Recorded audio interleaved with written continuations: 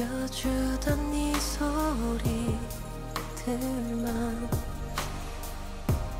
어제처럼 난 길 걷다 보면 모든 게 날 부르는 소리 같아. 함께했던 기억을 지우는 건 엄마요. 좋았던 날보다 더 아플 거야. 우린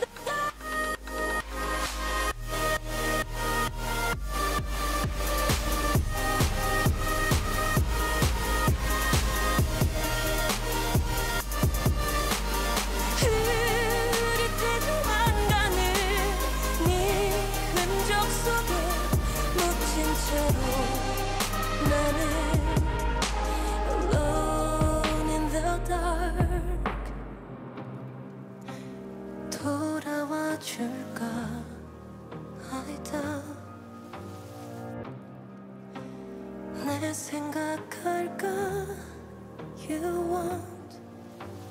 함께했던 시간이 지나가도 I'm still here. 널 기다리는 날 넌 모를 거야. Alone in the dark 이곳에 Alone in the dark 나만 흐릿해져만 가는 네 흔적 속에 묻힌 채로 나는 alone in the dark.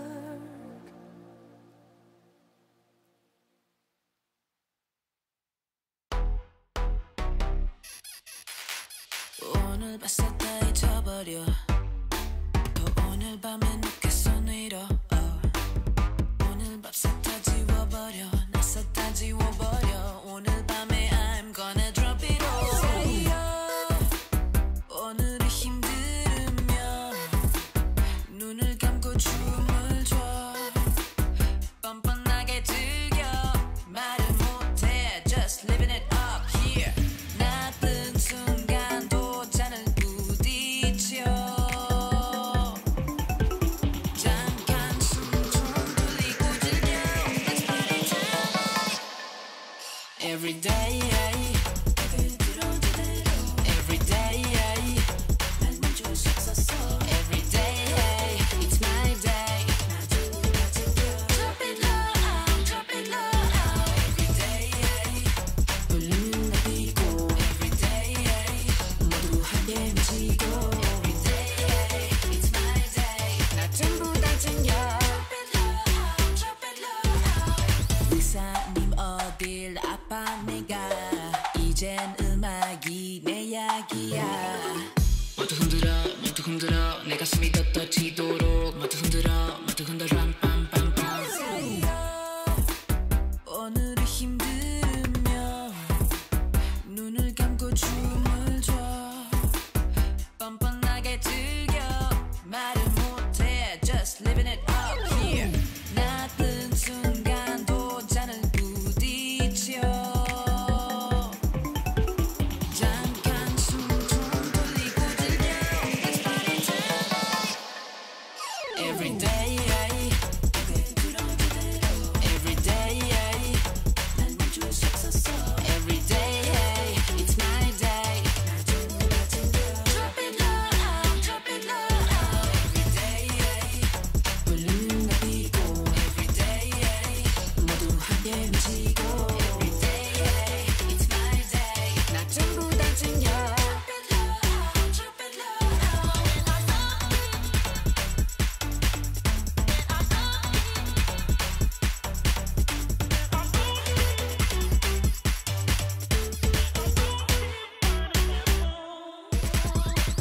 What are you gonna say? You're gonna knock on the door. And when they open the door, what are you gonna say? Happy birthday. 해커 번더 라보노 출격 damn it real again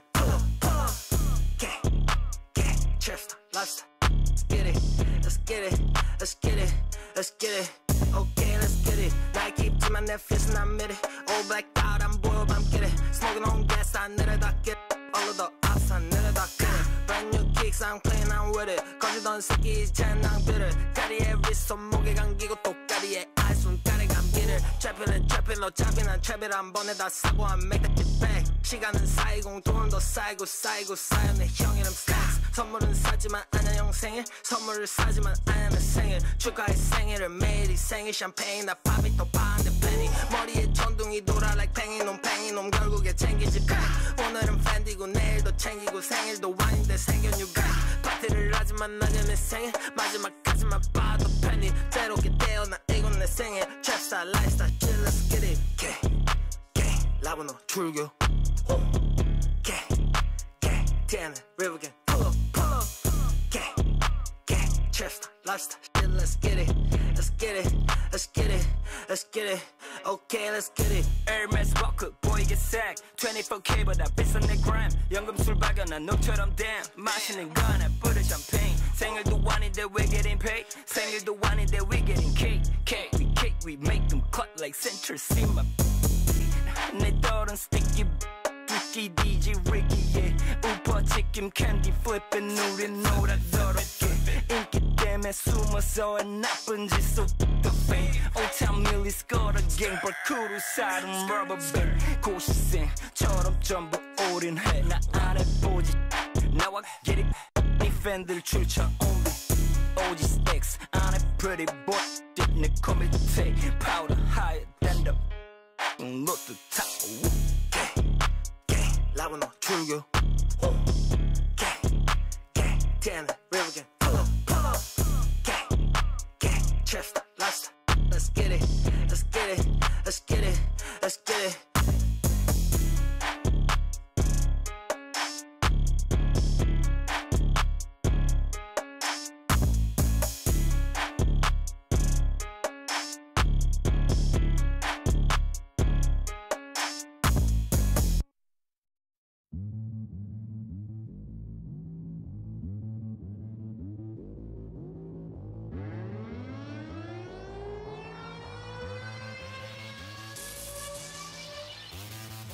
서서히 그래 내 맘이 들어와 너무 위험한 너 그 시선에 사로잡힐 떡떡하는데 참 예뻐 죽겠는 너 아마 다들 가지고 싶은 것 같은데 I don't want to play games 빠지게 해 내가 유일한 구속션하는데 늘 자유롭지만 can't have it all 내가 네 거 아닌데 다들이 부를 수 없도록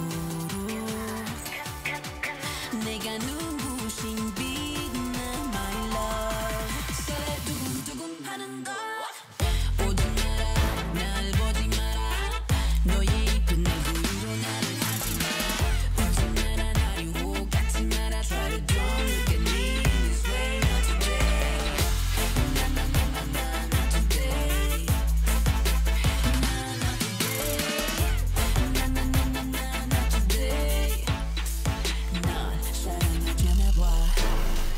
I'm trying to escape I said no more 거미줄에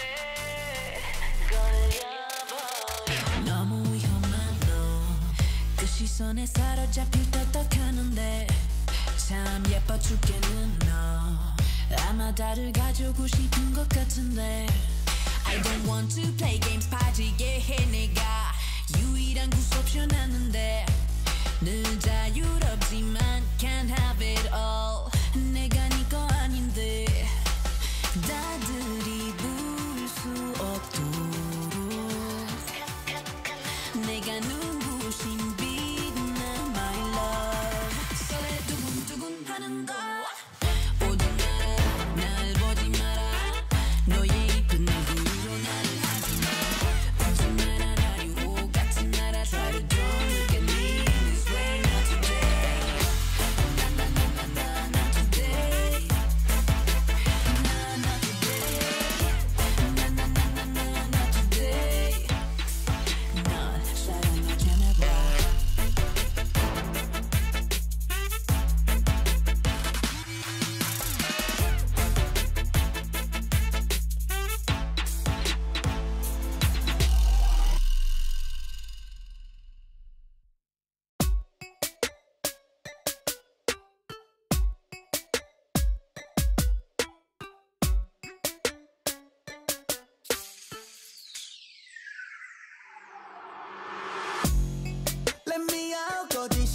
가득한 곳 불편한 진실이 가로챘니 입을 잠궜나 아무도 모르는 마저 답을 알려줘 좀 더 어둠이 가득한 곳에 무덤덤덤 흔들리는 갈대처럼 사져가 좀 서서 시련들의 배경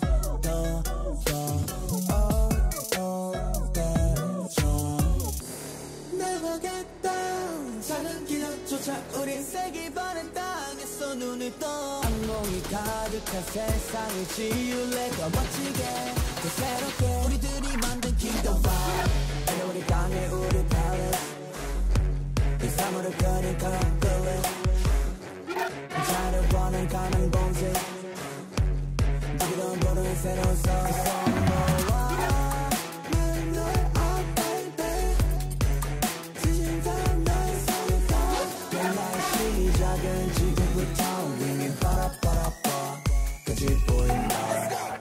거두장을 흥거리 빛이 되면서 희망이 쟁취 어찌가려도 진심은 빼지 어떤 허들은 신경꺼 갑작스러운 변한 우리 거 still fine 너네가 알지 못하는 무리 어떤 시련도 우리는 딛고 나지 우리가 만든 kingdom wow Let me out 거짓이 가득한 곳 불편한 진실이 가로챘니 입을 잠궜나 아무도 모르는 마저 Never get down 작은 기적조차 우린 세기 바른 땅에서 눈을 떠 악몽이 가득한 세상을 지울래 더 멋지게 더 새롭게 우리들이 만든 kingdom vibe and 우리 강해 우리 palace 이 삶으로 그린 colorless 자를 원한 가난 봉지 누구도 모르는 새로운 서서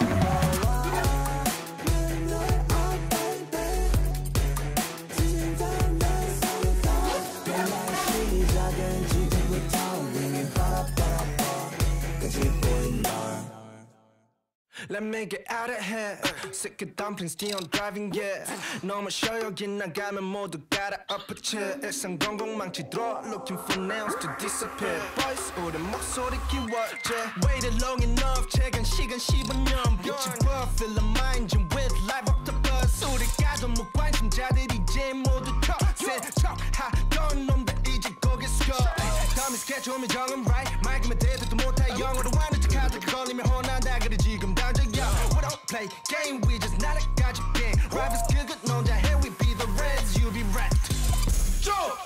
Quit acting like you came up from the slums 네가 작은 목걸이 looking hella dumb 1300 수직 상승 모니터에 on your TV 넌 랩 못해 넌 못 비벼 지가 못하는 줄 아나봐 집 가서 적시나 닦아라 어차피 하지도 못할 거 왜 자꾸 들이대 고천이 버릇 이 새끼들 여기서 뛰놀다 맴매 너가 백날 침튀기며 뱉어도 절대로 못되니까 쌩쌩 어서가 벤치나 대워 넌 우리랑 안 맞아 레벨이여 경험치 미달의 코디가 필요해 패션이 테러범여 이제는 이해가 돼 어쩌면 넌 얼른 불러야 돼 Ambulance 달려와 빠르게 봐봐 그 사이렌 색깔은 whole team with me 이게 나 do nothing 혼자라도 못 비비지 너 뒤져 비슷한 벽 너는 무슨 대표 그냥 맞드는 대포 그냥 늘려놔놓지 그게 딱 너한테 어울려 쉬운 애니까 좀 빌리자 라핑 나 곁에 두지 않아 너 같은 바보 일삼 제대로 너 차일러 혼나고 나서 네 형한테 일러 니건 오래 타장 내가 AK 니건 fresh 타장 두루에게 무대 위 discharge 무슨 테이저 건마 주주 무대 위 매너 그냥 내려가 주실래요? 조금만 기다려 완전히 뒤에서 따라오게 만들어줄게 씨앗 사랑은 씨앗 에이스는 너 사랑해요 없어 뭐 그리 어렵고 대체 뭐를 했어 네가 말해줘 응답 소신 거부 말해줘 전화 걸지 말아줘 없어 뭐 그리 어렵고 대체 뭐를 했어 네가 말해줘 무엇보다 소신 거부 말해줘 전화 걸지 말아줘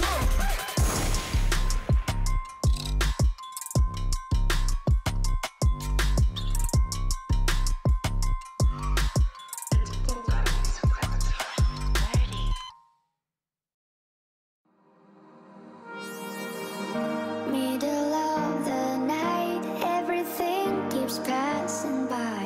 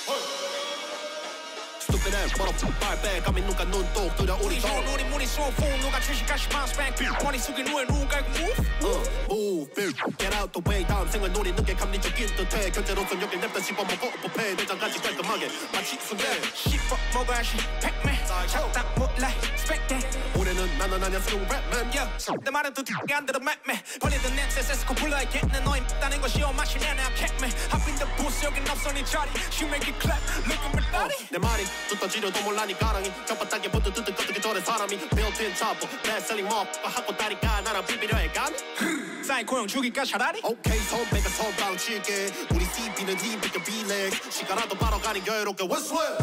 Whistle it whistle it whistle it whistle it whistle it whistle it whistle it whistle it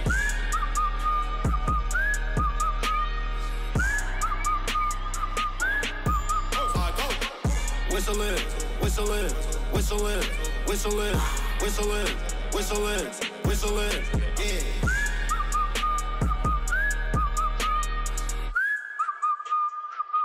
Gotta check my squad 일동대기 시간 없을 I'm ready 통신의 애들 사이에서 난 예리 야다 붙여 deep working my studio 한 지출내 지린 the funnies Just gotta beat Millie 꽃들대 샤프니 baby heavy 나쁜 습관이지 돈을 쓰는 거또 한 푼도 너한테 난 쓸 일이 없어 내 솜씨가 달라도 우리 같은 DNA 평정심을 유지하고 느낌이 혓바닥이 뜨뜨뜨뜨게 잘해 사람 나는 것보다 나한테 말을 가득하지 man lalling like 난 벌써 싸가리 stupid ass right what 정신 차려 너야들 라산다 계속 뱉다 바라보지 마치 지붕 위에 chicken 난 지겹게 생각할수록 느껴지는 this is 두 번 세 번 더해져 몇 슈 fucking another level So check my EP psycho with no peace 손대 뜨겁지 날아올라 no beef fly hard take off 나와 아직 적지 놈들 다 번지 시켜 줄 없이 봐봐 헤로 태 부뚜뚜뚜 다음 소리 카브로 따라 하다 캐 목공강을 버림 수두로 빽빽하지 마치 폐업지고 떨이 그래 너지 누구 두리번 거리기는 병 부정적 비백과 비대 세우니 10대 초수력 초수와 텐트 기체 한 끼를 돌파 중 easy easy에 버려놔 오래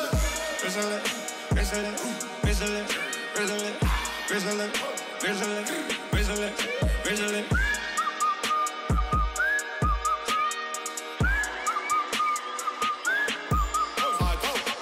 Whistle it, whistle it, whistle it, whistle it, whistle it, whistle it, whistle it, yeah.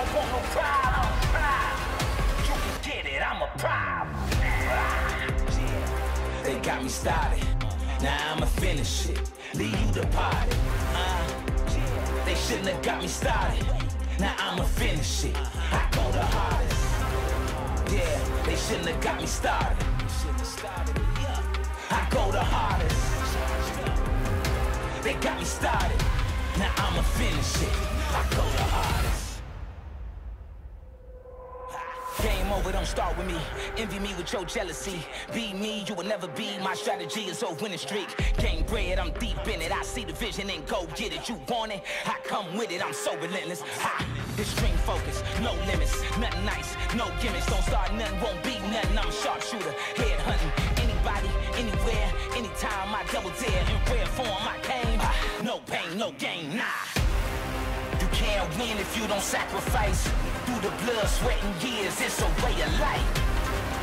Yeah, it's the way of life. Above it all, you gotta sacrifice. Yeah, they got me started. Now I'ma finish it. Leave you the party. They shouldn't have got me started. Now I'ma finish it. I go the hardest.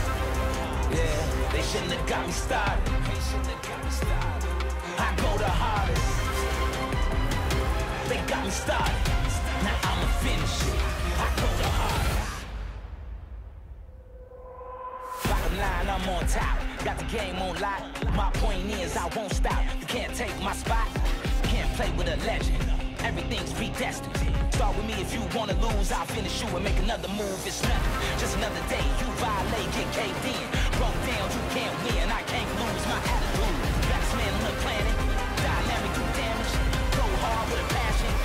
this is my status sign. You don't want no problems. You can get it, I'm a problem. You don't want no problems. You can get it, I'm a problem.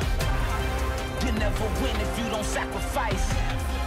Pay the cost, it's a way of life. You can't win if you don't sacrifice. Through the blood, sweat, and tears, it's the way of life.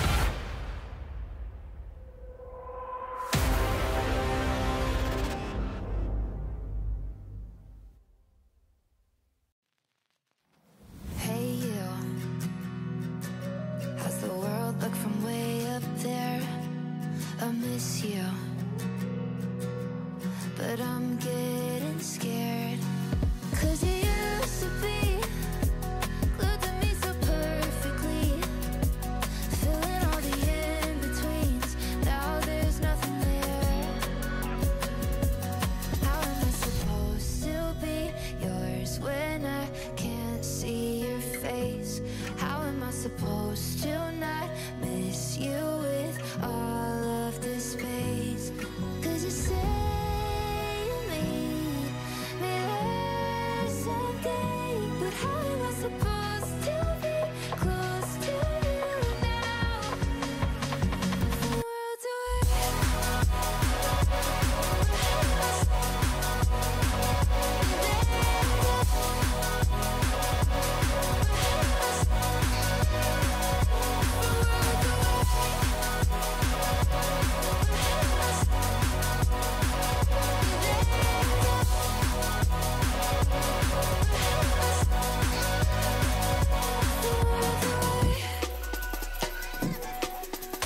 Full moon. It's always when I feel it most. Can almost hear you say that I'm not alone. 'Cause we used to be spinning out like Mercury, but now there's no more ground beneath anymore. How am I supposed to be yours when I can't see your face? How am I supposed to not miss you with all of this space? 'Cause you say you need me there someday, but how am I supposed to be close to you now? It's cold tonight, darling, are you cold tonight? I just wanna hold you tight if you're really mine. 'Cause I can keep shining across the galaxies, but would you do that to me if you're really mine?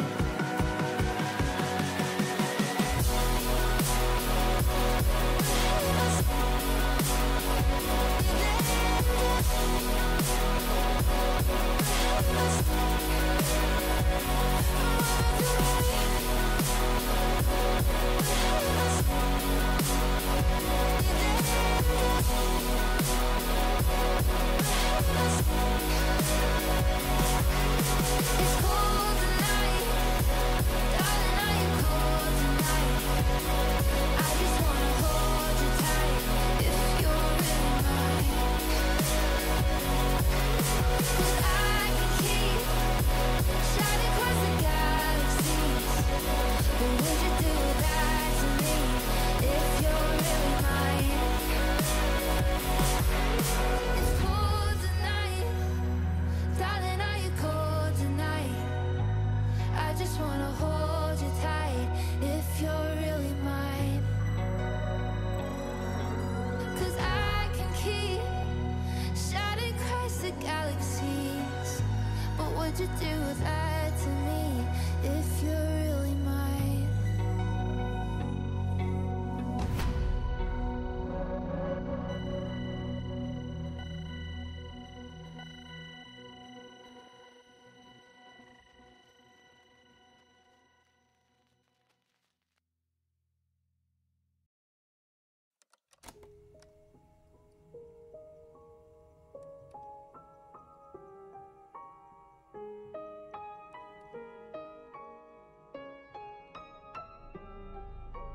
Sweet like sugar, I bet you like that.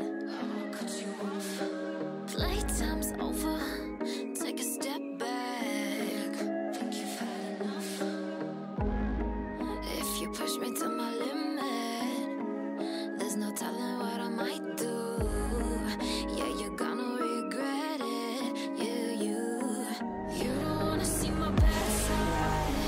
She don't know how to play nice.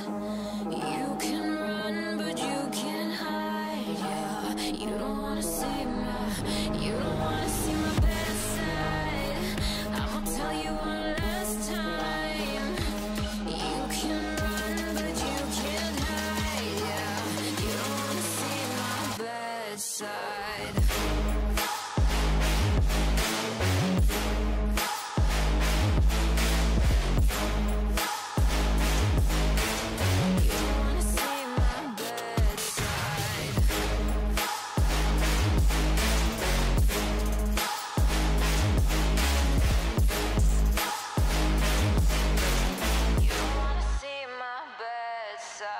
Try me and you'll see just how far I will go. To the edge, where you step, don't you let curiosity get you in trouble. Here's your warning, just like you should know that. If you push me to my limit, there's no telling what I might do. Yeah, you're gonna regret it. Yeah, you don't wanna see my bad side. She don't know how to play nice. You can run, but you can't hide. Yeah, you don't wanna see my bad side. I'ma tell you one last time. You can run, but you can't hide. Yeah, you don't wanna see my bad side.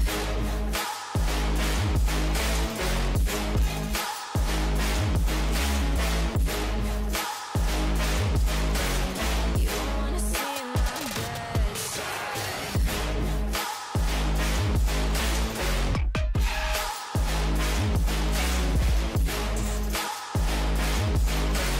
You don't wanna see my bad side.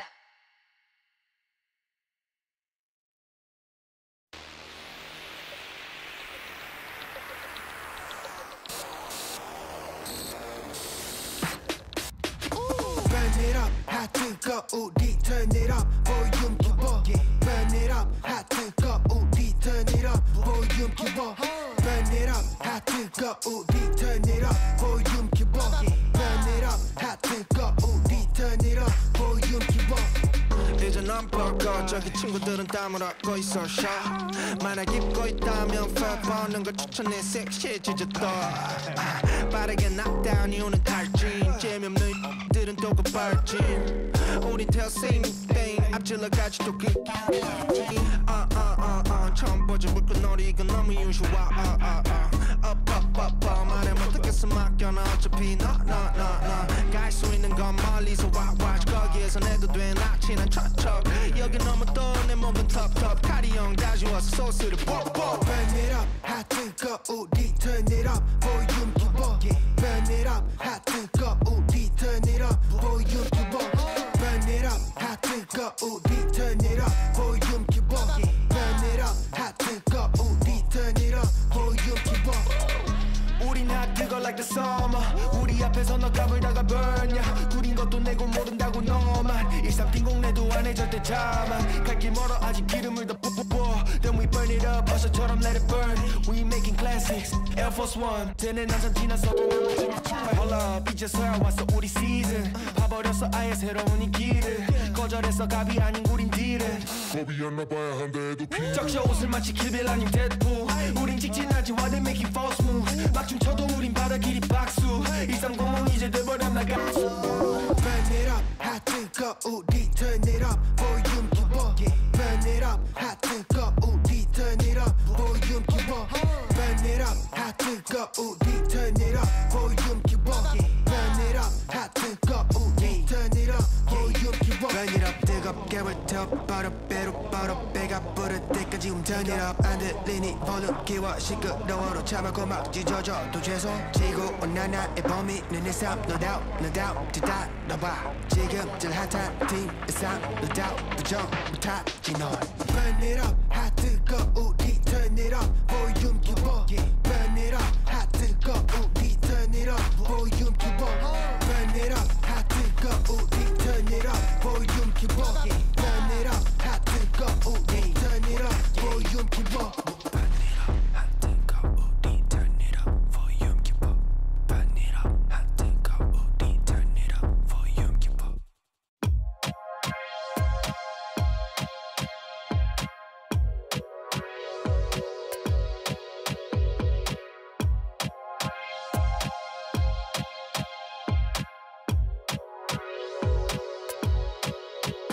I'm your type 누르게 되지 like 다른 애들은 swipe double tap this site 사랑하지 내게 아트를 준 모든 애들 my friend 걔네기들 상응해줘야 돼 움직여 바삐 double tap 우리 사진 간지 공연 보러 온 누나들은 손가락을 만진다 빼반지 story 올려 되게 성공공 남자애들 껴 만들어 mosh pit 한국에 있는 애들 DM 아직 come to Korea 가자마자 벌려 기대한 것이 발을 뒤져 비껴나간 내상어리 피처처럼 smooth sailing 시대 흐름 우리 신경을 안 써 연어 응원하는 애들 숨죽이지 이제 시간은 금이고 우린 뱅카이스 다섯 배로 벌려 우리 몸값 21세기 boys 우리 못 가는 데가 없어 목소리를 뻗쳐가지고 worldwide Room is my planet I can go everywhere worldwide internet international to Instagram worldwide double tap worldwide 야 이제 우리는 virtual 가고 싶은 대로 날아가 tight 누르게 되지 like 다른 애들은 swipe double tap this site 일상공공 받지 라이키 원하지 나 협찬 나이키 오르지 우리는 하이킹 너무 쉽지 마치 사비 스티커 보면 날아오리 물에 좀 쓸어 담을 거야 진짜 전부 1300 받지 라이키 락스타 1300 이제 달라붙어 우리한테 더블팀 레이블에서 연락 마치 허리케인 무시하던 새끼들은 어디에 얼른 숨어 미리 사나 1플러스 이제 우리 노래 어디 가든 들려 몇 년 전에 비웃었지 그래 바로 너 생각보다 우리들의 덩치 너무 커 이제 와서 빨아봤자 아웃기억 어서 움직여 넌 어서 뭐 백날 재미없는 노래 뱉어봤자 사자 새끼 어디서 네 명함 내밀어 너를 퇴치하지 우리들은 세스고 On a new level keep it on the low 너가 전화할 때 나는 수신 거부 flow 안 멈추지 마치 Rolex non-stop racks on racks 못 벌면 난 죽어 Bounce we got the juice no time 낭비할 수 없으니까 나는 항상 work baby working hard 맨날 twerk Bounce we got the juice no time 낭비할 수 없으니까 나는 항상 work baby working hard 맨날 twerk I'm your tight 누르게 되지 like 다른 애들은 swipe double tap this site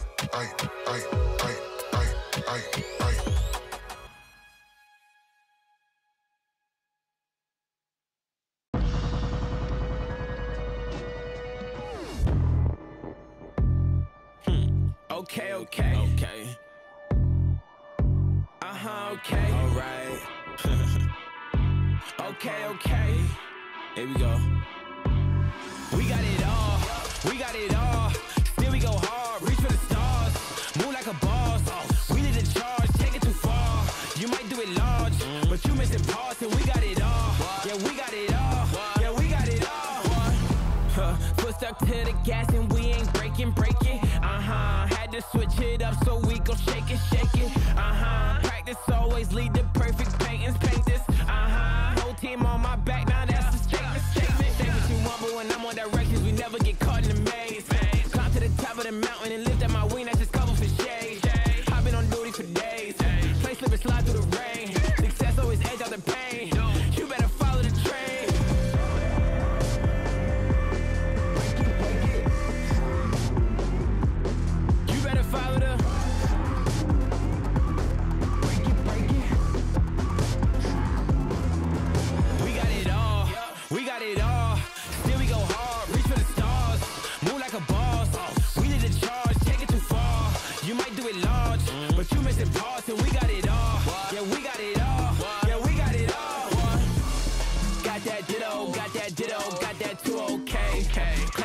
but I can see what's written on your face.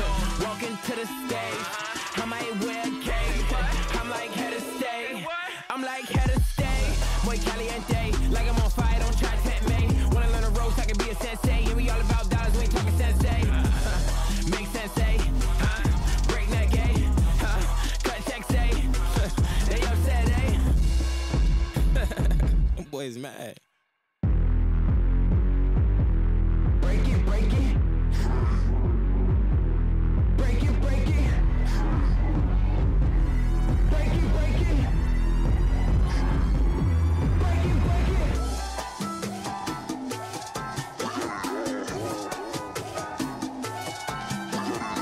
You only see smoke until it's lit, and we lit. Dance with me with 2 left feet, and you go trip, trip, trip, trip, trip, trip, trip, trip, trip, trip, trip. We got it all, we got it all. Still we go hard, reach for the stars, move like a boss. We need a charge, take it too far. You might do it large, but you missing parts, and we got it all. Yeah, we got it all. Yeah, we got it all.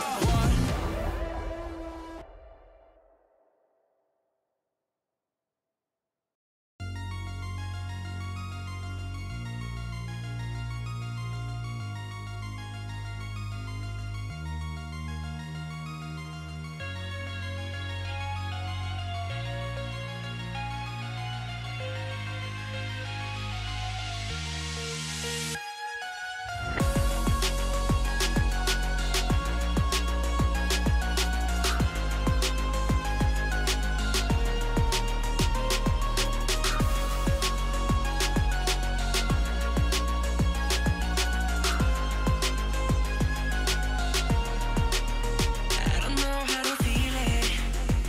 All my senses tired and lost. Never knew it was a habit. All the sins they killing my ghost. Will I ever go find it? Get away that nobody told. Tell me why you went around with me to set me free. Do I need to wait a little more for the right time? Do I need to kill somebody for my life? Make love with me, ecstasy. Tango and dance for me, bounce for me. Make love with me, ecstasy.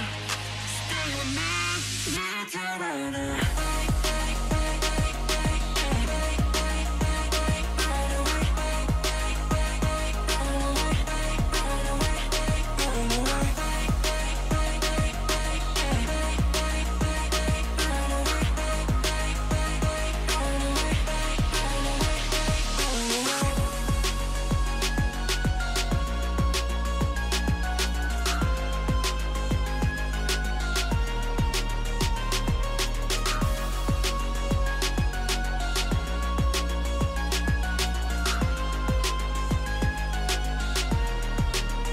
I don't know how to feel it. All my senses tired and lost. Never knew it was a habit. All the sins they're killing my ghost. Will I ever go find it? Get away that nobody told. Tell me why you went around with me to set me free. Do I need to wait a little more for the right time?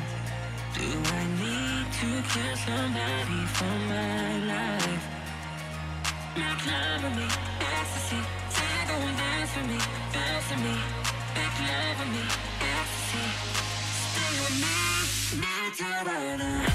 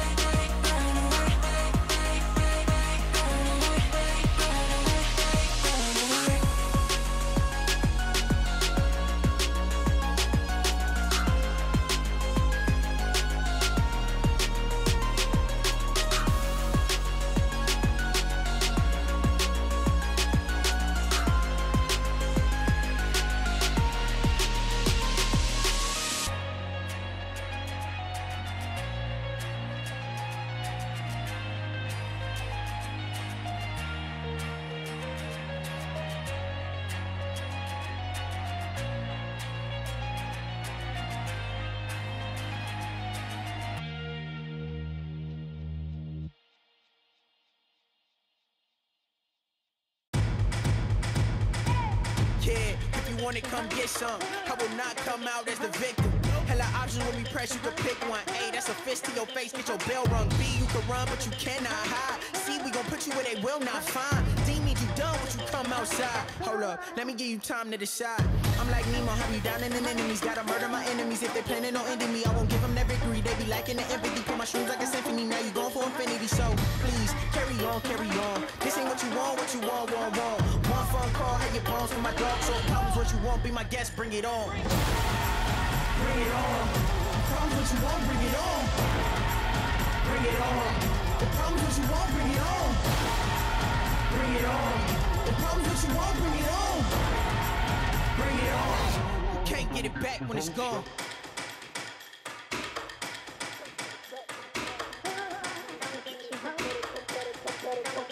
Better come with it, we bring in the drama. We bring the smoke like you up in the sauna. No kuna matata, just stitches and doctors. Sick in the head, I blame that on my father. Just a few dollars will solve all my problems. Making sure you fresh to death in your coffin. Gave you the option, but you kept on talking. 4th of July, had to get this shit popping. I am the target, I will not miss. Sir, straight for the head like some clippers. No target practice, got no time for practice. I'm just like AI off the 6. Sirs, losing your balance, now you start to panic. Looks like this damage is too much to manage. If you still alive, then we leaving you stranded. Not leaving the bandage, no water, a sandwich. That's ruthless. Hard to talk shit when you toothless. Should've been down with the movement. Now you on the ground, not moving. If he still had a brain, he would use it. Gave you a chance and you blew it. Stupid. Hold on, Cairo, let me get back to the music. Back with this shit with these accurate hits. Flip on your head like gymnastics and gymnastics. Far from a slave, but we mastered the hits. Check out the scale, this is real as it gets. It don't get realer than this. So come and try me and shit. Now your face feeling the fish. Bring it on. The problems what you want, bring it on. Bring it on. The problems what you want, bring it on. Bring it on. The problems what you want, bring it on.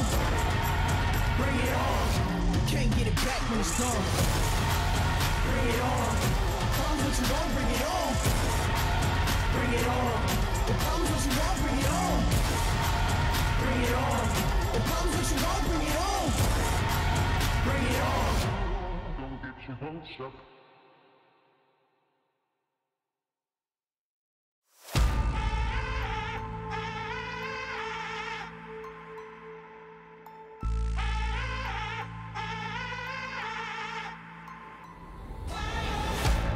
I got power. I'm an ocean, like a grenade. You can't hold it, no. I'm leaving ashes.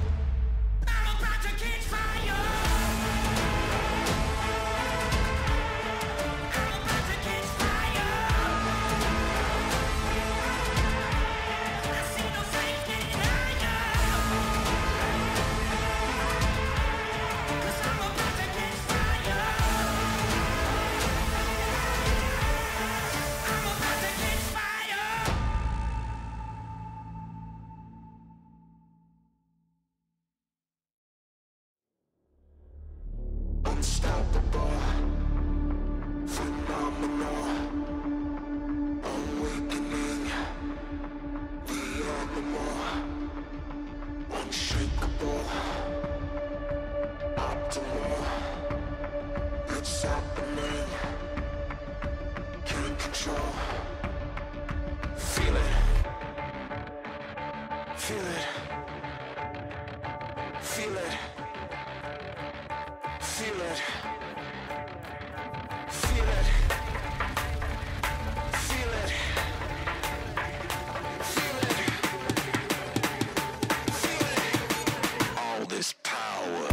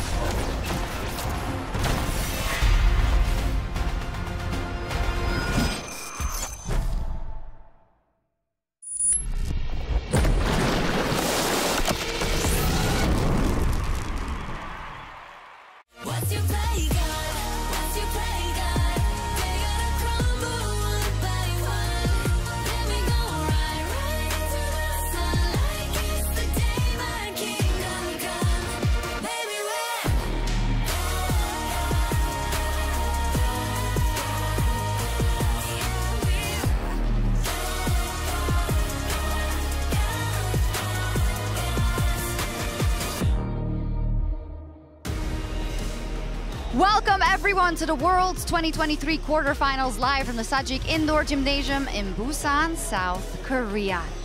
Here we have NRG arriving to the stadium today, as they always are, full of swag, with the sunglasses on, unfazed by anything that has been thrown their way. Weibo, though, looking as calm, cool, and collected as well. Everyone looking cool. I hear it's record temperatures for November 2nd in Busan really today. Warm. Yeah, it is. It's hot out. And that's fitting, but because perhaps this will become the new 4th of July, the 2nd of November, if NRG managed to pull this off. LCS Independence Day. No, that was when they beat you too. So NRG versus Weibo today, which was it 27th of October? Or? Who knows? Anyways, I'm here at the desk. My name is Shox, joined by Emily for the first time in South Korea. So happy for you to join us. I guess it's a good one for you as an LPL and LCS. I can flex, right? Yeah. Like, if Weibo start winning, I could be like, oh yeah, you know, Weibo Gaming, they're great. And then if NRG start winning, I can swap. Perfect. Let's take a look at the Swiss bracket for everything you missed, but I know you've been watching, Emily. And, well, it is NRG that is the only team out of the West to make it out. And on top of that, 4 LPL teams and 3 out of the 4 LCK seeds. And this is the first time ever all 4 LPL teams have made it into the quarterfinals. And also, none of them are playing each other. So there is that possibility of an all LPL semifinals, which they'll definitely be cheering for. Yeah, not only did they not have to play any elimination games against each other like KT and D+ did, but they also got that lucky, so to speak, draw, which if they perform, will be very lucky. If they don't perform, they can also all be out. That's true. So you never know what's going to happen in Worlds. You never know. This was the first time we had our Swiss stage. I enjoyed it a lot, even though obviously I didn't enjoy the ending for the EO teams, but overall, I had such a blast. Yeah, I mean, it was great to see how teams like adjusted and improved. I thought you had little mini metas developing between different teams, and also you could see how teams were evolving and adjusting in actual best of series. I've never been a single game enjoyer, so I loved the best of 3s. And I think the draws made it so much fun, right? Because every single game felt so important. The draw at the end of every day felt so important, and it spawned so many good memes. Yeah, maybe I want the best of 1s back, because apparently we're not that good at the best of 3s. Fnatic did beat Weibo in game 1. That's true. We're better in best of 5s. Oh, I'm so salty. Anyways, if you missed any of those moments in the Swiss stage, you can head over to youtube.com/gaming to catch up with all the VODs and highlights. But we're going to get into the quarterfinals, and I've got a problem as we pull up the schedule, because as said already, no LEC teams left. In fact, the last team that was left broke my heart. They didn't just break my heart, G2 Esports. They put me through embarrassment, worldwide embarrassment, because of getting beaten by LCS so badly. So I'm looking for a new team. Does anyone have a pitch? Yeah, well, it depends what you're looking for, really. Okay. Stability. Oh. I can offer you excitement. Non-stop excitement. I've had too much of that. I mean, that is a loaded question for me. You know, if you're counting on me, definitely not going to be able to perform. You know, it's really going to be a tough ask. But if you think that I absolutely won't show up, if I won't be there, then for sure, I will definitely be there. You can count on me. So I make dinner reservations, but I should assume you're not going to show up, but you're going to show up and have, like, you know, the best set menu for me, and you're going to, okay. But if you think that I'm going to be there, then I won't. I don't know. I think I need more than that. Yeah, well, for me, I would say the best ability is availability and reliability. True. And that's JDG, because they have played the longest schedule of anybody else. They've won Spring, they've won MSI, they've won Summer, they've gone through the winner's bracket of the Swiss stage. They have the most reliable laning phase. Like, if you're just looking for this no disappointment. Like vanilla ice cream, come on. Yeah. Okay, listen, I can't. Do you like gold? I do. Because they're on a golden road right now. They are, but I do come from, you know, a G2 who they made my heart race, you know? They broke it, but they made it race. Like, I want to be excited. Yeah. AT rolls. Yeah. Whoa. Are you a masochist? Yes. Let's go. Perfect. I'm your date. Well, that's not fair. Also, you know, KT, you know, it seems to me that they don't back away from a challenge. No, they don't. They sometimes stick with things much longer than you would want them to in draft and in picks. But like you said, you want your heart to race. Okay. There's no other team.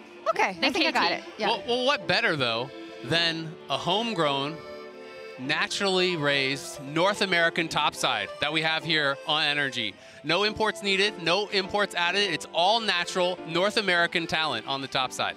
Sold. NRG. Sold? Yes, for sure, yes. Let's make it official. Let's get you signed up. Okay, let's Gonna need go. a pencil. Does anyone have a pen? Oh, yeah. Oh, thanks. There you go. Awesome.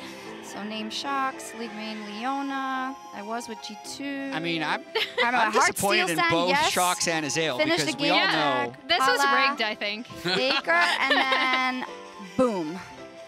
This is just the long con for Europe. Yeah. The more Europeans that jump on the energy bandwagon, they're going to get a flat tire. Like, the bandwagon cannot hold that many Europeans. I'm officially part NRG of the Shocks. NRG. Yeah, I'm not here for it. Here we go. So let's start talking about NRG then as well. They are up versus Weibo, and they are the team. Here you go. Sorry, dude.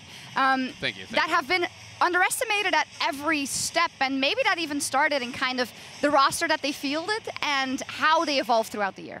I mean, these guys have had an incredible up and down career. You know, we can take a look at the timeline here. It was not a smooth road toward success. When you're looking at contracts, his career was basically a big U. He came in with Cloud9 in 2017, made World Quarterfinals, then left the team, fell all the way down to Academy, where Dokla was, where Palafox was. These guys have not had that straight line to success, and they really have had to battle every step of the way here throughout their entire careers to get to what is now the peak.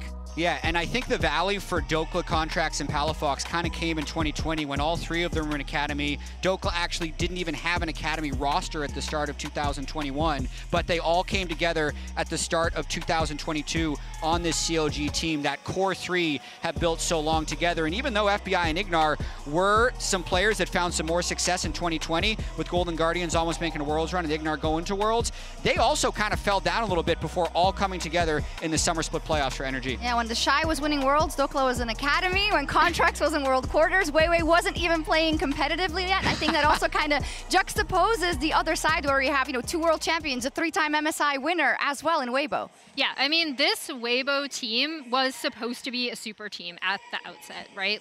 And they've been, let's just say there's a meme been going around, especially after NRG G2, where people are like, Chinese fans are like, how good are Weibo actually? We still may never know.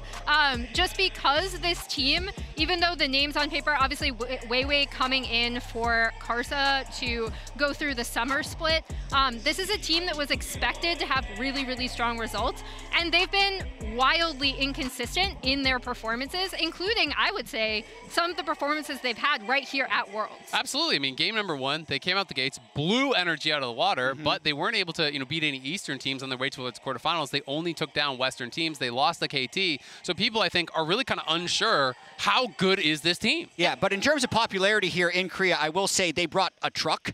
Yep. And there was a fan club that was giving away a bunch of merch. I'd say they're like, this is one of the Shy's things they were giving away. There was about 25 other versions of the Shy.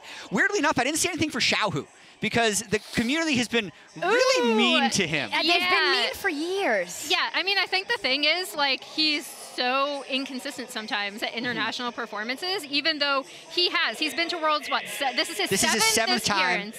He's won MSI twice. Three times, yeah. So, and then he has been an LPL champ 5 times. He's really good. Yeah. This is a region of world champions, they want more. They want him to delete his account. He's one of the greatest LPL players of all time, though, I think, undeniably. Well, and he's never made it, super far at Worlds, correct. Yeah, Worlds specifically. I will say, I was first row, or front row rather, in the Fnatic series as well, and just in general, he is the kind of player that, because of the experience, with the back against the wall, he's just going to do what is needed for the team, it seems, when you get to a stage like this. A lot of the times, but I know that there's also memes about kind of when push comes to shove. A small thing as well, Soaz tweeted, I thought, right before we went live, he said, this is a throwback for me. Soaz is, of course, positional coach for top 4 NRG, saying, I have a personal experience with the Shy back in 2018. Yep. So he's coming back for revenge, in Korean a way. Worlds. I got to talk a lot with Soaz, actually, and just I feel like how much he's matured and how much he's helped Dokla grow. Dokla, even though he did take those roads through Academy, Dokla has become a much better player as well as being recognized, and I think Soaz and the whole coaching staff for NRG is a big part of that. The growth is so cool, and the vibes on this team are just immaculate. They seem to have just such a good attitude. Win or lose, they're unfazed. Definitely, especially so in the mid and the jungle. We expect some very explosive action in the mid and jungle as Contracts and Palafox are facing off against Weiwei and Xiaohu in our featured matchup presented by Mercedes-Benz.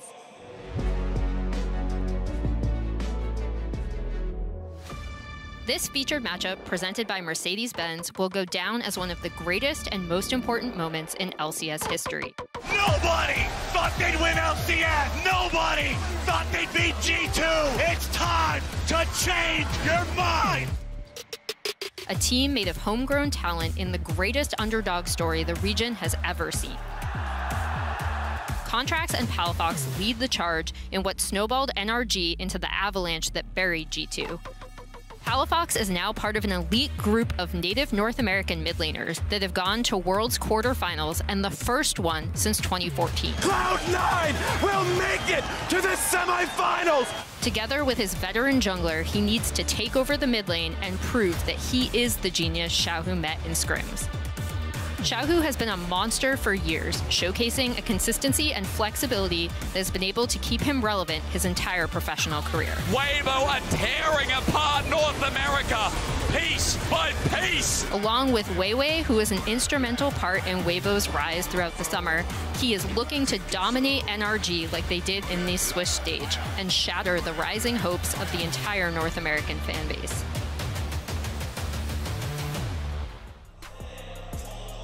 And I think Palafox has really just been on this journey, kind of battling for respect. Even within the LCS, at times when he's performing well, he often gets snubbed for things like All-Pro. I think multiple times he's been top 3, players in mid lane in the league, but he's never gotten an All-Pro.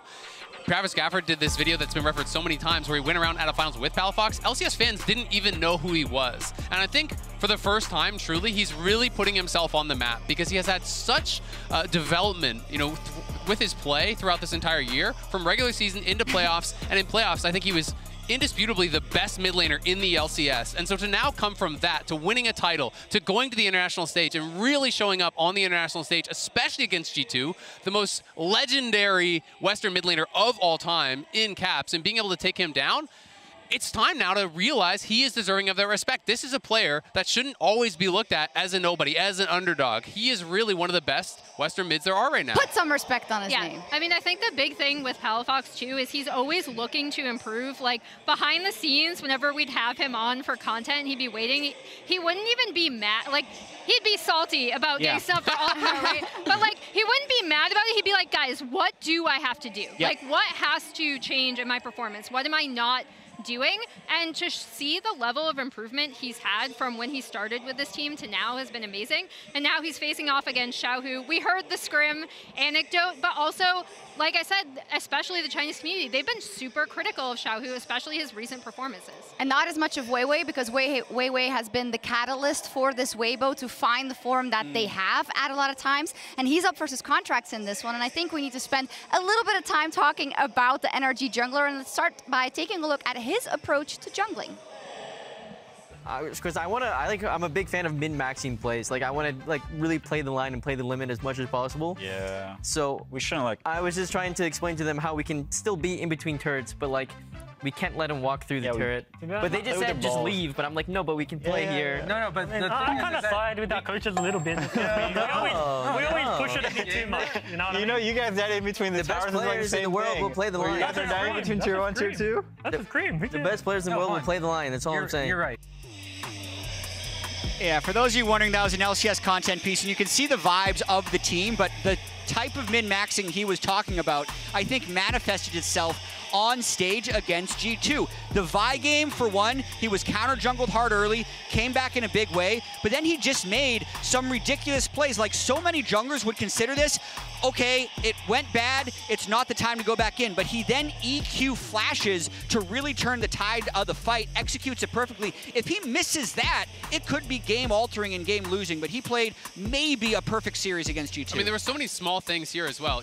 R-ing out of the EQ early there to not get interrupted by the steadfast presence from Poppy. He was playing hyper-aggressive, and I think this is embodying what he was talking about in the LCS, is that he does not want to just accept a play that is okay. He believes he can be one of the best in the world, so that's what he's trying to strive for. And even if it doesn't always work, he's going to keep chasing that goal. I also love that attitude because it's execution-based and not, you know what I mean? Like, it's not being safe. It's like, I can take this risk, and if I mess up, that's on me, and I'll own it, but I'm still going to try to take that risk next time, too, because the payoff, if I pull it off, will be phenomenal. This also showed to me especially kind of the step up versus G2 and how perfect not only Contracts, but everyone adjusted to the high pressure moments. And we've been talking a lot about scrims the last couple of days, and we also know that NRG didn't necessarily have the best record there, but they had the opposite on stage. They were a completely different team. They were going for golf scores. Yeah, they were.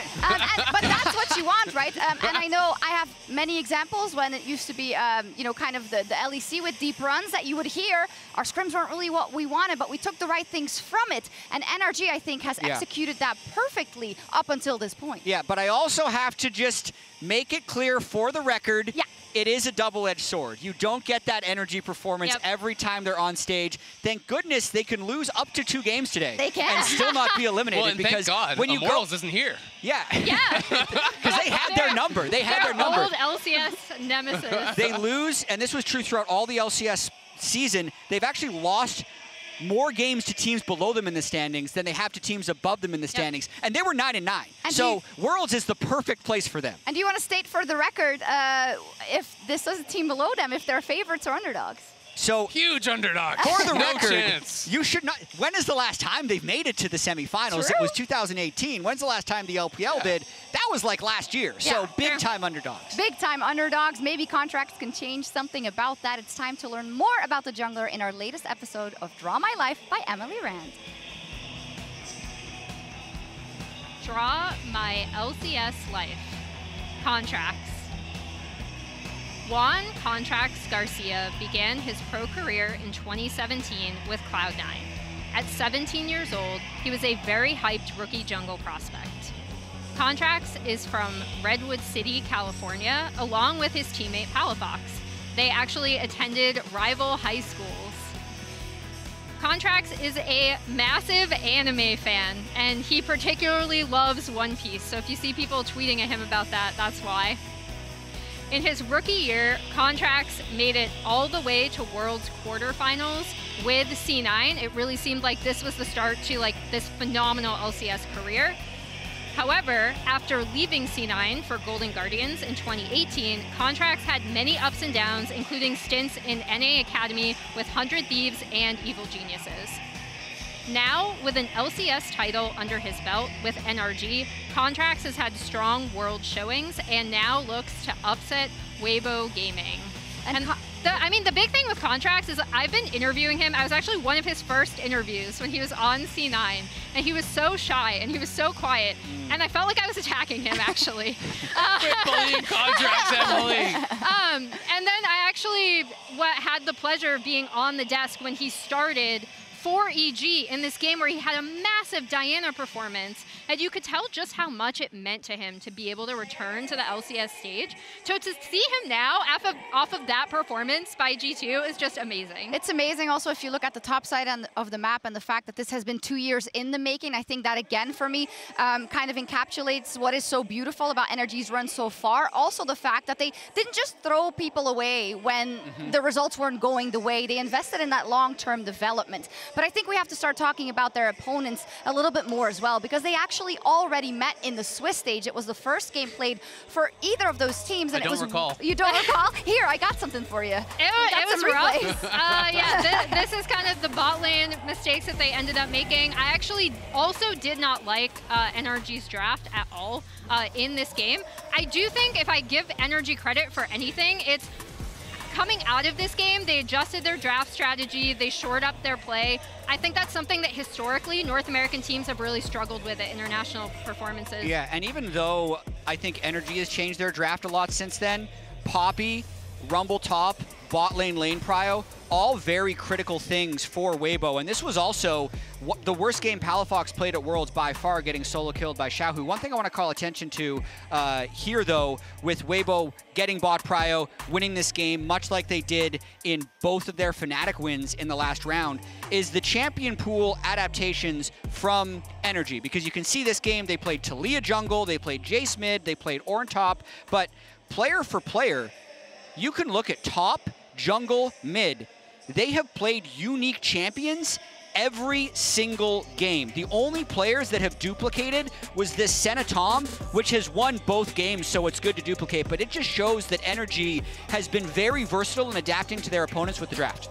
Yeah, and I think the big thing I also want to call out is this team, historically, we've seen them make the most of their players' champ pools by swapping them. So you see the Talia, obviously this was the Weibo one, so that didn't work out so well, but like the Jace, we've seen a lot, especially with Dokla and Palafox, flexing their champions between the two of them and having it work out really well, leaning into their versatility. Absolutely, but I think even bigger than that is the improvements in play we saw from this team, because yes, I didn't like the draft in game 1 either, but the reality is they misplayed 2v2 bot horribly very early, then Weiwei dove, and the game was basically done at like 3 minutes. So the improvements that they have made throughout, you know, being able to actually really step up and play, especially against G2, what was, I think, some of the best games of these players' lives, you have to wonder, can they play to that level? Because if they can absolutely challenge Weibo. But if they're putting in the same performance they did in game number 1, and the question is also, which Weibo are we going to see is going to show up? Because in the same way you said the game was over because of that bot situation,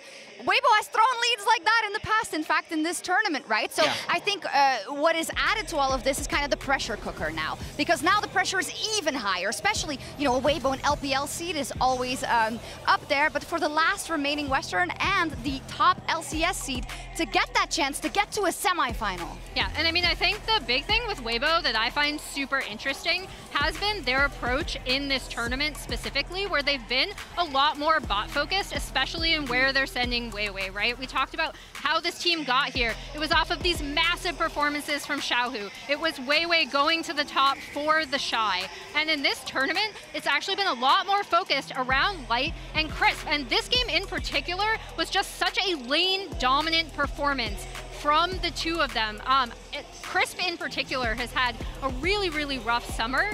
So it was great to see this coming out of Weibo, and I'm very curious to see if they bring this against NRG today. And also the level of importance that they're putting on these enchanter supports, right? Because they're line picking Renata, they're putting high prio on that, they're bringing out Caitlyn Lux, they're willing to play lane dominant 2v2 style, and that's something that NRG's bot lane is going to be super prepared for, because they already got blown out by their bot lane in game number 1. You can't afford to make those mistakes, because Weibo will pounce. Yeah, and here we just see their summer versus Worlds, where they are sending Weiwei, and that massive jump up in bot and the fall off for mid and top. And I think one important thing with this matchup between NRG and Weibo is it's not like it's NRG versus like this daunting Eastern team. Weibo could be anywhere, if you're an LCS fan, from like an 8th place LCS team to the champions, depending on the game. And I think that's also true of G2. Like, we knew G2 actually had high peaks, but low valleys. And Weibo is going to be, I think, very similar. And it will be very interesting to me to see how the pressure shifts throughout the series. If a loss is going to create a snowball effect where you see a sweep, or if it's just going to be total chaos with every game being absolutely unique. And the fact that the underdog factor has actually been really, really good for NRG, and they have basked in it, right? Yes, to the point they where are you definitely the like, underdogs. They are the underdogs. They are not the favorites. They're not going to win. I see what you're doing. We'll get to all our predictions in a second, but we are going to check in with NRG's head coach, Thinkart, in the Verizon Game Day interview. Thank you so much, Shox and Thinkart. Thank you so much for joining me ahead of today's series. It's a huge day for NRG, and actually, interestingly enough, you've been playing Weibo on the first game of the Swiss stage. So how much do you think you guys evolved as a team since then when it comes to approaching the meta? Because it looked like the draft you played back then was completely different from what you've been playing so far. Yeah, we've definitely evolved. I mean, it's night and day compared to what we were day one. We didn't really know what to expect in terms of meta. Also, I don't think our draft went particularly well that day, and usually we have pretty solid drafts. So I'm expecting this to be way more competitive than that, and I expect the draft phase to be pretty much in our favor. And I think Worlds is always interesting in that sense, because everything can change within a week when it comes to the scrims you're going to have, the way you're going to train as a team. And you're one of the few teams who brought new champions against G2, especially the Senna time catch bot lane. I think it was really innovative. Can we expect more, especially in the best of 5 scenario? And what is your understanding of Weibo in that sense? I think something that's pretty unique about Weibo is a lot of teams at the tournament, they're a lot weaker against certain styles. And, you know, they like to play certain styles themselves, whereas Weibo, they're equally good and bad against things that they play against all the time. So they don't actually have, like, really unique weaknesses. It's more so of just, like, team fundamentals and how good they are as a team. So we do have a lot of picks that we prepared. I don't know what we're going to be able to show today, but we do have a lot of tools in our disposal. I know you can't say too much about the draft, of course, but when I think of Weibo in the LPL versus World, they seem to be a bit more bot lane focused, leaving the Shy on the side like this. What can we expect? Because you said that you think you're going to have the draft in your favor. Can I hear a bit more about this? They do kind of play a certain way, but the way that Weibo kind of takes over the games is more in like the team fight phase. I think most of the time it's like them just trying to get through the early game and then showing their mechanical skill and being able to express how good they are in the team fight. So I just think we'll see what happens. I can't really say too much on that topic. Well, you've been surprising the whole world so far, so hopefully it can keep on going like this. Thinkard, thank you so much for the interview. And Shox, over to you.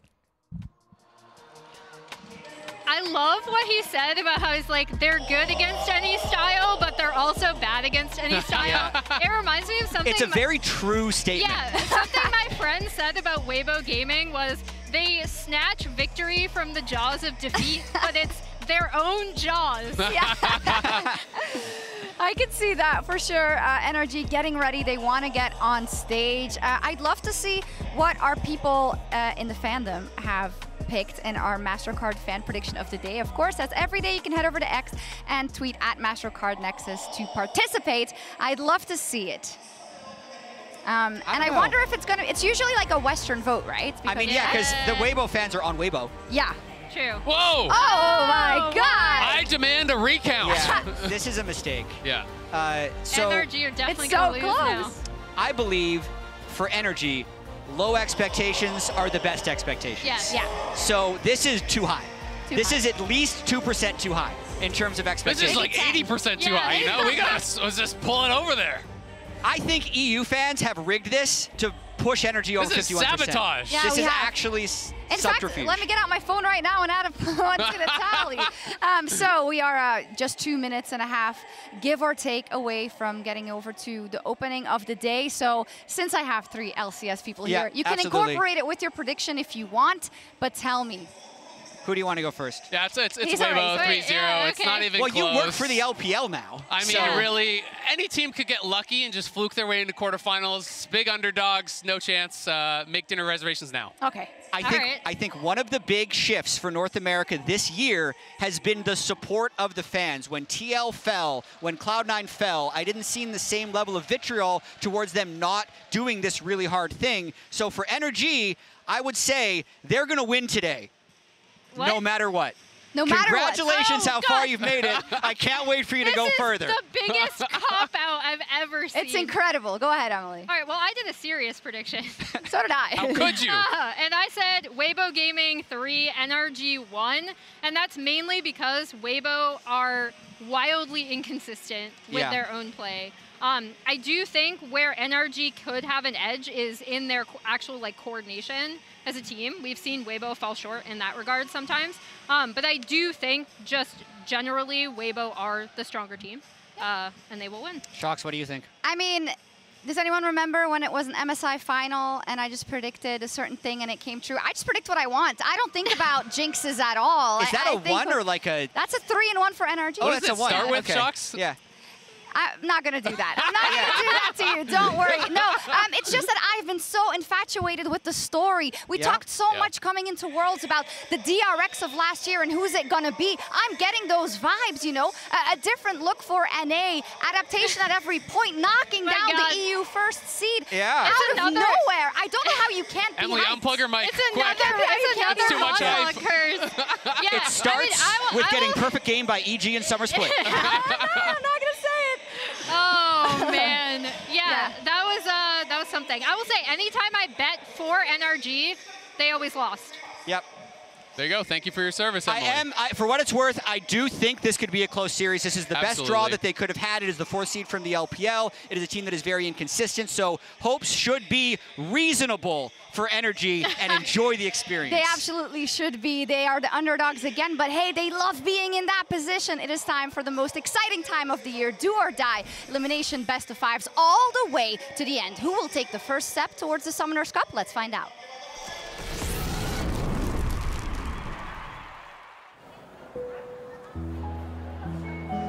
저희 KTX는 부산역 4번 승강장에 곧 도착합니다.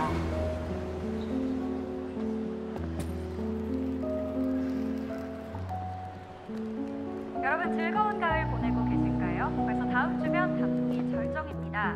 벌써 곳곳에는 붉게 물든 나무들을 관찰하실 수가 있는데요. 특히 부산에 가시면 푸른 바다와 붉은 나무의 조화까지 감상하실 수가 있습니다. 기온이 너무 높지도 낮지도 않기 때문에 나들이 하시기 좋을 것 같습니다.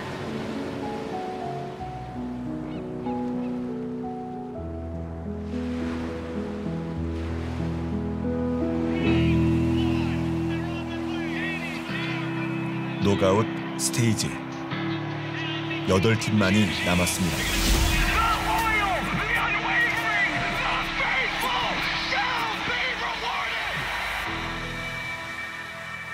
Back in 2017,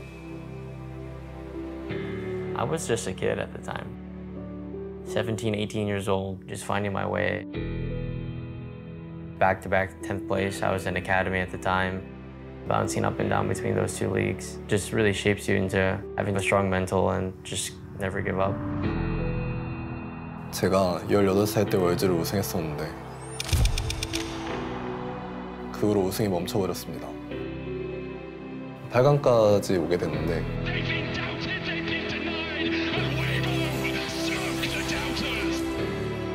과정에서 운이 되게 좋았던 것 같아요. 두 번의 기회는 없습니다. 이 기회를 잘 살리겠습니다.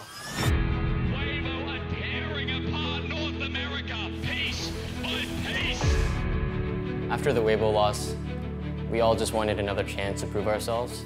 I think being the underdog is quite the advantage. They didn't need your faith. They didn't need you to believe in them. They continue to surprise. It's not the first time that we've proved people wrong.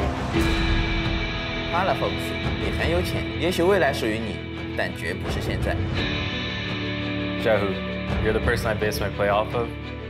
After playing against you, there's just nothing to be nervous about.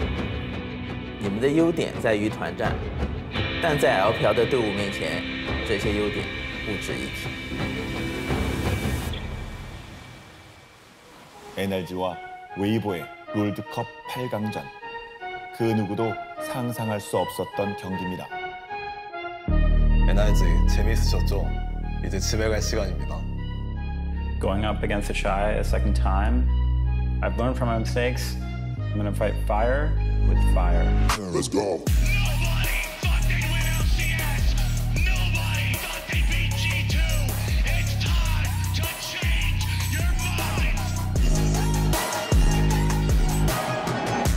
과연 승리의 여신은 누구의 편을 들어줄까요?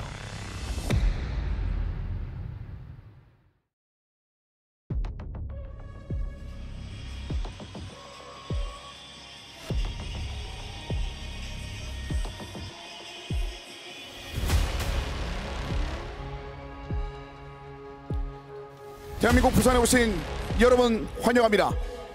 이제 이곳에서 8개 팀이 소환사의 컵을 들어올리기 위한 여정을 시작합니다. 먼저 무려 9년 만에 노가웃 스테이지 무대를 밟는 북미의 버시들, 북미의 마지막 희망 NRG입니다. Welcome everyone to Busan, Korea. After 2 stages of competition in Seoul, 16 teams have fallen and only 8 remain in the fight for the Summoners Cup. Please welcome the first new team to represent North America in the knockout stage in 9 long years, NRG!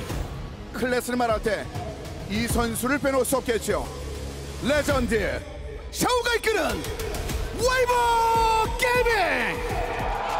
Facing the NA squad from China's LPL, led by the legend Xiaohu himself. His class is permanent. It's Weibo Gaming! A roster with already 2 world champions, 부산에서 looking for 펼쳐지는 even 8강 more. 그 첫 번째 매치, 가장 먼저 4강에 오를 팀은 누가 될지, NRG와 웨이보 게이밍의 대결 바로 지금 시작합니다.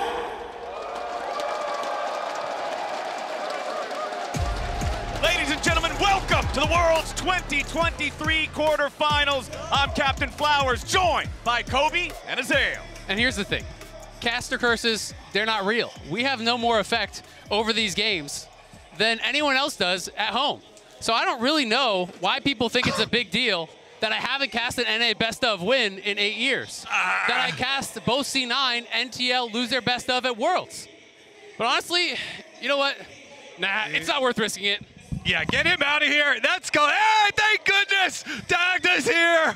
Woo. Thank you for your sacrifices, Ale. And welcome, Dagda, the new third man on the cast. It is time to kick off the knockout stage here at Worlds 2023. It's NRG versus Weibo Gaming, a rematch of when we got to see these teams go head-to-head back in the Swiss stage. Hopefully with better results. Hopefully it's going to go a little bit different. You're supposed to be the Weibo LPL side, but yeah.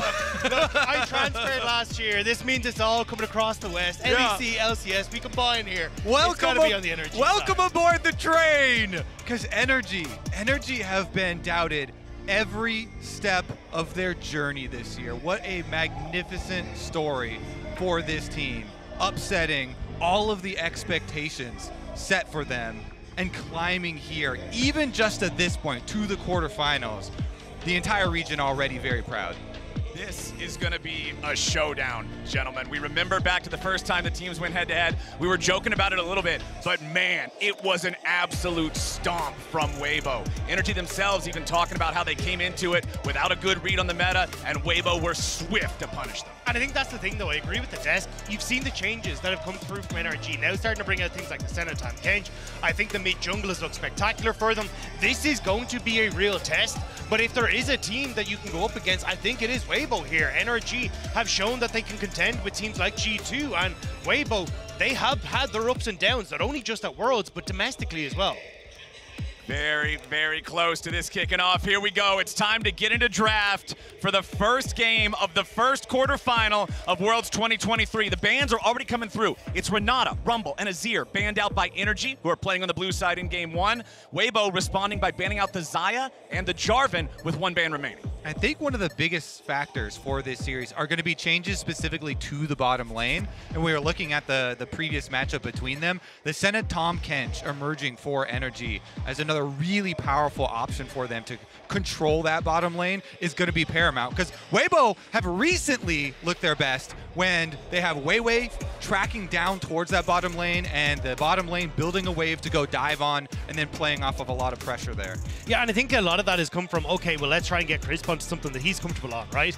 We've kind of seen domestically, he hasn't looked as strong as some of the hook champions like the Nautilus and that kind of stuff. He's fallen back towards a Leona and Renata, and I feel like we're probably going to see the Leona come through again now with the Renata take it away. I love the shout out from Dokla. He said, after the last matchup versus Weibo, I realized my mistake. I'm not playing Ornn again, Mr. Shy. And they go for the Orianna pickup here since Azir is banned by their side. This has been premier pick of the tournament, so no real surprise here. Weibo, though, are going to jump on that bottom lane. The first thing that stood out to me in NRG's bans was actually that Renata first ban. This pick has been very powerful. It's shown a lot of potential, specifically against Dive. And with Dokla talking about not wanting to be on Ornn duty, I'm curious what sort of aggressive options NRG are going to be going for as we work our way through this draft. But it is a first pick of Felios for Light on the side of Weibo. And we talk about the adaptations we've seen from NRG. This is an adaptation from Weibo. When we look back to the series against Fnatic, it was that Felios that became such a big factor in that, trying to trade that back and forth, saying, hey, once Xayah is off the board, Felios feels like top dog. So already taking that one, now you've got the Rel as well that you can swap for Weiwei or for Crisp. It feels like Weibo are kind of falling back towards what worked for them against Fnatic. And now we'll have to see if we do get that Senatom Kench as an answer to the Felios. It's been so good for them. It is a classic FBI pick. We've talked to the coaches about it. They're so happy with him being able to inject that into the NRG meta here. And so I'm pretty confident in the double lock-in here. You love seeing them locked in next to each other. It's pretty dangerous to pick one without the other. Very easy to ban that away in the second half if you don't. So with both sides having locked in potentially their bottom lanes, the Rel still having the flex opportunity. Let's see if Weibo does want to lock in their mid laner here. This Nico was hovered a little bit earlier. If they don't lock in a mid lane pick, there could be more bans targeted towards Xiaohu in the second half of the draft. The timer runs out, and the Nico gets locked in. And Nico is definitely a bit more of an early game and playmaking oriented mid lane pick here than the Orianna, which scales so well in setting up a lot of the teammates. And generally, when you pick the Nico, you're going to want a jungler that is also very aggressive and can make moves off of those Nico setups. So Very curious to see here if Weiwei actually ends up holding on to the Rel or if they swap it to bottom. Yeah, I think it will probably be the Rel going towards Weiwei, but I do agree. I think this is kind of the better pick for Xiaohu. It's like when you think of Xiaohu at his best in the mid lane, it's, hey, I'm going to try and control the pace of my lane and then start to lean into hovering towards top, hovering towards bot. He had some fantastic performances in things like the Tristana over the course of LPL this split, but this has been his traditional style, and I think this is where we're going to see how they can try and play through that strong mid jungle, especially with Orianna on the opposite side. It's not exactly a pick that screams we want to dominate in that mid jungle as a 2v2. And the Nico is why NRG are banning away this Nocturne, because they're covering for, if the Rel does go over to support, you don't want to have to play against a Nocturne ultimate, turn out the lights, and then Nico basically guaranteed double engage for the side of Weibo. Exactly, and over on the other side, it's the Vi being banned away. Remember that in the game against G2, where we got to see Palafox on the Nico, Contracts on the Vi, it was these two with a 1-2 punch that were constantly driving plays. They want to keep Contracts off of that one. The Gnar banned away from the Shy here. And the Gnar is what he played into the Cassante pick, so I was thinking that was a Cassante kind of protection ban there with the Gnar, then Weibo just lock it in themselves. Early here for the shot. I am really curious though what we get for Contracts, especially when you look at like Vi off the table, things like the Maokai gone. Maybe it is just a fallback to things like the Sejuani, try and play for this like non-committal engage. But I was gonna say I think Wukong would fit beautifully here. You set up them for super strong team fights. He gets the healing coming through off of things like the Senna, the Orianna ult is set up as well. I think that would work out fantastically, but maybe it's not gonna be the Wukong. Let's see. The clock has run out. What is the lock-in from the side of NRG? This is really lingering for an extra second. NRG definitely at their best when Contracts is on a champion capable of making a lot of early plays. And so I actually kind of like this Viego pick. It is a champion that can fight Rift Trailed really, really effectively. Is very good duelist champion. And we'll see if that's going to be enough for their early game here, because Weibo, they lock it in again. Another range champion for Crisp in the bottom lane. That is now 6 in a row range champions for Weibo on the bottom side. The Melio going to be a big protection with that ultimate. A big protection with the ultimate and powerful in lane with Aphelios. The amount of range you can get when Aphelios has Calibrum and he's enchanted by the extra range that Melio can offer can turn Aphelios' laning into a really impressive experience for the opponent. It's also, you just get to get cheeky with it because you know you're not under much pressure on the opposite side, right? Zen and TK isn't going to go absolutely ham and try and like destroy you when they go for any of these plays. So you kind of get to go, right, I can play back, we can try and get control over this lane a little bit, and then open up the opportunity to try and play through this mid jungle and get the control that we want for Xiaohu in that mid lane. Another interesting kind of synergy here is that Crisp and Weiwei both will have speed ups available to them. So they can both either use that on each other when Weiwei is going to gain their lane, or later stages, they can use it on Xiaohu to make it easier, even easier for this Nico to really get to the back line and get those perfect Nico ultimates. You know, so much mobility here available to the team. We got some good playmaking power on both sides. You know that NRG is going to be hungry for revenge against Weibo after that first matchup. You know that Weibo wants to keep that momentum rolling and do the exact same thing to the last remaining team from North America that they did when they faced them back in the Swiss stage. I can't wait as we're about to hit the Rift, my friends.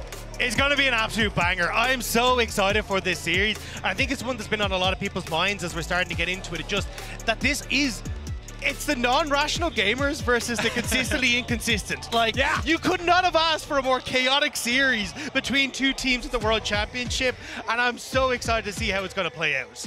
I think we can guarantee the fans will be entertained either way. Explosive gameplay on the horizon. All right, let's get to it. We're on the Rift. This is gonna be a good one. I just know it. A reminder to everybody out there as we're waiting to get everything going with the minions not yet spawned. You can connect your League of Legends account with Prime Gaming to grab the exclusive Braum W emote. You've been seeing a lot of players spam those, so make sure to get your own. And we don't have anybody doing anything too peculiar here at level 1 in this first game. And if we just set the table here in the quarterfinals for both of these teams, for NRG's side, again, they have had doubters all over them every step of the way, every bit of their journey here, and yet they have been able to overcome them. And the entire region is already so proud because this team has really given that hope back to the hopeless. It has given the faithful more pride as well. And now, with their most formidable opponent before them, a Weibo team that has 2 world champions, and Xiaohu that has 3 MSI titles on 2 different roles, might I add, is definitely a very, very scary matchup here. Especially considering these Weibo players really know what it takes and have experienced winning an international championship on the stage. But that's the thing. This was a team that was supposed to be the quote-unquote super team coming into the LPL at the start of the year. You had Karsa that was on this roster as well. They were supposed to be the team to watch, that everyone was like, they're going to pop off, they're going to be amazing. But as we already kind of alluded to, they haven't found that consistency yet. They lost series to like the likes of IG and FPX, who failed to make it into playoffs. This was a roster that you never really knew what you were going to get, even dropping games to teams like Rare Atoms. So I definitely think that this has been a roster that we've expected more from. Now, they have managed to go from 6th to the World Championship, which is a feat in and of itself. But when you look towards, hey, we want to see, you know, Weibo pop off and have a more consistent performance, it's just not there. And specifically where most people are looking with that is Xiaohu, because 100%. Expecting this team coming in to be him the biggest carry potential, as we have that same play. Weiwei bottom. Weiwei coming in on the Ralph, goes for the flash. Shattering Strike's going to be answered as FBI gets himself back. He and Ignar avoiding the pressure. Crisp gets locked down, but there's not enough firepower to do a whole lot back. NRG staying alive, but it cost the Senna flash. That was a sick knock-up from Ignar, though. Actually, disengaging really well from Weiwei as he tried to set up with the crash down. FBI did have to burn the flash to get away from the queue, but managing to escape that one, maybe should have been a bit more aware of it, since it was exactly the play we saw in their first game. All right, answer back from Contracts on the opposite side. Dokla trying to build his rage at the moment. Yep, needs to stack that up, wants to be able to have an empowered spell here for this. Hits level 4. Cold Meek already used here. Contracts coming around now with a harrowed path. Flash, stun, follow-up coming in from Contracts. The Shy trying to get back. He goes unstoppable. They wanted to save a little bit of extra damage. They don't quite have it. Contracts back underneath the tier 1 turret. It will be a 1-for-1 trade. First blood over to NRG. Answer from Weibo. The Shy just about able to get enough damage down as Contracts goes underneath the tower. Now, he will have to TP back into the lane because the wave isn't in the best of spots, but it's still NRG getting something on the board. Oh, that was beautiful for NRG to be able to get first blood, but the Shy played it so well with his W holding it. They were really waiting to try and get Contract stun on him, but the Shy held it for so long. He was able to get under the tower, gets the counter kill. Dokla really sticking around here, trying to maximize what's left of his health bar before he uses his own teleport to come back into the lane. Well, one of the big things here is that the Shy didn't burn flash in that last engage, so you have to be very careful as Dokla, as yes, you will try and get back into lane, but your wave is in a bit of an awkward position, and keep an eye on where Weiwei is on the map. I think for Dokla, maybe even just taking the early reset and just trying to get this wave pushed in could work out a little bit better for you, but looks like Weiwei is going to stick around for the chicken spawn. A lot of deep wards there for Weibo. Raptors warded up, so they will see that Contracts is over here, as Weiwei is kind of sniffing around mid as well. Yep. We'll see him move up towards that top side. Well, back in mid, we haven't been paying a whole lot of attention here so far. You can see about a 1-wave advantage in terms of the farm for Palafox. Both of them still having their teleports ready to use, as that teleport from Dokla is finally going to be used up in the top lane there. He got the Phage on the first back. Yeah, and we did also get to see for a second there the state of the minions as bottom lane is trading here. The state of the minions, it looked like the Shy had more than 4 ranged minions stacked in front of him. If you ever have 4 ranged minions, that is enough DPS to freeze the wave and hold it there. Dokla teleports back with his buy, with full health though. Should be fine, as Weiwei is now clearing down towards the mid lane again. I think you need Contracts to come up here and break this, though. They don't have the information on exactly what Weiwei's up to, so if this freeze continues to go there, that's a terrible spot for Dokla to be without a flash. So you can already see Contracts kind of like, hey, look, I'll come up in a second, help you break this, and then we can start to lean in towards the rest of the map. And I want to see a little bit from Contracts on trying to play towards the top side as well, because there's not really much setup elsewhere. Yeah, definitely going to slow push back after he's able to kill those off. Contracts is here. Oh, the Shy, he's going in for the Cassante combo underneath the turret. He does manage to pull Dokla underneath that aggro range, but he doesn't do enough damage to fully get the kill. Contracts is up here. Weiwei is coming around too. Dokla still has the Dominus ready to go. They're trying to wait for the all-out to dissipate. Weiwei still moving his way forward. Dokla dives in, ready to go Dominus mode, but not just yet. Contract shows up, goes in for the stun. Only going to find it on Weiwei. The Shy still at 400 HP, but there's no CC left, so NRG's going to back both players away. Nicely done there by Weibo, even tanking up the stun by Weiwei to make sure that nothing could happen to the Shy. Steadying the Shy back, though, is actually pretty big here. Means they'll have to walk back up to the lane. Toki can probably crash this wave if he wants to, but actually looks like he's just going to freeze it in a position where it's favorable to him. So at the moment, NRG going tip for tat is a far better situation than what we saw from the last game between these two teams. All right, as we get the reset here, Xiaohu on his first roam deep into the jungle. Looks like NRG well aware of the roam possibility and the timing from him, though. Not well aware enough. No. Contracts does clear out the ward, but they don't know Xiaohu's lines here still. Yeah, Xiaohu coming around from the side. Prop Blossom! He goes for the flash and he finds the engage. Now they're going to finally take out Contracts as Xiaohu set the trap and he gets the payoff. But can Weiwei get away? The level 5 Rel's still trying to escape and he's reinforced in time. A shockwave coming out from Palafox and Xiaohu's going to be caught on the back half of the fight. Weiwei's still sticking around as Palafox gets the second kill of the game for NRG. FBI and Ignar still moving forward, but they're too far behind to find anything else. End of the day, it's an even trade, 1 for 1. And Weibo do end up walking away with the red buff, but because the mid laner is the change for the jungler here, Palafox gets a shove out mid lane. It looks like it might turn into a dragon as well on top for Weibo. Yeah, Weibo will be able to get the dragon, although NRG are in position. Weiwei's even, our contract, sorry, has even come back out. So Weiwei will be able to get it, but will they back away here? Nah, they're going to be able to walk. But as you say, I think it's a nice, even though Weibo get the dragon, that kind of makes it a little bit more even for, or more interesting on the side of Weibo to go for that play. But it was Weibo trying to punish the fact that Contracts had no flash. So now it's a curious question of can Contracts try and get into the mid lane and punish Xiaohu for the flash that was invested on this play. All right, so Contracts had found the ward and cleared it out, but Weiwei and Xiaohu know that he's on there and they force the play. Xiaohu goes in. This is going to be critical. We'll have to track that flash that he burned to get onto Contracts. Yeah. They knew that he did not have his to answer, and it is going to be the kill answered over, but we'll see if the punishment for the Summoner spell is going to actually gain them anything. In the aftermath, of course, both jungle objectives go over to Weibo, the red buff as well as the dragon.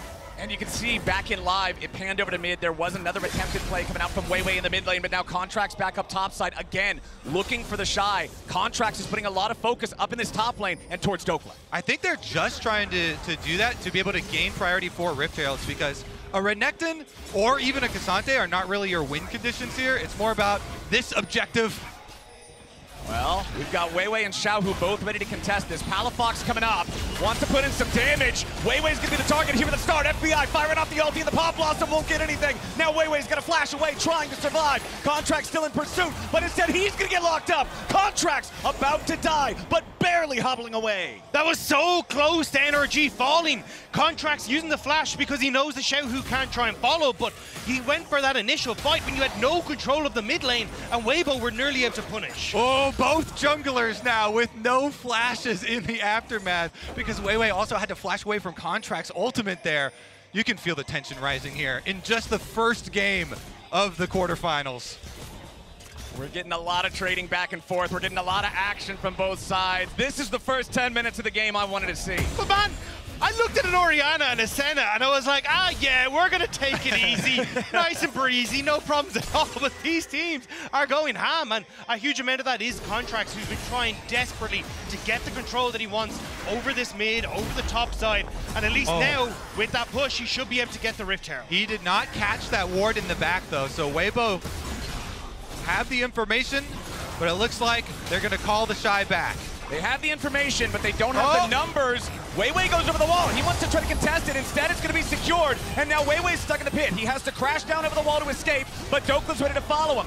May have been a bit of an error here from the top side of NRG, but the dominance from Dokla's ready to keep the fight going. Palafox goes in, and Weiwei's trying to go out. Dokla's on pursuit. Palafox won't grab the kill just yet, but Palafox is finally going to get it now. Dokla over the wall. The Shy in the ground. NRG get two. The North American top side takes the Herald. They take the kills, and they can shove it right in afterwards. They're going to push on top side. They could get a ton of turret plates there. Ignar needs to be careful, going to be able to back away, but that was just disrespectful.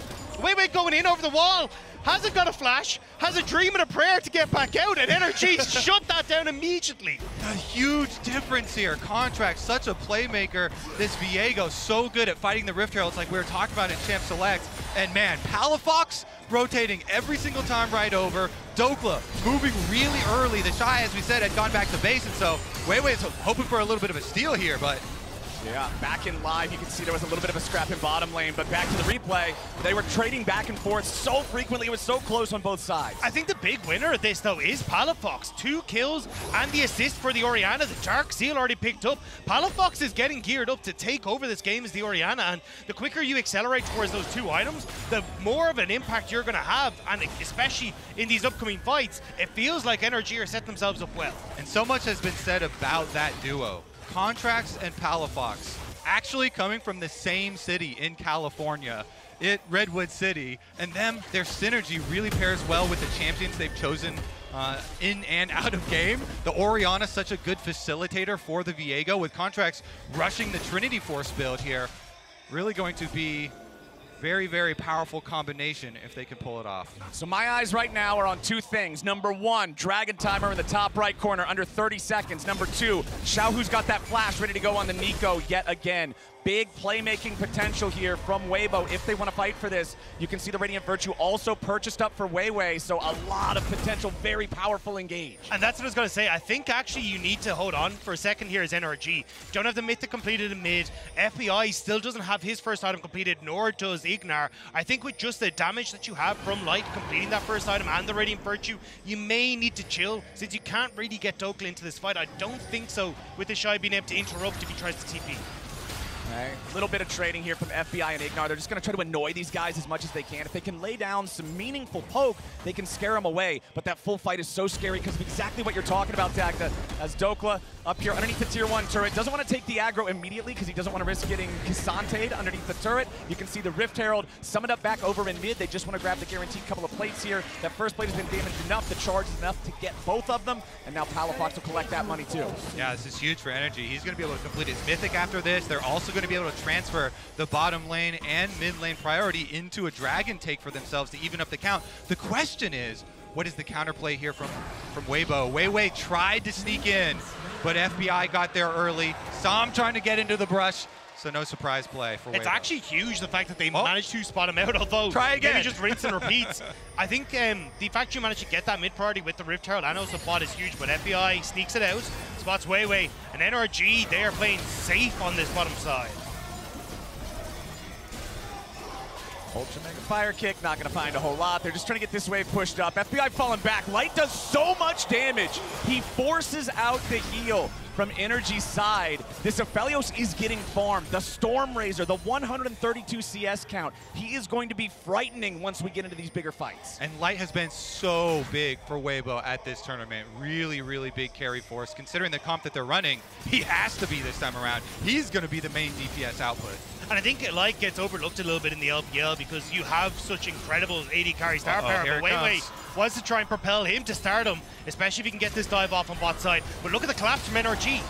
They're coming down, but remember, the plates have already fallen, and the turret's at about 0 HP. Weibo's just going to commit long enough to guarantee they grab that objective. You can see they got 1 more plate overall compared to NRG early on, and they want to make sure they're piling up some of this objective gold to try to close that overall economic gap. But this is where I actually get a bit nervous about the composition we see from NRG, because who's your main engage tool? When you look at how you actually try and start fights that are on your terms, you don't really have the best of people. I think you can look for picks, maybe with contracts, and try and see if you can find to play off a vision in jungle, but actually trying to start a 5v5 in your terms is very difficult, which is perfect for a composition like Weibo that has things like the Rel, like this Nico, that can immediately jump on top of you when they're ready. Yep, a lot more guaranteed on the side of Weibo. Plus, Weibo have the counter card in the Milio ultimate as well. So if one of those single target stuns is something that catches you, like Contracts or Dokla, then they can get that person out. We did have a lot of single item completions here now coming through for both sides.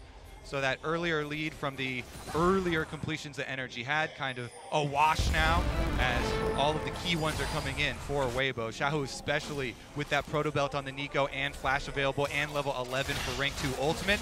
Could be looking to make a big Nico play, roam up to the rest of the team. Big story being told here in a MasterCard Lane Economy snapshot. The overall gold advantage is NRG's, but Light light on the side of Weibo. This is the X factor. This is the guy that they got to play around. He's got to be the carry like you guys were talking about earlier. Currently having some very ferocious team fighting weapons in the two guns with the purple and the blue. AoE, CC, incredibly daunting considering the other engaged power the team already has on top of it. NRG needs to play safe if they want to try to contest Weibo in a big fight. Weibo is grouped up. We'll try to see if they can get the Tango Barbs, but not quite able to do so. And Light has always been someone that you can rely on. In LNG, back with Iwandi, this was a guy that if you gave resources to, he would carry a game. And Weibo kind of realizing that coming in towards their playoffs and in towards Worlds as well, is like, we want to try and play around bot side, get our AD carry fed, and see if he can just lend us the victory that we're so hoping for. And even though the camera was not down on bottom side that often in this game, they played how you're supposed to play the double range matchup super well. Play for those turret plates and get that value out of the draft here for them. So really nicely done. Really has turned into a rich Light. Oh boy, Xiaohu has to flash away there. If that Spectral Maw hits, you know they're going to follow it up and just immediately burst him down. Massive win though for NRG. No flash on this Nico for a Rift Herald fight is exactly what you want, which is why NRG immediately feel confident to start this up. They take the Nico's health bar flash and they're going to be good to go. But it looks like Weiwei does not want to let it go. A TP's coming in, Weibo ready to contest. Herald's down low, still has the eyeball opened here. NRG backing away. They know how powerful the AoE engage is. Coming out from Weibo, but instead it's going to be secured by NRG. Contracts moves in, picks up the eye. NRG now backing away as Weibo looks for any opportunity to maybe catch somebody on the back end. The objective goes to NRG. It was 11 HP. I actually feel for you, Weiwei. I've been there. He tries to Q smite, and he's really close on the calculations, but 11 HP off. Contracts is able to get it. Weibo still get mid tower, though. Yeah, they will be able to force NRG out towards that top side, but it will be answered if you look towards Palafox on that top end as well. So at least going tit for tat still when it comes towards towers, and having that Rift Herald now to break up a mid lane turret is going to make it way easier for NRG to try and play for that pick style we were talking about. Play off of the vision they can establish on this top end and make sure Palafox is always safe when he's trying to push in. Orianna's not a champion that does well in the side lane if she's going to be troubled, but that's what NRG are going to be able to shut down. And there's a lead in tempo for NRG because Palafox pushed in top side, so the rest of the team can go mid with Rift Herald and try and get 2 towers out of it, then rotate down to the Dragon that's about to spawn now. Nice chain of events here for NRG, trying to use the momentum that they have with their presence on the map, constantly pushing in these waves in order to set up for the next objective. The Dragons are 1-1 here across the first two, so no early stacking advantage for either side. Also a Chemtech Rift, generally considered lower value in most situations, so it's not going to have the same amount of pressure it would for something like a Hextech or an Infernal. It's Dokla and FBI clearing the waves back in mid. 19 minutes into the game, so Baron's not up yet, but as we move forward a few more minutes into this game, a big team fight win could spell something very calamitous. Weibo are going to abandon Dragon. You can see where Xiaohu was. He reset super late. So instead, they're just trying to go for 2 turrets. Maybe on this top side, they'll definitely get 1. You can see the reset starting to come through from NRG to try and answer this. But as you just said, Flowers, this is kind of Weibo going, right, we don't care about a second Chem Dragon going over. We want to set up that vision for the Baron that's going to come up and see if we can try and play for that 5v5 in these choke points around the Baron area.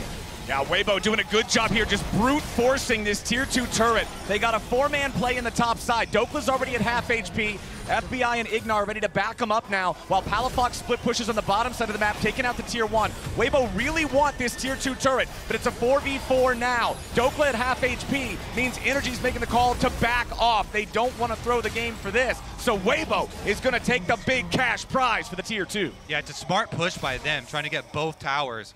In giving up that kind of low-value Dragon you're talking about there, Flowers. Let's see about the chase here for NRG, though. They want to interrupt the recalls. Yeah, Dokla going in, tries to stun up the Shy. Nice use of that Pathmaker to just walk it off. Not even concerned. Breath of Life not required. Weibo, just walk away. I'm curious how far NRG want to chase, though. If they can keep Weibo from resetting, maybe they can actually look for something in this jungle, but I don't know if they want to chase this far. FBI finds the Shy. Yeah, does a little bit of damage to him, but looks like those recalls are still going to fire off on Weibo's side. Contracts jumps in, but unfortunately for him, only a clone of the Nico. The real one is down there in the bottom lane looking for a reset of his own, as NRG have control over the top side river to establish some vision. And usually you'd be like, okay, if NRG can try and find these moments where they push Weibo back, maybe they can turn over towards a Baron, but when you look at this composition that NRG has, there's just no real Baron damage. Like, Senna isn't great at taking it. You look towards Orianna, she's going to be very slow, so it means that for NRG, you have to find a fight, you have to find these picks before you turn over towards these objectives. Step one in that, getting control of the minion wave mid here. NRG pushing in. They've got wards on both sides. Oh, the attempted shockwave with a flash out from Light is good. Now Ignar has to flash himself to escape the counterpunch from Weibo. Palafox saw the opportunity for the pick. He saw the moment to grab that valuable target, but Light's reaction time was fast enough. It's still a valuable summoner though, especially when you look towards things like Baron and Dragon. If you have that opportunity as Palafox to play to zone Light away from these team fights, it's actually going to work out fantastically for you, and it's something that Weibo punished very effectively in their last series. Now NRG have the opportunity to do so as well. It might be the most important one on the opponent team as Ignar wants to follow up on him, but Ignar doesn't have a flash either. This top Kench could be in a whole lot of trouble. They're going to burst him down. Big Stand only keeps him alive for an extra second. Xiaohu's into the back. They stun up Palafox. He tries to get some damage back, but it ain't going to work. The Shy goes all out, and Palafox is his next target. FBI and Dokla's trying to get away, but it's a shutdown over to the Shy. Weibo just got 2, and Baron's on the menu. Yeah, they're going to go right over it and try and bait in NRG. Contracts is still alive, but he has no ult and no flash, so he would have to walk around the front. Weibo! This is the turning point. Weibo found their moment. NRG are going to need a big play to try to triumph here. Dokla's here on the front line, popping the dominance. Needs to try to stop these guys a little bit better. Contracts wanting to go in, but Baron's still at 3K. Dokla falling back. Stun from FBI, back on the Weiwei. Xiaohu is low, but Dokla's lower. Contracts still in a position here in the bot side of the river. Weibo will not get the Baron in 3v5. NRG, fight him off. FBI needs to be careful though. As long as you can keep them pushed back, you can go for the Baron yourself. NRG, they're TPing in. They might have just found the Baron themselves. They're gonna go for it. DPS check right now. Let's see if they can burn it down in time. Weibo, they still have full health on Light, but it's the Shy and Weiwei who don't have a lot to work with. NRG burning the Baron low. Weibo backs off. NRG are going to find themselves a Baron. Weiwei having to fully disengage as Dokla goes over the wall. The big purple worm goes to the North American squad. Huge clutch plays on the world stage here. This is what North America has been missing. Under pressure, they do not fold. NRG stop Weibo's Baron. They poke them off with a 3v5 scenario as we go into the replay to watch the beginning of why we had to fight them off a 3v5 Baron. I like the idea from NRG to try and find the pick, but without the vision clearing down behind you and not even knowing if you're walking in cross vision, it gives Weibo this opportunity. The scramble from NRG is great though, using that blast cone to get FBI, going a completely separate way to Palafox, but that's exactly the feeling that I think a lot of NA fans are having. But the fact they managed to then come back, play on the knife's edge and push Weibo away, secures so much for NRG. So good for them. Poking around.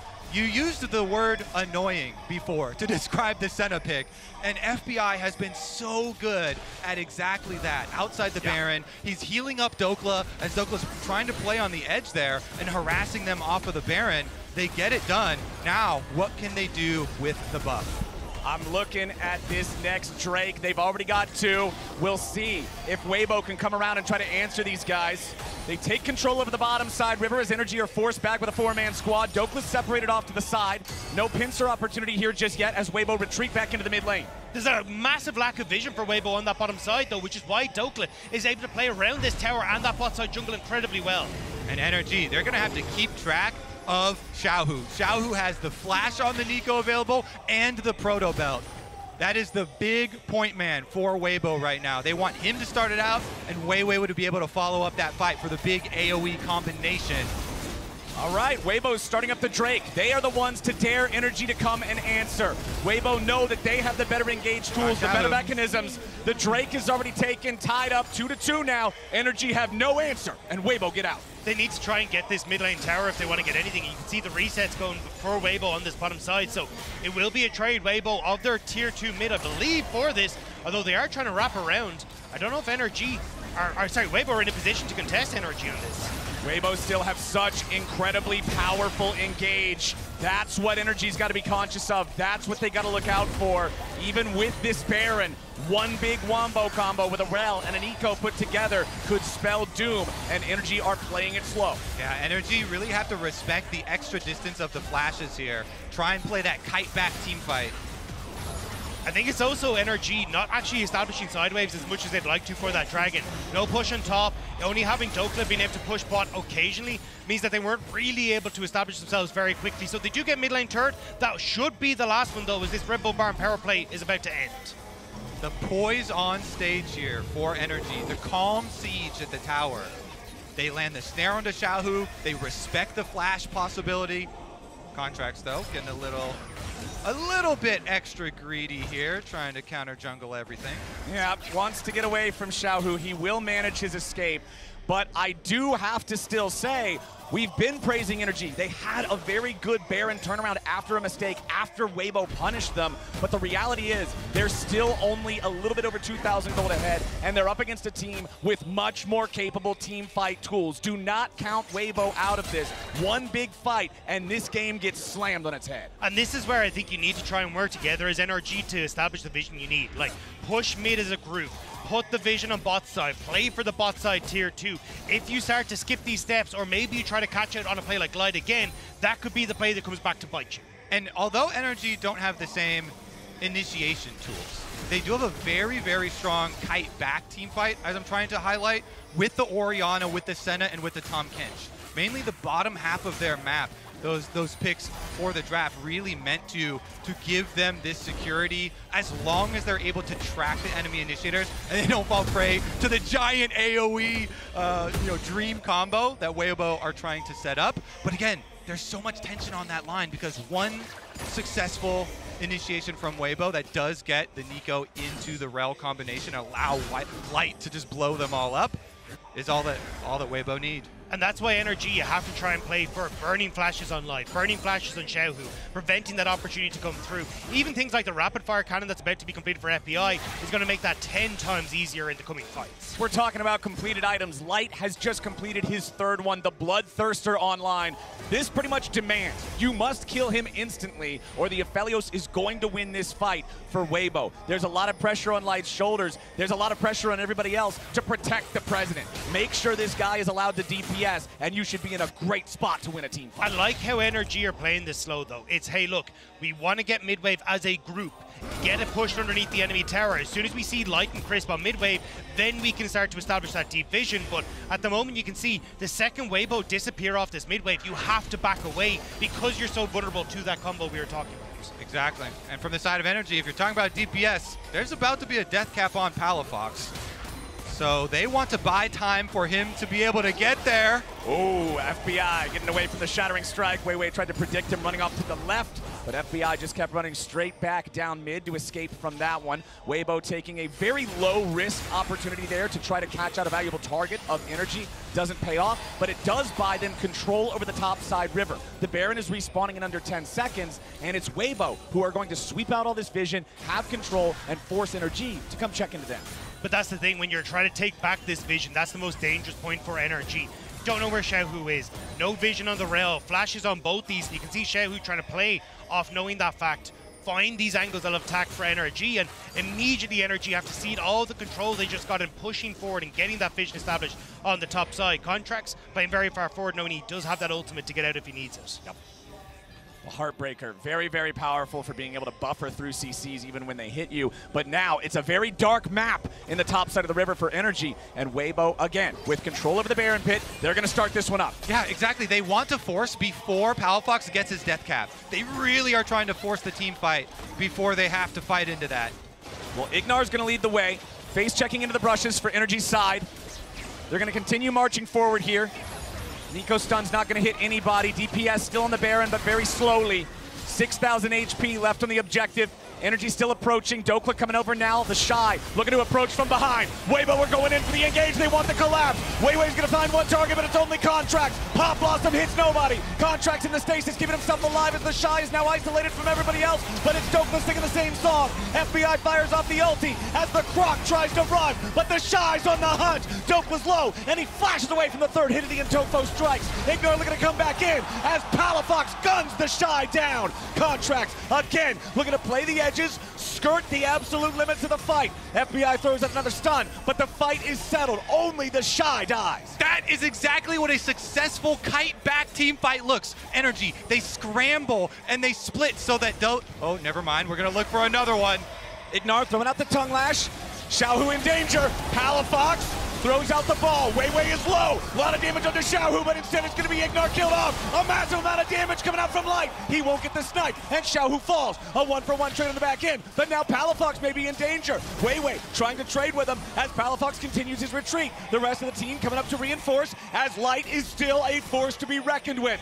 Weibo maintain control over the top side. They're river, desperate. And They're desperate. Begin the Baron. Palafox did TP back in with his death cap, so he's going to stick around. FBI going to do the same. They're waiting for Dokla. There's the TP. Time to get Weibo. Everybody's back in. Crisp is down to 20% HP. The Shy jumps. He goes after FBI, and the Senna has been isolated and brought down. Dokla goes into the pit, but Weibo has the Baron. Dokla wants to clean him up, but he ain't going to find anybody and has to dice back over the wall. Weibo with a massive dub. The Shockwave couldn't get on towards Light in the back of the pit.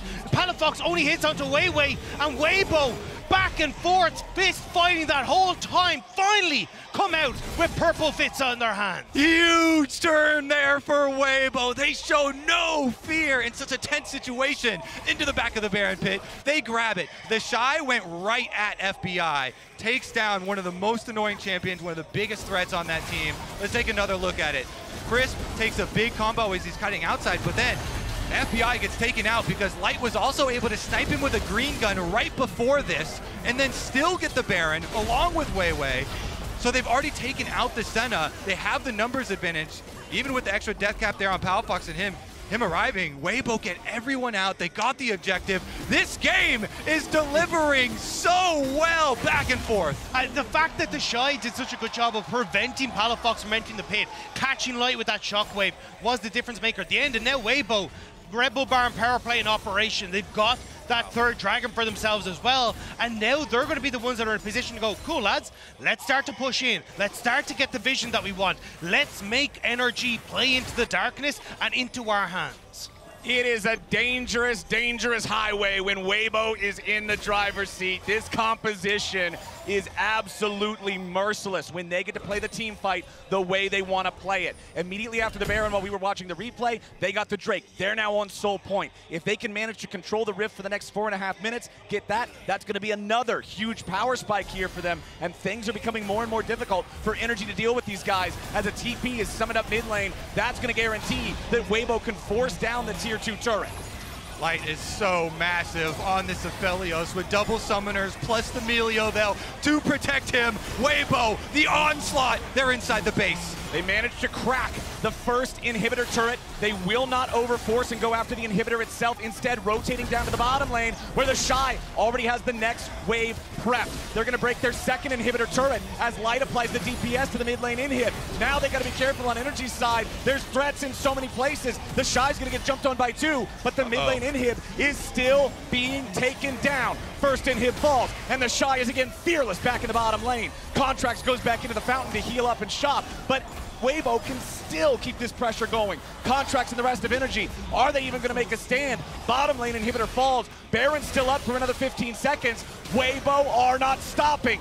NRG have to try to hold this line, and it looks like they may be able to clear out the minions. Contract with the defensive ulti. Dokla loses Sterix. Light's damage is absolutely brutal. This train is keep on chugging for Weibo, and Light wants to hit them like a truck. Can he get in here? Contracts taking a lot of DPS. He's got to back away. The minion wave finally thinned out as the Baron dissipates, but Weibo have done incredible damage to the base of NRG. All right, they finally get the reset. 2 inhibitors down. Weibo have done so much damage here.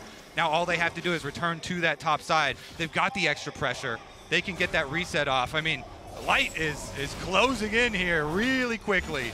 He's already got the makings of his armor penetration.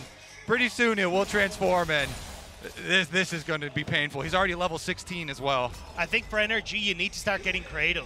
You need to start getting some deep wars, and maybe you can look for a TP flank with Dokla as the rest of Weibo push in on top side. Try to find different angles of attack, because in a front to back, with that Lord Dominic's completed, it's going to be an absolute bloody disaster for NRG. Yeah, there's just no way you're going to win a front to back against this Aphelios. The dude's 5.5 items. This is not a good situation for NRG to be in, and Weibo has managed to outfight the deficits they were at earlier on in the game to get to this point. We are now less than 2 minutes away from that soul fight at the Drake, and if Weibo were the ones to control the area, if Weibo were the ones to dare NRG to come answer them, I have to think that NRG is going to have a hard time doing it. Yeah, because NRG, they have to deal with 2 waves of super minions and no wards through their jungle. So it's so difficult for them to make moves on the map here. Weibo just keep returning, clearing out any sort of semblance of vision that they have. Little bit of damage there onto Weiwei. Uses the crash down to get himself away from it, so NRG don't really have a real shot at making any meaningful pick there. Under a minute and a half now until the Drake. Weibo just putting pressure on that last remaining lane that isn't already being suffocated by the super minions. Yeah, I think it's just try and control top side, wait for Baron. If NRG have to try and face check into the Baron area blind, it's going to be such a disaster. So you can see now Weibo going for the resets. They want to start pushing in waves, getting the vision that they need in this top side, and making sure that NRG can't really contest them. 45 seconds till the Baron, 50 seconds until the Drake. Having both objectives up at the same time can be a big, big problem if you're the team that's not on Soul Point, because it allows the enemy team to have so much opportunity to just force you into a losing play. Now that NRG have double Guardian Angels on their front line in Dokla and Contracts, they can actually play the fight a little bit differently and full sending those 2 right into the center to try and get a good shockwave with. They can, either of them can try and deliver that Orianna ball too light to burn the flash in first and then try and kill him. I mean, Contract's trying to do just that. I think you need the LDR completed though here for FBI. I don't think he's going to be able to finish it just before this next fight. I mean, you look at the amount of armor that is sitting on the Shy right now. Yeah. There's no real way that you're going to be able to get through the Shy unless you get that item. And the Shy's itemization is beautiful. He's just stacking pure armor. He knows the only AP threat is the Orianna, and if Orianna's trying to burst down Cassante, there's not enough damage threat onto the rest of Weibo to actually win NRG a fight. The Shy is a monster. When he walks at you, you have no choice but to back away. Light's gonna be found and stunned up by Dokla, but Light just wins these. He pops the Sterix from the enemy top laner. Dokla just hard loses that fight. The Shy not in anywhere near as bad a shape after he goes in and trades with the enemy team. Baron started up by Weibo. Reset coming through for Dokla. They're going to try and TP him back in. Looks like NRG have said, look, we can't really take this fight. Let's just try and take the dragon so we have something. Baron goes across, and I mean, Weibo, how far do you want to push this? Well, Weibo are just walking down mid lane, it looks like. Remember, they're the ones who have the empowered recall. It's not NRG's. The Dragon's going to be slain, but Weibo's just running straight down mid. They're summoning up the TP. Palafox and Dokla want to try to stop him. The Shy's reinforcing. The Demolished proc ready to go. First Nexus Turret is already almost down. Xiaohu takes it out. Now they go in after Palafox as Weiwei won't be able to 100-0, but instead it's going to be Nexus Turret's dying. The full engage comes out. The penalty over the top keeps him alive. Ignor's still standing, but he backs away. Xiaohu somehow staying alive as Light kills Contract. NRG will fall, and Weibo are the ones to knock him down. All 5 still alive. The LPL takes game 1. Light, deathless on the Aphelios. Those Emilio warm hugs keeping him warm at night.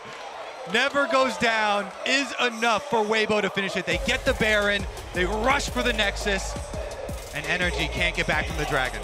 Yeah, I think you need to try and get something going for yourself there, but it's not really going to be an option here for NRG. It was close until it wasn't. Weibo triumph over NRG yet again, and we're going to now toss things over to the post-match breakdown to see how it all went. So close, yet so far, and Weibo is a team that loves these situations. You can't let up for a single second. I think you said it when we got into this, Emily, but snatching victory from the jaws of defeat of their own jaws. Again, a situation where they are put behind. That's several instances in this game, but they're always going to try and take the skill matchup when it comes to the team fights. What a frustrating one to watch for NRG. Yeah, I think it was still an overall positive game. I think both teams, depending on who won, could walk away with this saying like, okay, we can hang with these guys, because you could see Dokla with so many ganks from Contract was up like 60 CS. Palafox was able to keep his CS up, and the Senatom had its advantages. But I do want to talk about the team compositions in this one. Mainly because NRG, I understand the decisions they made, but overall they lacked wave clear and engage. So they had some good individual matchups, but cohesively you could see Weibo had more ability to pull the trigger, and also at the very end there you saw the Aphelios could not be killed. Yeah, and I mean, I think the big thing that we've talked about, Azil, you brought it up with Crisp and his improved performance and what he's been doing it on. It's been these enchanters, right? So they lock in the Aphelios Rel 1-2. You think, okay, that's going bot. Then they flex the Rel into the jungle for Weiwei and end up picking this Milio pick that's been doing really, really well. So I did like that draft adaptation from Weibo. I thought that was very, very intelligent by them. Absolutely, and I think that it was really clear Weibo knew the way that they're going to win this game is 5v5, and it's getting gold on their AD carry. They put so much emphasis on that, and they knew that their biggest point of risk was early game, and that's why I want to highlight how well they actually tracked contracts throughout the early game, so we can go into this.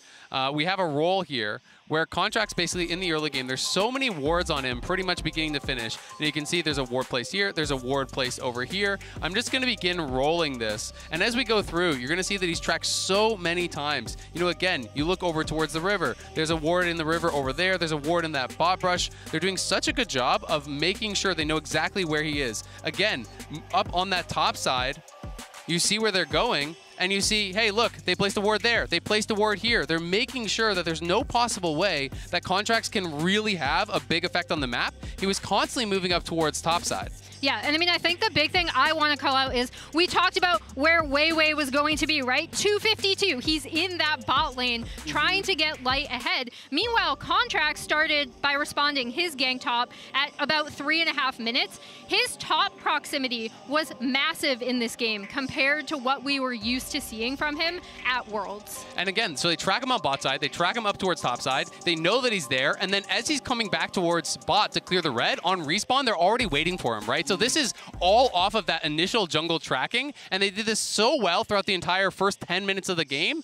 Anytime they know he's on bot side, someone's invading top side to get deep ward. As soon as he shows top side, they're re-invading on bot side to reward. And I think this is so important because Contract was super active on the map, and had they been able to get a couple more kills and really blow open that top lane, maybe they get all of the early dragons, and then the later stages could look very different. Could look very different indeed. I guess it's the side effect of Contracts having such an amazing series versus G2. He put it very high on the list of Weibo in terms of what to track. Now I want to take a look at the things that decided the game further on. I want to start with the NRG Baron, which spelled good things. I mean, they kept their composure so well in these moments. Yeah, and I think this is something that they'd want to be able to build on. There's a Rift Herald here that we're watching earlier on. They had pretty good objective control throughout this series, so they could consistently get some pretty good poke and laning phase and then get kills. And now you can see this is where the Baron sequence started. It was actually a mistake by NRG. So Ignar ends up getting caught. You can see NRG was not necessarily looking for a fight here. And at the time, I thought this was going to be a Baron and that NRG was a little bit mad for trying to contest it 3 versus 5. And this is something that the LPL just does better than any other region. They were able to get that catch on Ignar because of the traded flash they had earlier on Light. They punished mission cooldowns at every turn.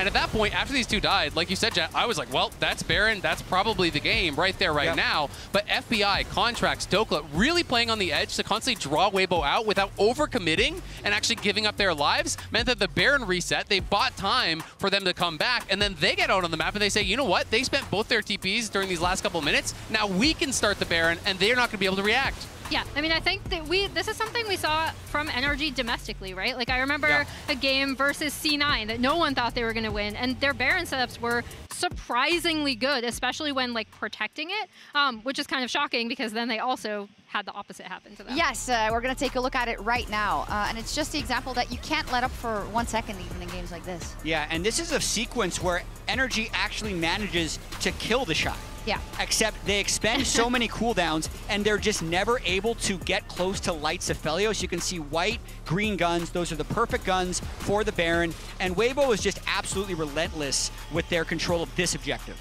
Yeah, and as you walk through, you will see the main problem, as you pointed out, Chat, is that no one can touch Light, and when you try to get on him, he has that Milio to help buff him up and keep him topped off. So he is able to just free fire from the back line. It does not matter that they are 4v5. I mean, that's kind of one of the big weaknesses here with NRG is if you're not dominating the objectives and forcing your opponents to come to you, then you have no ability to actually start out the fights, right? Because not only is there cleanse, there's also Breath of Life as a second cleanse and an AoE heal.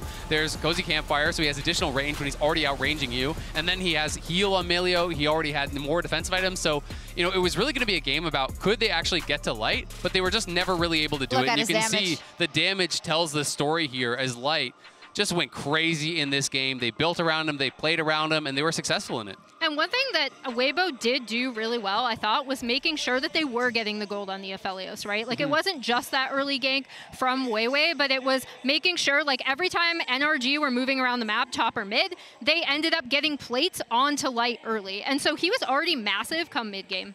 We have to go to break. Is there one thing NRG has to change? They're still on blue. I think they're going to change their first pick or the Renata ban. So either their first pick Aphelios or ban Aphelios for Renata. Okay, let's see what happens. We'll be right back with game 2 between NRG and Weibo. Flash, stun, follow-up coming in from Contracts. The Shy trying to get back. He goes unstoppable. They wanted to save a little bit of extra damage. They don't quite have it. Fight with Renekton. Yeah, I'm coming, guys. I'm coming. Yeah, I'm on his hunt after. Yeah. No, fighting with...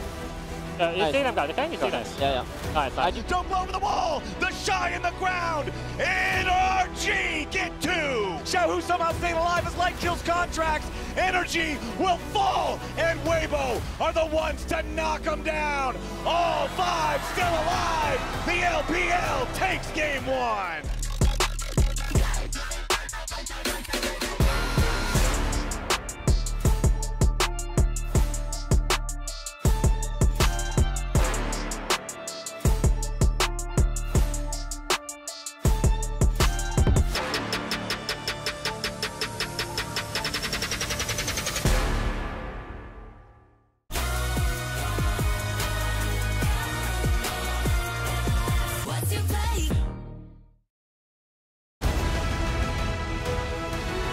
This will be our biggest adventure!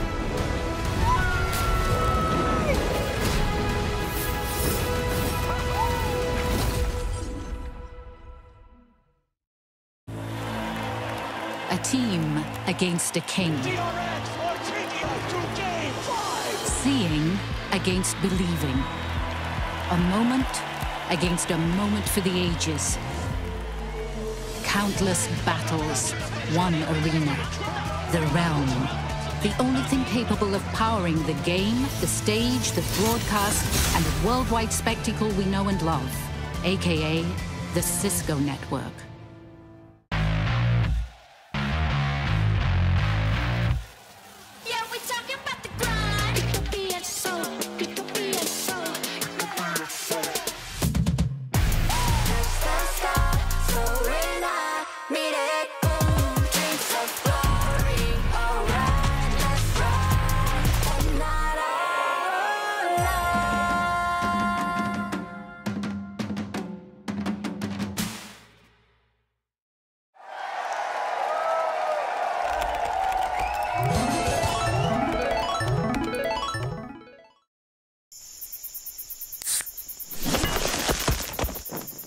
Red Bull gives you wings.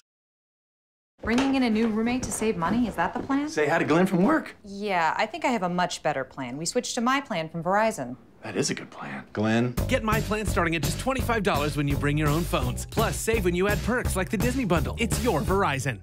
How do we keep falling on? Lights flicker from afar. I'd rather stay in the dark if I'm with you. I don't need the world. Keep me close, safe and sound. More than two is a crowd when I'm with you. Time is passing, knows no manners. I'm finding comfort and hope.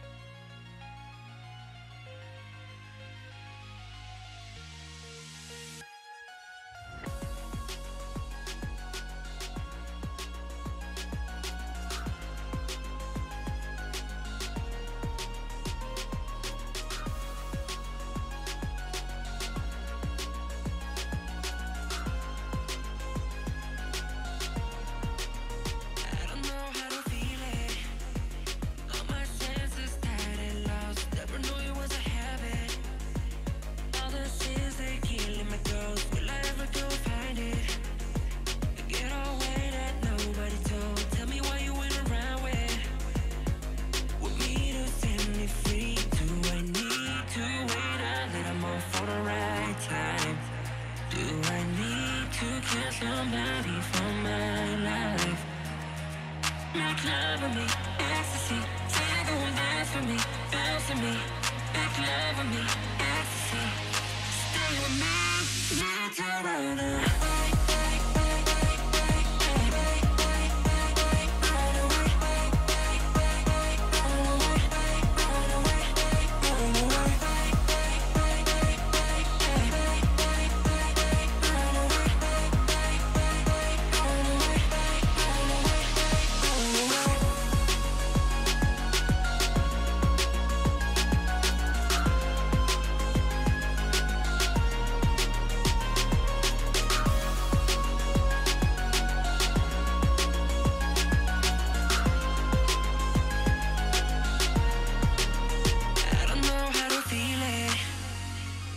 Senses tired and lost. Never knew it was a habit. All the sins they're killing my ghost. Will I ever go find it? The getaway that nobody told. Tell me why you went around with me to set me free. Do I need to wait a little more for the right time? Do I need to kill somebody for my life? Make love with me, ecstasy. Don't dance for me, bounce for me. Make love with me, ecstasy. Stay with me, not to run away.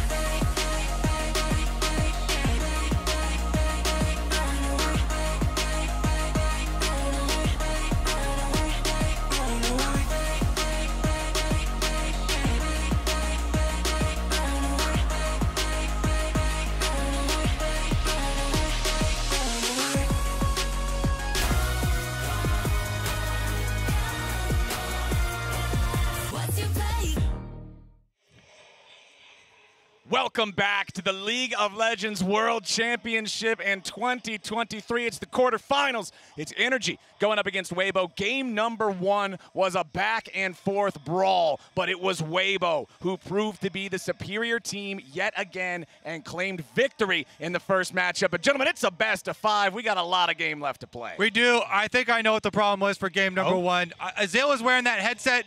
Here, take this, clean that up. Oh, okay, okay. Get every bit of the curse off the headset, wipe that sucker down, and we'll get into this one. The first game was so competitive here. Let's see what the draft adaptations were. You could tell that NRG towards the later stages really did feel the lack of a primary teamfight engager. Yeah. And really good job from Weibo there, pulling the trigger on those Barons, then just protecting Light with everything they had. Again, though, for NRG, you can still take hope from that game, right? You can see where it kind of went a bit wonky in the draft. You still ran the early game. You still were able to beat Weiwei in a lot of these situations and shut down his potential early plays. So for NRG, honestly, I'd be like, lads, we can't do this. We've just shown that it's only 1 or 2 things that went awry. Everything is still left to play for. And everything's looking eerily like deja vu here in draft number 2. It's NRG on blue side yet again. Renata, Rumble, Azir, same 3 bans. Orianna, same first pick. Maokai, Jarvan, Zaya, same 3 bans from Weibo. We're having a very, very, very salty run back here, my friends. Yeah, I definitely can see why both of these sections of the draft are the same. The Orianna was great for Palafox. He made a lot of early moves for the team. Obviously, Light was really good with the Aphelios, but here are the actual adaptations here. The Vi, that primary guaranteed engage that we're talking about. This champion is so much different than the Viego because the ult guarantees you a late game shockwave. You don't have to like get a lucky flank or flash onto them or something with it. And even just taking the Cassante away as well means that you don't have that big beefy frontliner. That's easy then for Light to try and hide behind. Still getting a lot of the same stuff though coming through with this Nico now. And that was my idea of what NRG were thinking with their Gnar ban last time around on ban number 5. They were thinking, hey, Weibo probably going to save the counter pick for the Shy, so we'll ban Gnar, and we'll try and get Cassante after they show first, but Weibo beat them to the punch. So NRG now have bumped up the Cassante pick here before bans. I do expect them to do a little bit of protection ban for him against the Shy. Yeah, I think they're going to bump out a couple of these AD carries, though. When you look at the Senna is going to be gone, you can probably look at something like the Kai'Sa being taken off the board here as well. Just trying to limit that pool. Maybe you want to look at something like a Jinx. We've seen us kind of teeter back into the Jinx Aphelios style, but I don't know if that's really what you want to do here for NRG. So the 2 picks that the Shy has played against Cassante, as the Gnar ban I'm talking about, Gnar is the first one. The other one has been the Aatrox. I don't think the Aatrox necessitates a ban, though. So we'll see if NRG can spread their focus here or if they actually do want to take that one away as well. I'd rather the Renekton. Yeah. I think Renekton is a much bigger issue. I think it's one of the Shy's most played over the course of the entire summer. He always looks fantastic on that pick. He's able to do such a good job of bullying the Cassante when it comes into lane. So I'd much rather see that one banned away than the Aatrox. On the upside though, the Ziggs ban, a curious one. I mean, this is something that Light has played and definitely something I think is incredibly strong, but it's not something that I would have expected NRG to bring into the series today. Yeah, NRG have talked about how they have so many picks still in their pockets. Maybe this is one of them from some of the scrims there for FBI. Ziggs can be really annoying for Aphelios, of course, because Aphelios having no inherent dash, definitely an easy target for the bombs. All right, final ban of the draft is the Viego from NRG's side, and there is the Aatrox you guys are talking about. That's the Shy's answer into the Cassante of Dokla. So yeah, I was saying, my feeling is that it doesn't require a ban, but now we're gonna see. Did it require a ban when he plays it? I think in this sort of draft, though, you're actually in an okay spot because you don't really have backline access to try and set you up to get onto an Orianna. You've got great peel that can come through from both the Vi and also the Cassante. Now you've added an Alistar as well. I really like what NRG have brought to the table here. Yeah, this is completely worlds apart from draft number one. Draft number one for NRG, so much kite back, has some early skirmisher front lines, but that's about it. This one is dive, dive, dive, dive, dive. We've got guaranteed shockwave delivery with the Vi. We have dive bomb Kai'Sa in there for FBI to be able to follow up. Well, it looks like a very different draft, a very different style of play for NRG's side, but over for Weibo, it's 3 of the picks being exactly the same. Make it 4 as the Melio is locked in next to the Aphelios, guaranteeing that the Rel is in the jungle once more. The only thing changing for Weibo in this game is the Aatrox into the Cassante.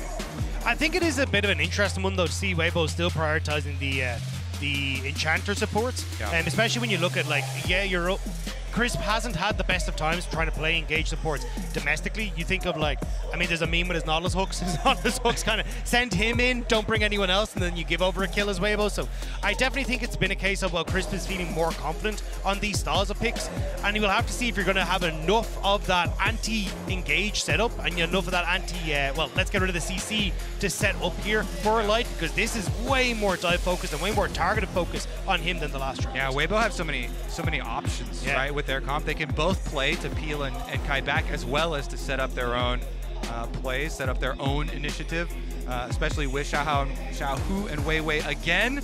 I also feel like Weibo are going to have more damage if NRG don't have a good beginning to the game. So I think the early stages of the game might be critically important for NRG to start kind of gaining some items and being able to bolster some of those base damage, because this time around they're running just the core of the 2 DPS, and while Cassante early stages, you know, base damage and stuff can do decently with the Iceborne, in the later stages Weibo will outpace. And that's why I think you have to try and see if you can find this early success with NRG in the skirmishes, like we saw in game 1. 2 kills quickly going across the Palafox. Maybe you can try and set up for something like that once more, but not having the Renekton there and then having that Orianna in the mid lane, I think is going to make it kind of difficult to try and play topside. And in theory, Aphelios Melio should have control over the bot end. Well, let's rock and roll. It's time for game number 2. Remember back in game number 1, we had a very, very close match for a very long time. It was NRG often just a little bit ahead in terms of the gold, 1 or 2,000. But once Weibo finally took control over the game, they never really let that grasp go. And it was them who were able to ultimately take the Nexus. Now, can NRG actually strike back with these changes in the draft, taking away the Cassante, grabbing the Vi before it gets banned? Or does Weibo's comp that they put together in game number 1 and now just very slightly tweaked have that secret sauce once again? Yeah, this is going to have to be the game for NRG to prove that they can actually beat a carry plus enchanter bottom lane, with allowing Crisp now 7 times in a row with playing a ranged bot lane support for themselves. If NRG fail here, then it's going to be very rough. All right, as the minions are about to spawn, a reminder. Remember that you can log into your Riot account on LoLEsports.com and watch Worlds live to earn exclusive Worlds emotes and icons. That's right now. Worlds is live. Go do it. Honestly, you probably already are since you're here watching right now, but you can see Weibo starting their own jungle path here with the enemy Raptors, as Wei Wei is going to steal that one away, and Contract's now under pressure from the enemy jungler. He's going to have to be careful. It's level 1 versus level 2. Rel's not normally a duelist, but he's dueling Contract straight to the death. Shattering Strike. Contract's trying to run it off, has to flash. Wei Wei absolutely throttles Contracts' early plan. And that's a disaster for Contracts now, because Weiwei can actually start to path through mid with the push that Xiaohu has. You've already got control for the Shy on top side, and they can look to contest that top end of the map as well. Ah, the delayed invade, so good. Getting level 2 off the Raptors. Delayed, and they don't see it in the fog of war. It's so good with the Rel, with so many of these jungle champs nowadays having really powerful AoE options available to them. With Rel, with the Q, he runs Contracts off, he gets the flash, he gets his whole red side. Massive stuff for Weibo, because now they can count on Contracts only have his own blue quadrant. They've got pushing lanes here to be able to defend their own red quadrant. They have wards on their own Raptors, on their own red as well, to see if Contracts tries to go over there. So Contracts is going to have a dangerous time fighting his way out of this one and back into it. Considering no flash, he'll be a prime target for collapses. But Weiwei will show bottom and force the dive. Oh man, it's level 1 for both NRG bottom laners. Weibo's ready to collide here for the 3-man play, but Weiwei misses the Shattering Strike, so that means the play gets called off instead. NRG are going to hit their level 2s. Contracts now has an opportunity to move into the enemy jungle and get a red buff after all. Yeah, because he shows bottom there, and there's no move from either of the solo lanes, that is going to be some welcome catch-up for Contracts. I think it's a massive mistake from Weibo, though.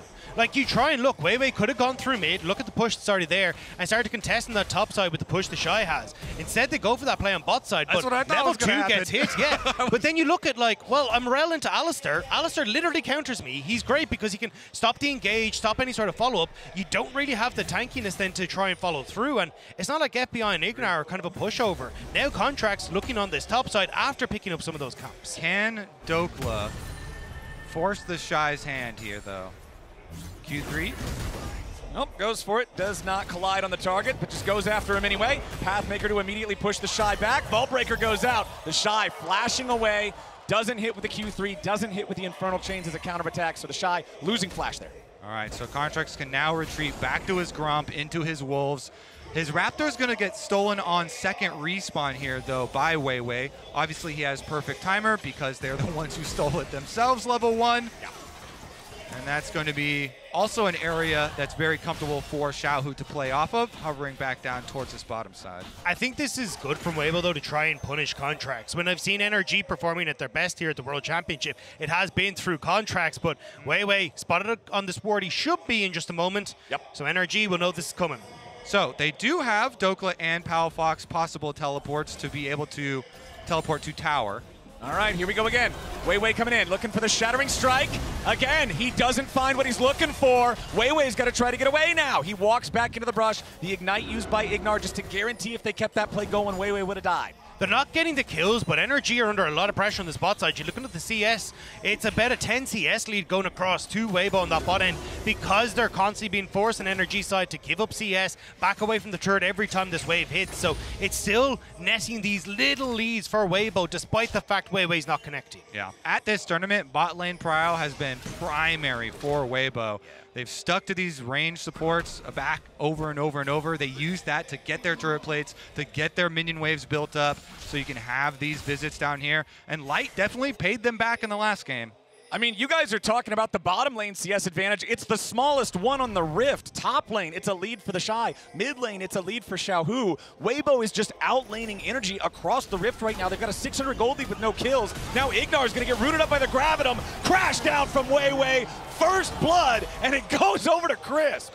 This is so good from Weibo, just going, hey, look, as long as we control this bottom quadrant, we control the bot side of the map. And once more, it's just Weiwei going, I don't care about my CS, I'm going to go, but Crisp having to flash away now himself as Contracts catches him at the very end of his recall, nearly getting a punish there, but not enough. And that's a big wave built up too.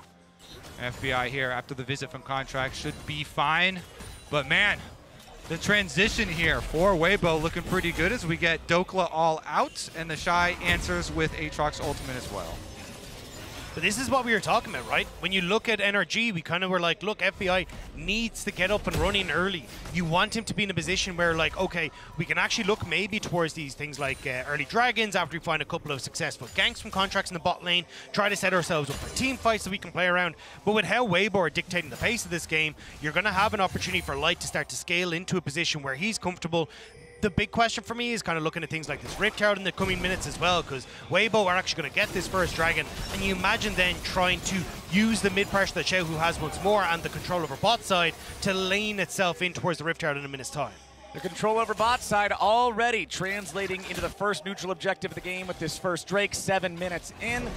So that'll be an easy pickup there for Weiwei, a little bit more damage, plus the smite gets it done. Nearly a 2,000 gold lead at 7 minutes from this incredible laning coming out from the Weibo squad all around. Contracts, once again, gonna look for something bottom, but the problem is, it's red, white, guns on light, and he's level 6 with the ulti. You don't even win that 3v2. And there's a Xiaohu, and there's a Weiwei, and there's a ton of Weibo members that want to get involved. Yeah, the return of the focus to bottom lane for Weibo. Oh, here we go. Xiaohu trying to get out of this one, dropping the clone, using it to be able to block the Vault Breaker. That clone is so powerful because of its ability to block things. Yeah, so strong though for Weibo, splitting the map with their starting straight from level 1 and being able to control this bottom side, because when you scale into the game with an enchanter on your team, it makes those team fights so easy to play out. Also, having control over contracts means he's massively far behind and trying to hit level 6. Didn't go towards his top side to get the camps there that were respawning. He's now picking up his red that just respawns on bot side. But when you look at Weiwei, he gets 2 camps. He's going to be able to hit level 6. They can start to play for Rift Herald. So contracts need to very swiftly clear out this top side and get a reset in if he hopes to match where the strength is of the Rel right now.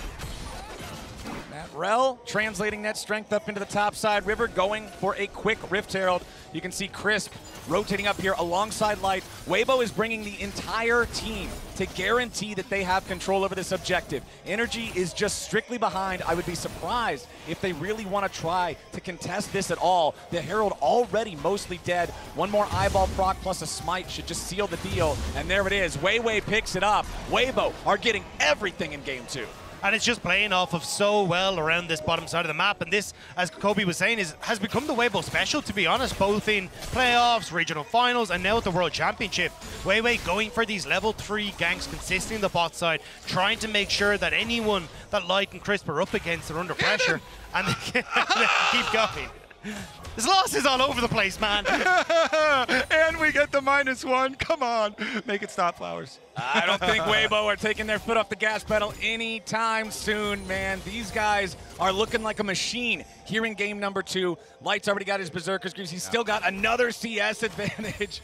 This guy's just insane. And this is where I expect Weibo to continue putting this pressure on the bottom side, right? Xiaohu gonna have control, Rift Herald down in the plunket there, make sure you're able to get the charge, get more gold into Light's hands, and then again, just let Light be this massive Aphelios with the accompanying Melio.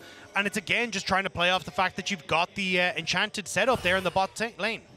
All right, Weibo, surprise, surprise. He's on the bottom side of the map. Haven't seen this before. Kyle Fox gonna run away though and dodge the snare. And you can see him dodging that snare away. Remember, this is our featured matchup, the junglers and mid laners, Contracts and Palafox versus Weiwei and Xiaohu. Featured matchup presented by Mercedes-Benz. So much for both teams revolves around how these duos interact. And so far in this one, Weiwei's early control over the jungle, y'all already talked about it, is allowing Weibo to just dominate the game.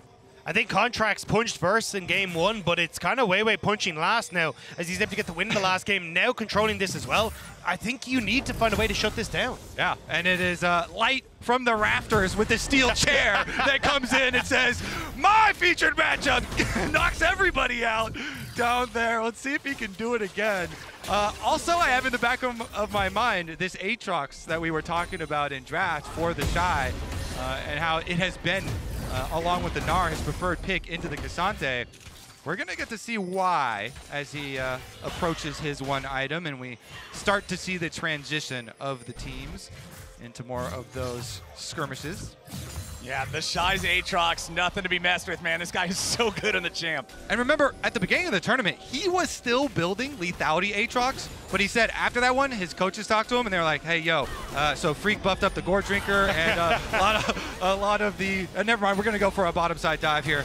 NRG, they kill the ward, they're still gonna go. NRG wants to make the 4-man play. They got the Unbreakable Will and they're ready to start. Weiwei's already here for the counterattack, but they jump in. The Killer Instinct's gonna find Light, and he's already down. Ignar with the flash away to make sure he doesn't pay one back. Pop Blossom only finds one. Xiaohu's gonna pick up Ignar, but now he might be taken down. The Shy teleports in. World Enders ready to end their world, baby. FBI staying alive only for a moment to kill Xiaohu, but now they're trapped between a rock and a hard place. FBI falls. There's nothing left. NRG are crushed. It's 5 kills over to Weibo. The Shy teleports down behind them and slams the door shut behind NRG after what was a successful dive onto Light, killing the Aphelios, getting the flash. But the Shy is here. There's no escape. They grab the extra kills, and while Dokla does get played on the top side, the Shy will get the same bottom, and there is a Dragon up. So you can use Rift Herald mid, transfer that mid pressure over towards the Dragon as well. NRG have reset though. Got a little ahead of myself, only 4 in that specific engagement. Dokla, luckily, still alive on the other side of the map. But now, a TP coming in. They want to try to get something back. Big Dokes wants to get involved. They're going after Crisp and Weiwei. Crisp, low HP, still trying to get himself out. But Dokla's not going to get much of anything. The Drake is at least alive. NRG might be able to use this momentum to try to snowball into that neutral objective as the Shy retreats back underneath the tier 1 turret. NRG are playing for the Dragon, but it's Weibo playing for plates on this Aphelios. You can see immediately Light enters up towards that top side. He wants to try and push in and get a few more of these plates. And you can see here, as we start to go for this dive, Ignar immediately pops the Unbreakable win. He's will to actually go for this dive. They get on towards Light, immediately get rid of him. But it's the TP from the Shy who's just come off of reset. It's the ult here from Xiaohu that actually gets interrupted by Contracts. But now you're incredibly separated. FBI is taking a ton of damage, and there's just nowhere for NRG to escape to. Yeah, the Shy came in first, or the Shy came in second, Xiaohu came in first, and they close the door. They pick up all 4 of the kills here. And now back to the top side. They've already rotated the bottom lane here for Weibo. Over to say hello to Dokla. Game number 2 here in this series is feeling a lot more like the first time we saw these two teams fight all the way back in the Swiss stage. Weibo is just absolutely running the map. NRG does not seem to have much of a response for what these guys are bringing. Even when they do make a play, Weibo just makes one better. And the problem is for NRG that you don't really have control now on this top end. So when Rift Herald starts to spawn, if you contest Rift Herald, you lose top tower, which is all going to go in favor of Weibo anyway. And now a Kraken Slayer completed for Light as well. He's in such a good spot. Yeah, and it's so difficult too because Weibo, with this very tanky bruiser build for Aatrox with the Gore Drinker into the Sterix Gauge, very too powerful item combination, by the way. He's going to have a lot of priority in the side lanes to set up these moves for Weibo. So Weibo will have an easy time clearing out the vision, and then you constantly have to check over your shoulder. Where's the Rel? Where's the Nico? Where is the engage going to come from?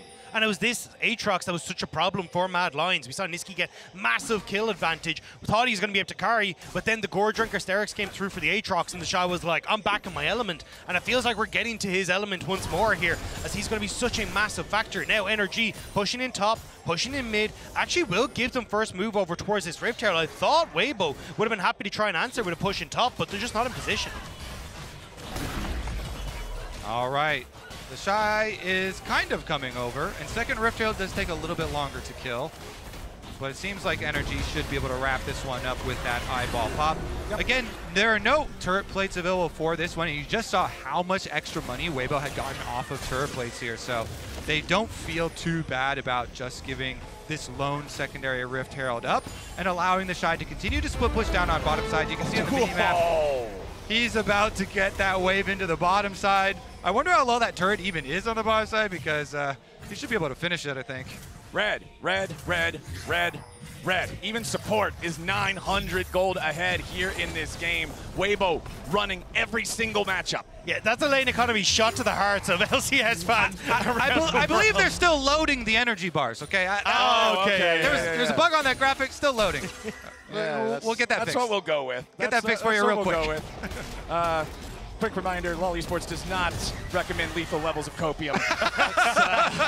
Just going to go ahead and add that disclaimer there with an asterisk. I'm well adapted to it, though, because I've been on it for 12 years. And the minions take the top lane tier 1 turret. That means there is no local gold going over to the side of Weibo, so not quite as much money as they could have possibly got, but still taking another objective from their opponents. They now have a 2-0 turret lead 16 minutes into the game. I mean, I appreciate the silver linings, but I think for NRG, they want to try and get a little bit more here. You can see Xiaohu's on this top side. They have to be careful of not losing mid off the back of this, but can they get the dive? Looks like they're coming around for it. Ignar not going to go in. They do not have eyes on the rest of Weibo. They do not want to overcommit. And that's the thing, the lack of vision's really hurting them. With Weibo having so much control over what's been happening mid, top, river, even their own jungle, it's been really hard for NRG to get this vision deeper onto the top side so they can try and make these plays. So when it's only Light who's actually shown on the map, they're a bit wary of trying to go for these plays, especially with the Shy having that TP up again. The Shy has that Sterix gauge now fully completed. The item comparison in top lane is just absolutely massive. 1 Mythic plus 2 Cloth Armors and a better boot versus 2 fully completed items. The Shy is running this show from morning till night whenever he's fighting in this 1v1 on the side. Meanwhile, the Rift Herald summoned up here in the top lane. That's going to guarantee they can take the tier 1 turret. We'll see if they want to try to push it ahead to gain anything else. Contracts moving forward to clear out the control ward here in the Krug Brush. As no, they do not want to overcommit to this one. Herald's going to get cleared out before he gets the second charge. We're kind of running into the stage that I was afraid of, Dagda, where NRG aren't going to have as much damage really to follow this up. You know, with Orianna just on Ludens, and with FBI going this longer scaling build for the Kai'Sa now, where everybody's rushing the Storm Razor, Weibo right now have so many options, like we said, the side lane as well as the team fight here. So with this Dragon, maybe the vision advantage could be something that NRG can use to get a foothold back into this game. Contract's just ticking over to level 9 as well. He's been put really far behind. I think it's a bit of a one-way ticket for him if he goes in, but he might need to punch that to try and get this fight started for NRG. Meanwhile, back in mid, it's the Magnet Storm committed by Weiwei, forcing out the Unbreakable Will from Ignar. That means that not only is it the Vi, but the Alistar too. If he decides to go in, he's not getting back out if NRG decides to fight. I kind of like the idea of not fighting. Fighting was making me real nervous here. And especially after that, looks like NRG will just give it up. Dragon number 2, not going to move the needle on the entire game that much. Yeah, it's just unfortunate for NRG that when they look at the map state, they can't really get much more for the Dragon. Yeah. Top tier 2 is a long ways away from being under any real pressure. They would love to try and create some pressure down towards this bottom side, but obviously that's where Weibo have concentrated their efforts. So it just ends up in a bit of a weird spot where NRG, where you kind of watch Weibo take the Dragon without being able to answer for very much elsewhere. Yeah, weird is a nice way to put it. Quite a painful spot there. And not too many other options. Just re-put up your defensive ward line. And in stages like this, you have to remain vigilant. And you have to be ready to pounce on an opportunity that presents itself. One lazy transition from one side of the map to the other between one of these objectives by Weibo, NRG have to jump on that to try and change the course of their fates. I mean, we've seen it happen to North American teams a lot of times in the past at these international events when they get leads and they then have one of those lazy transitions. They don't do their due diligence setting up for an objective and the other squad will end up punishing them. We've been praising NRG for how they've played a lot of these fights, how they managed in their ability to qualify for the quarterfinals stage, and in that first game, even though they lost, they had a lot of good looks. But now, can they weather the storm? Can they play from behind and manage to find that angle? They have a lot of people hovering on bottom side. Alistar was seen in the river. Contract's still here, though. Remember, with this tanky bruiser build, though, Merc Treads, plus the Sterich Gauge pop, plus the Gore Drinker. They don't kill him. It's not like you're going to instantly pick off the Shy. You're going to pick off the Shy, and then you're going to have to fight the Shy for a long time before you take him down. And you have to be so careful about putting resource into bot side. Baron is up and available, and I mean, with Light now having his Gale Force completed, that's his Kraken Slayer alongside it. Xiaohu in a good spot. Like, you over-index bot, you're going to lose a Baron. Yeah, NRG have to at least have the Rage Blade on FBI to have a hope here. I actually don't think with only 2 dudes you can kill the Shy at all. Not with Sterix and Gore Drinker being the core items. I think he just gets away. Unless he decides to let you. Yeah. Oh, benevolent one.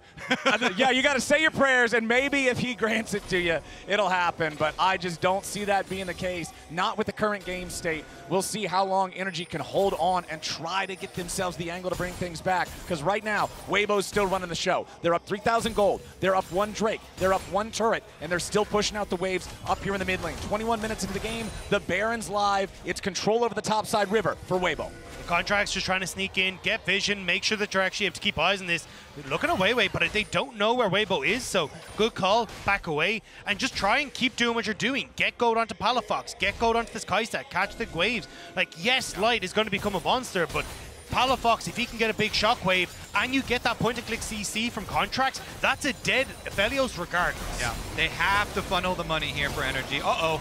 FBI in some trouble, flashing away from the ulti. He knows how much damage Light is going to do from a long way away. Magnet Storm and Ignar, who tries to flash and get himself out. Blastcone's going to take him far, far away. A little bit more damage from Light is not enough to finish off the kill on the NRG support, but they claim the tier 1 turret. They claim flashes from both bottom laners of NRG. Critical victories here from Weibo might even allow them to start up this Baron. FBI got sent back to base. He's got his flash. He's got his Rage Blade. NRG. Dokla stepping up, using the power of the Cassante to just be that big meatball that can walk up here and just dare these guys to hit him. He knows he's not really in danger of dying unless they full commit. So it's still 3,500 gold lead for Weibo, forcing NRG to come try to answer them after they got those summoner spells. Yeah, I mean, Douglas Cassante, but you have to be careful you don't Cassant it, because at the moment with Light being as strong as he is and having all the CC that's there for Weibo, like, you can't really face check. And yes, you have 2 items, but if you're by yourself like that and Ignar is in the base, you just don't have the team fight setup for NRG right now. I think some of the best things that Douglas could do actually would just be to try and keep Xiaohu out. If he's able to use his W, use his ultimate to keep the Nico engage away, then NRG can use the Orianna plus Vi guaranteed engage onto Light and actually kill off the Aphelios. If they could make that happen and take those big tools away from Weibo, then maybe they can carve their way back into it and allow FBI to run rampant. But it's definitely going to be much more dangerous for him without that flash. And I think that's why we got to look at the Dragon that's in 35 seconds. Already Weibo looking to try and fight for mid-party, lean down to that bot side. They have the vision that they need to actually settle into this river. And then for NRG, it's about trying to fight back on this mid-wave to then lean through into that bottom side. They don't have control of their bot wave either, so this is really tough for NRG to fight. Okay, at least they have their 2-item power spikes on both carries now. Palafox with his Seraphs finished for the Orianna, and Rage Blade already been done for FBI. All right, NRG have control over topside river. Here we go. The Shy still hanging around the bottom half of the map, but remember, the level 15 Aatrox does have a teleport that he can use. NRG are going to start up the Baron. They're daring Weibo to come and answer. Palafox throwing the ball into the brush. Weiwei having to back away again now. 5,000 HP left for the Baron. Weiwei goes in with a Magnet Storm. Pop Blossom's gonna find one, but nothing else. Killer Instinct into the back line, but FBI's gonna die. Light gets the first kill, and Ignar has to run. Xiaohu stays alive, and NRG are crushed. A double kill back over to Light. The Shy puts a blade through the heart of Contracts, and Palafox and Dokla can do nothing but look on as Weibo will absolutely decimate North America's team. The combo was separated from NRG, and Weibo pounds immediately onto RNG, and now they turn towards the Baron. Light did such a good job kiting back with his Gale Force. Now though, Baron 6,000 HP and dropping.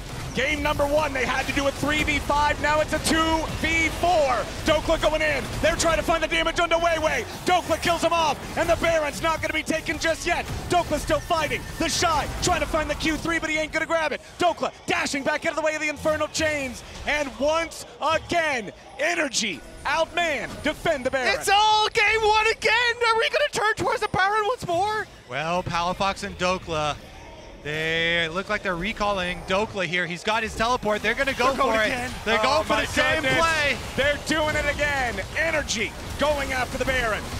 The response from Weibo, what's it going to be? Baron down to 5,000. Weiwei's still dead. Finish! TP Finish! World Ender's still there. Baron dropped. However, the Pop Blossom just found 3. Xiaohu goes in. The massive shockwave nearly kills Light and Chris. Xiaohu's hanging on. Contract turning it right back around on the Light, but he won't be able to find enough damage. Dokla can't do it either. As NRG bodies hit the floor all over the river, they got the Baron, but it's Weibo who takes their lives. One Baron buff gets out alive, and Light survives as well with only about 100 HP at the end there. They get scrappy again. This series exciting at every single objective. Here's another look at it. Yeah, Weiwei tries to go in on towards Palafox, which separates the combo here. So even though you get the buy on towards Light, there's no shockwave to keep in place. He's able to reposition thanks to Milio and the Gale Force. And as FBI gets flown in, the Shy immediately turns on to take him out. Exactly. It was the ultimate combo breaker there for Weibo. because you saw FBI also full sent it in with contracts. The Kaisa and the Vi full on with the dive, but because they also didn't have that ball, they weren't able to get their kill. Now, here's another look at it though. This is after they restarted and Xiaohu came in big to start it out on the Nico, does get the big Pop Blossom. Shockwave does get Light and Crisp and kind of tag them and keep them low on the outside, but the job was already done. Light's able to take them down. Dokla barely unable to take down the other carry as Contract sneaks away. You just don't have the damage once FBI is down. You can see Bramble Barrett hits onto FBI alongside the ultimate, and at that stage then Light's able to get the Infernum across the top to just whip him down. Yeah, the idea there was everybody full send on Light and immediately kill. Here we go. All right, Weiwei's the target. They're sending everything on the enemy jungler, but everything is not enough. Contracts at 200 HP as the Shy. Wings spread wide, looks to cut him off. FBI marked by Light. Gravits him, catches up to him here from long range. They root him up. Jump forward with the Q1, ain't gonna do it. The Shy still going forward. Infernal Chains back onto the Alistar, pulls him into place. Not enough damage. Weibo nearly gets a kill, but not quite. Positioning for Weibo in mid though, they want the Cassante. They go in, but the Pathmaker gets him away back underneath the tier 2. Is it gonna be enough just yet? Yes, it will! Light is unstoppable, and he shines bright with the rest of Weibo underneath the tier 2, or what was left of it after the push finds its way forward. It's a 6,000 gold lead for Weibo, and they're looking for the enemy base. Inhibitor turret under pressure. Weiwei leading the way as he has to crash down backwards, but a big ulti coming in from Light yet again. Ignar and Contracts now having a retreat as the tier 3 turret starts to crumble. Weibo is a machine once they get ahead, and they're not stopping yet. Palafox is run down, and Light is making a highlight reel out of these guys. Run from it! Hide from it! Love it or hate it! Aphelios has made it to the world stage, and Weibo want to ride those coattails to another victory here against NRG. All right, they're going to back off those Nexus turrets, but look at the destruction Weibo have laid waste to the NRG base. Bottom side turrets down. They're taking away the red jungle as well. Contracts has something to say about it, but he's forced to flash out. Contracts thought he had something to say about it, but Weibo immediately shut him up. They were not going to put up with that. He did. It was just sorry. It was, please don't. Okay, fine, sorry. Meanwhile, now they're looking for the Shy. Pick their way back in. All right, they're going after the Aatrox, but he's already got the Sterix. He's finding a lot of healing, but it ain't going to be enough. Shut down over to Contracts. Xiaohu makes a TP, but what can they find? Ignar looking to regroup. They got to try to save FBI. He slammed back into the ground, and Xiaohu found him. Now we got a 4v4. Even fight, but it looks like Weibo doesn't want to take it. This is something that in the LCS, NRG were quite adept at. Even in games where they were behind, they just full send, look for picks when people are recalling, when people are trying to reset, when people are going for objectives, and just try and force their way back into games. NRG were never a team to go down quietly. They always try and fight their way back into it. And that Nerdy would have been a good pick if that gold had gone to FBI. You'll see it here, 1,000 gold shutdown off this pick onto the Shy, but it actually ends up going to Contracts in the end. They just don't quite get the kill across the FBI. They see the TP coming through from Xiaohu. They have to try and get this Aatrox off of FBI. And then at that stage, FBI's already burned Flash. Xiaohu has the opportunity to chase him down, and Weibo will happily nab him for themselves. Yep. Teleport in from Xiaohu there. FBI had flashed away from the Aatrox, so didn't have it there. Reset once again, though. Back to the action. Topside is getting pushed here by Weibo. Xiaohu got out there first. All right. They will pull it back here. It is a full minute until the next Dragon. It's also a minute until the next Baron. Just like game number 1, Weibo are sitting in an amazing game state where they're the ones who can get the soul, they're the ones who can get the Baron, they're the ones who can pull NRG apart to 2 different critical junctures of the map. Especially if you're looking at, hey, we get Mountain Soul against this combo from NRG. That gives so much opportunity to Light to survive that big burst potential that NRG are trying to play around. That's why they're already positioned in towards this Dragon. They know how crucial this could be in shutting NRG out of this game. All right, everybody grouped up around mid. North America is very familiar with this situation. The Shy getting jumped on by Contracts here, loses a little bit of HP, but nothing too serious. Jumping right back in, goes for the Q3, but he won't find it. Now with the World Ender, Ignore with a knock up onto 2. They crash down into FBI. He's under pressure. The Shy is still alive. Dokla goes all out with the Ball Blossom, finds another one. The Shy's still not going to be killed just yet, but FBI finally got him. Ignore giving the other 2 away. NRG going for the team fight. Ignore, the target. He can't be saved, and Light is godlike. It's a 4v4 on the Rift, as Weibo have control over the Drake Pit, and Contracts has no way in. Mountain Soul goes over to Weibo. They don't have any opportunity to get in. Palafox is looking for something sneaky. Has no damage, no ult available, and it will be Weibo picking up the Soul. TP available on the Shy. I think Weibo are going to rush Baron. They certainly are, but so are NRG. Contracts is trying to get there early so he can get some vision. The problem is, Dacta just said it. It's the TP for the Shy. As soon as he spawns, he's right there. Ignor's got to take the long way, and I hope the Cal's been doing his cardio. NRG, there's no way they get there in time. The Baron's already at 5K. Weibo's going to get the Soul. Weibo's going to get the Baron. Weibo's got everything. Contracts tries to get away with the Vault Breaker. Tries to stay alive. Dokla's in the middle of everybody. The Shockwave. Asante, he gets the Shockwave placement over for Palafox. A massive Q3, but there's no follow-up. Weibo's in trouble as FBI and Contracts are now fighting the Shy. They take him low, but they can't take him down. The Shy's Aatrox is a raid boss, and he's still fighting. Ignore finally drops him as they come in with a massive counterattack, and the Pop Blossom claims FBI. The follow-up claims Ignore, and Weibo is about to take the game. NRG got the Shy, but Weibo are coming for the Nexus. They've got Baron, and they can push hard. They may have got the raid boss, but it's not gonna matter. Weibo still pushing. They go in after the enemy carry. Palafox trying to get away, and he barely survived. Now Contract, he's the sacrificial lamb. Light is legendary, and Dokla and Palafox cannot stop him. Game number 1 was close. Game number 2, absolutely not. Dokla can't do it. He goes all out, but he's only gonna buy a moment. Light is legendary, and Weiwei leads the charge. The Nexus is under pressure as Palafox keeps trying to fight back, but the Aphelios will take Nexus number 2, and Weibo hits match point. Weibo are not stopping here in the quarterfinals. Finding these consistent opportunities to turn around the small picks NRG are looking for, and finding the win again and again. Such impressive stuff here from Weibo. Light really stepping into center stage. The Shy Aatrox also was a bit of a factor, Flowers. Oh yeah, the Shy Aatrox showing up in the world stage yet again. Weibo move on to match point with that win, and we're going to be right back with Game 3. But first, a little bit of a rewind. Let's check in what Contracts thought was his favorite moment of the G2 series, thanks to the Oppo Cam.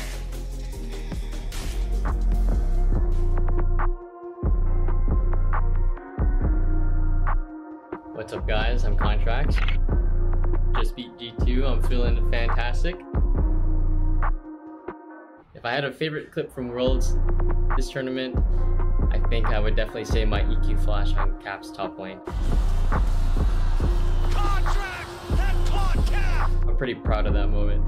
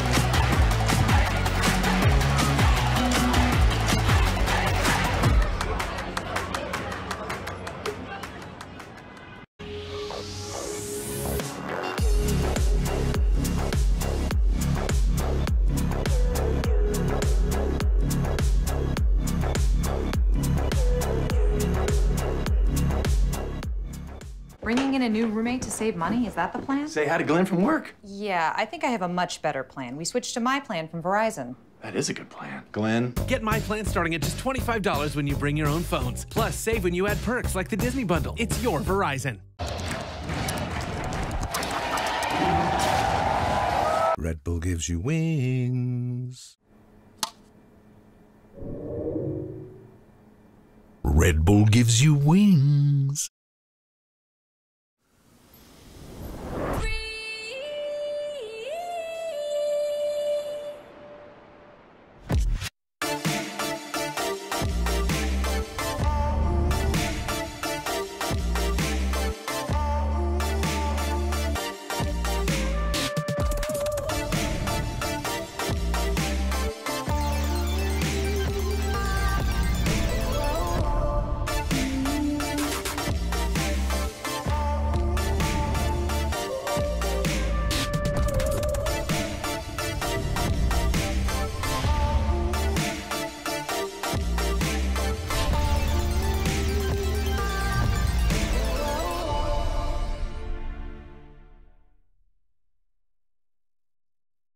Bringing in a new roommate to save money, is that the plan? Say hi to Glenn from work. Yeah, I think I have a much better plan. We switched to my plan from Verizon. That is a good plan. Glenn. Get my plan starting at just $25 when you bring your own phones. Plus, save when you add perks like the Disney Bundle. It's your Verizon.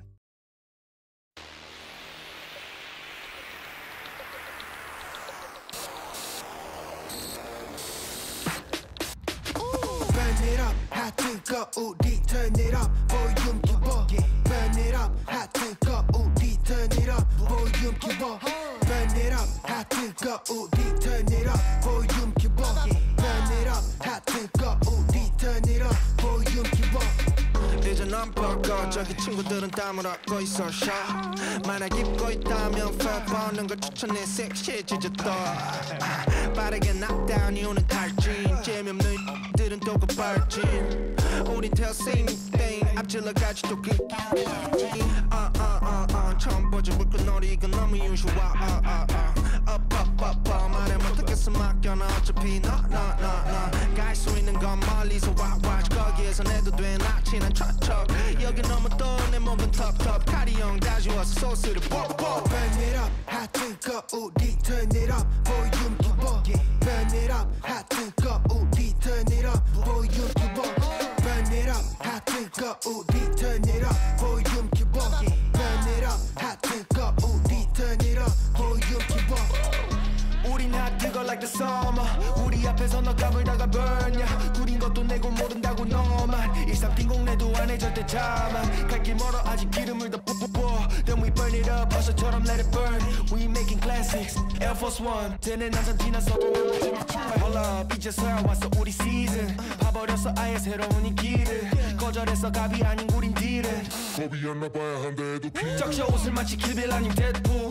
우린 직진하지 while they making false moves 막춤 쳐도 우린 바다 길이 박수 1300 이제 돼버려 나 가수 Burn it up hot drink up OD turn it up volume keep up Burn it up hot drink up OD turn it up volume keep up Burn it up hot drink up OD turn it up volume keep up Burn it up hot drink up OD turn it up volume keep up Burn it up 뜨겁게 불터 버려 배로 벌어 배가 부를 때까지 turn it up 안 들리니 볼륨 키워 시끄러워로 참아고 막 찢어져도 죄송지고 나나의 범위는 일삼 no doubt 뒤따라봐 지금 제일 핫한 팀 일삼 no doubt 부정 못하지 넌 Burn it up hot 뜨거 OD turn it up volume keep up Burn it up hot 뜨거 OD turn it up volume keep up Burn it up hot 뜨거 OD turn it up volume keep up Burn it up hot 뜨거 OD turn it up volume keep up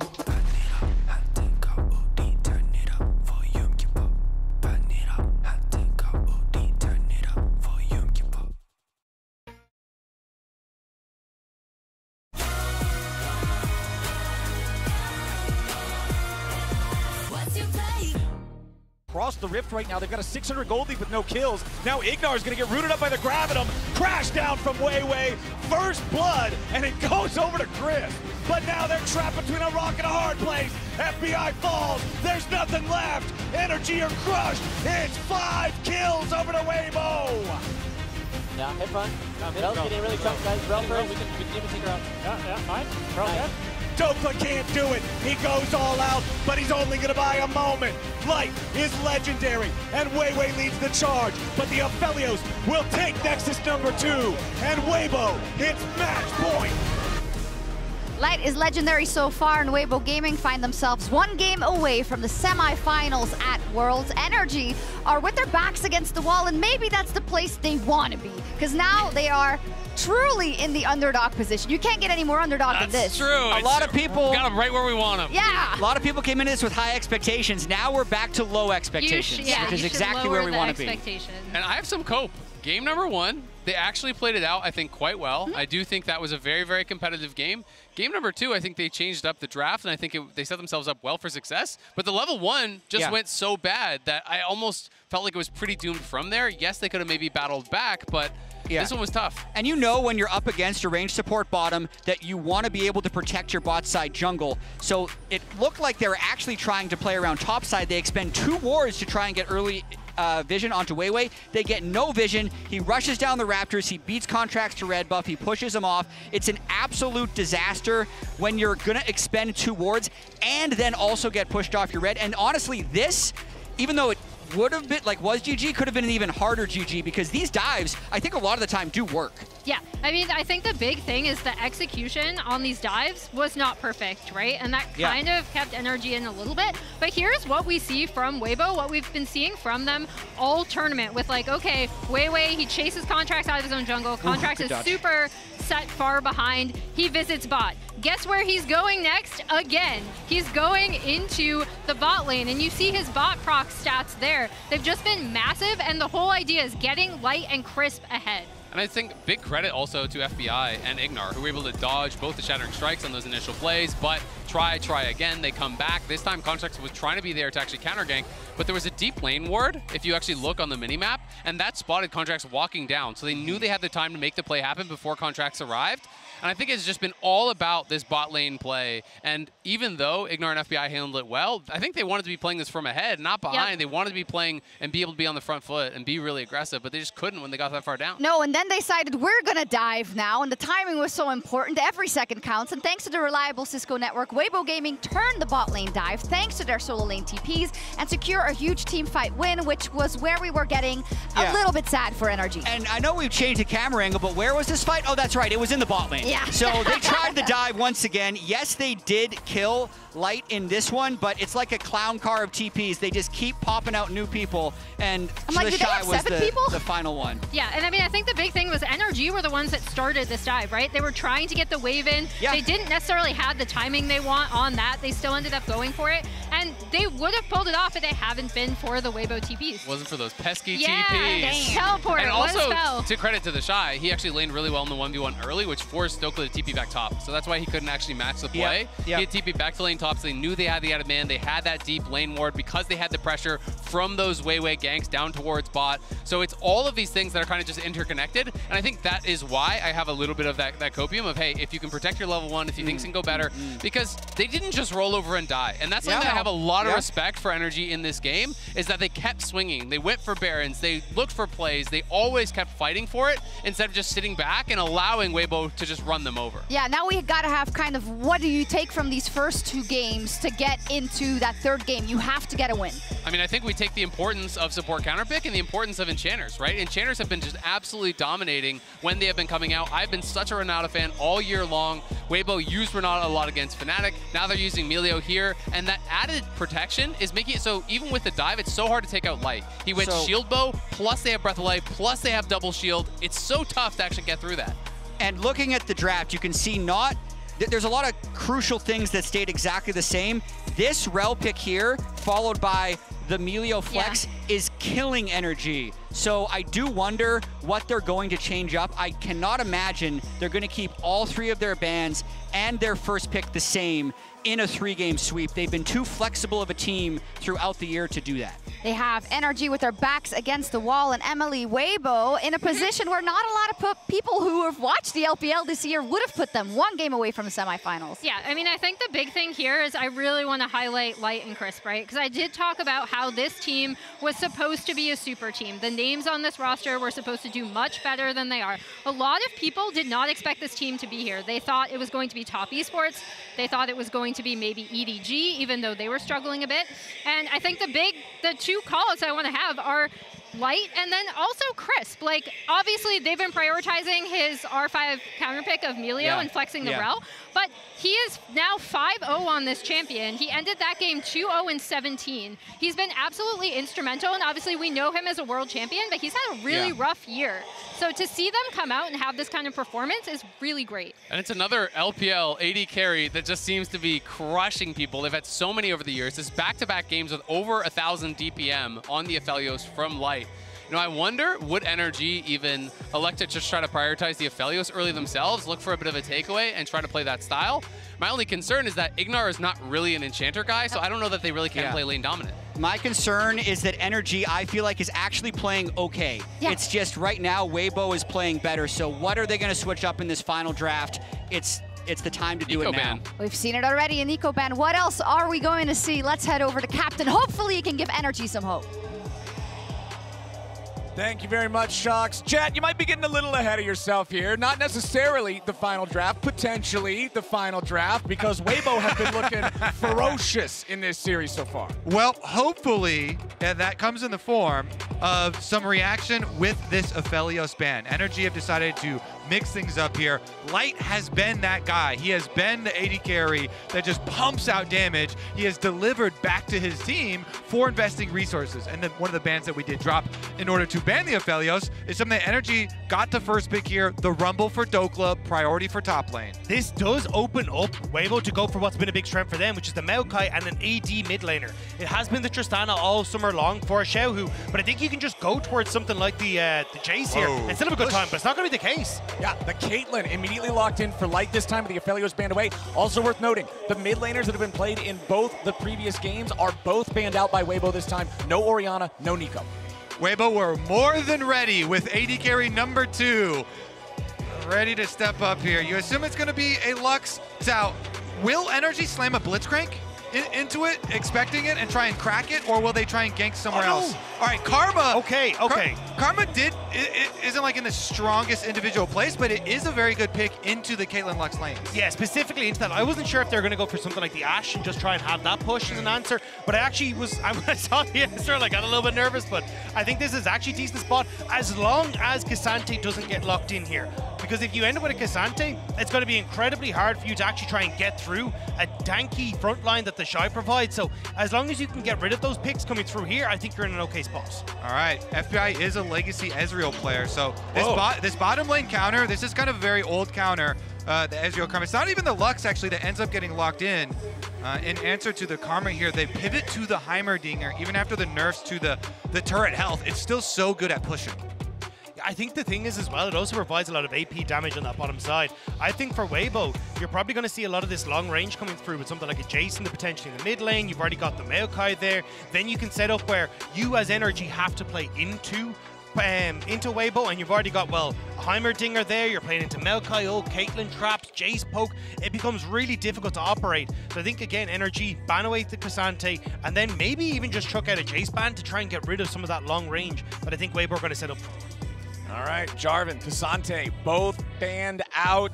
Heimerdinger, Caitlyn, Maokai versus Rumble, Ezreal, Karma. Do they want to continue targeting junglers here on the side of Weibo, having already got that Maokai? Like you pointed out earlier, Dagda, this is something that was banned in the first 2 games. Having it now in this third one that could be the final game of the series is huge. So if they can knock contracts further down that tier list, could be a big difference maker. There it is, the Poppy banned away. Yeah, they're looking at contracts there. Possible good combinations with the Rumble. NRG definitely need to get some sort of structure, some setup for their team fight, but now we still are looking at what the Shy is going to be able to play into Rumble. NRG afforded another protection ban here if they want to invest it into him. you know, Aatrox is playable into Rumble, but you have to switch over to Conqueror and do the more like range pokey style. Yeah, I think you could even go for something like the Kennen if you really wanted to. Just have yourself, again, a bit more AP topside. I think you take the Jace here if you're going to be Weibo. And then you're in a spot where you've got two big, heavy AD damage dealers. You've got great opportunity if Weibo NRG try to play into you. But it looks like it's not. It's going to be a case of going towards the Gnar instead. So still having a little bit of the poke coming through, but definitely another champion that thrives when you have to try and run at it. I want to see what Contracts goes here for, because they kind of need an AD jungle threat. Viego is a possibility, but they also want more structure for their team fight, you know, more AoE. I think Wukong is a really strong pick here. You get the team fight setup that you want for the likes of this Rumble, you get the AD jungle that you really want, and also then the speed up to pair alongside it would be sick. Okay! Palafox Yone comes out again. NRG were notorious for being a flex Yone team. Both Dokla and Palafox love this champion.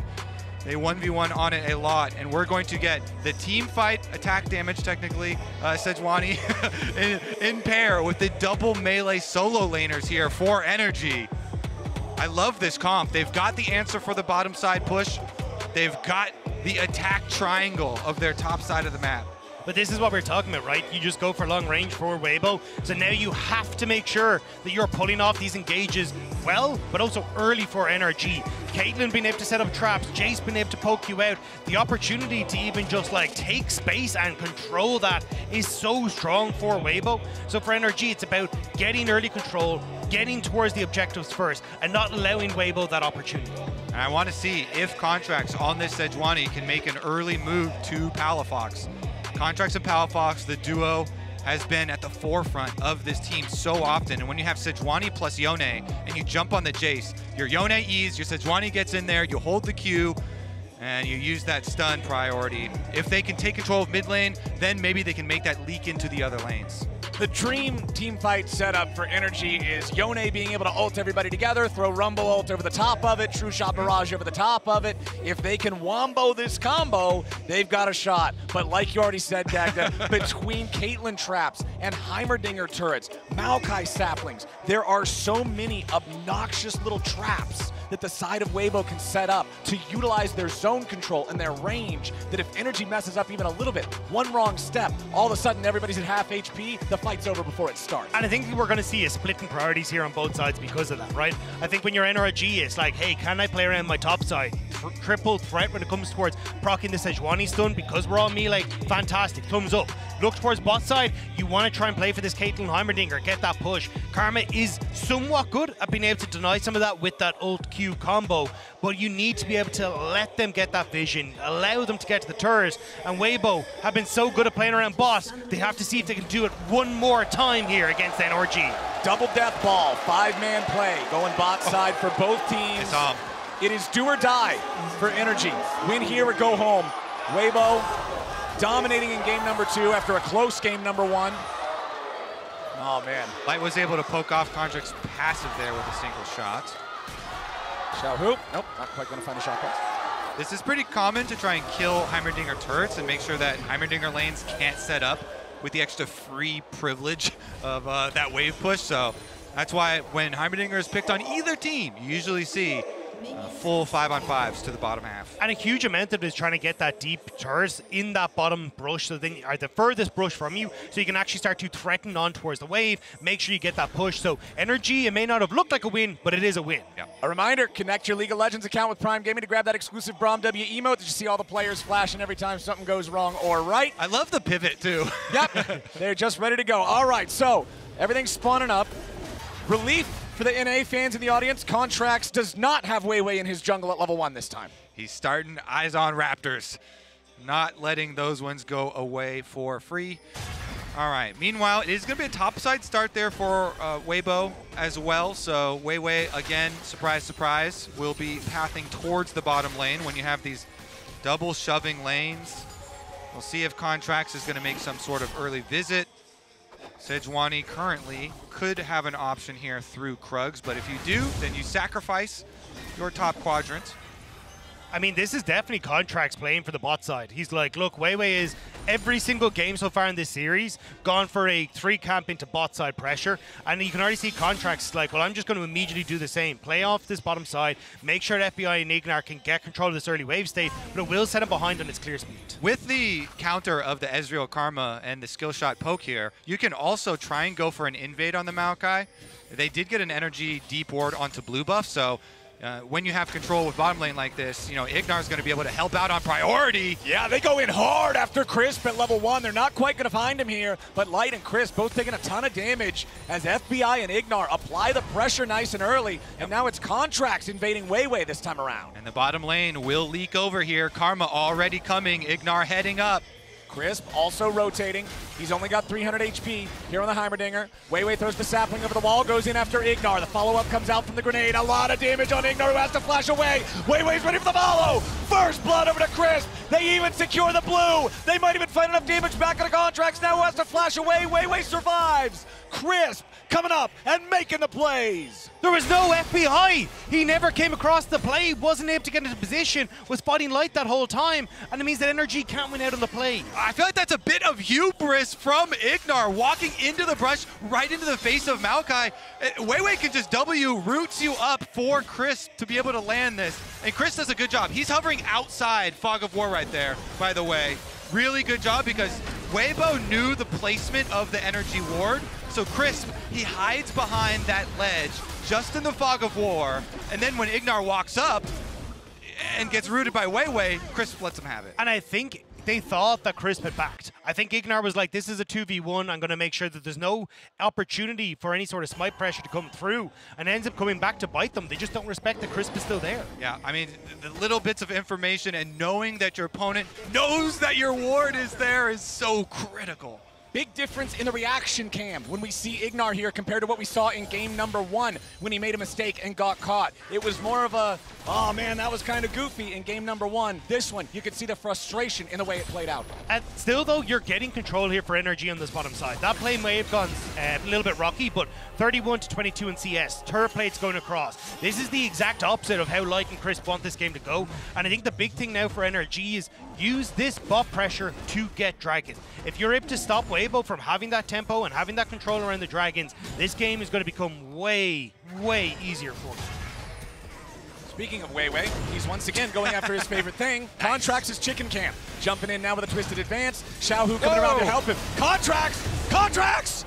What was that? What was that? His Q got dodged. That was like watching a matador, you know? The bull charges forward. He thought his Q was just gonna bump into Weiwei there, but he goes right through him. Weiwei, pretty smooth moves on a big old tree, dodging him out right into the hands of Xiaohu, rotating over from the Jace push on mid.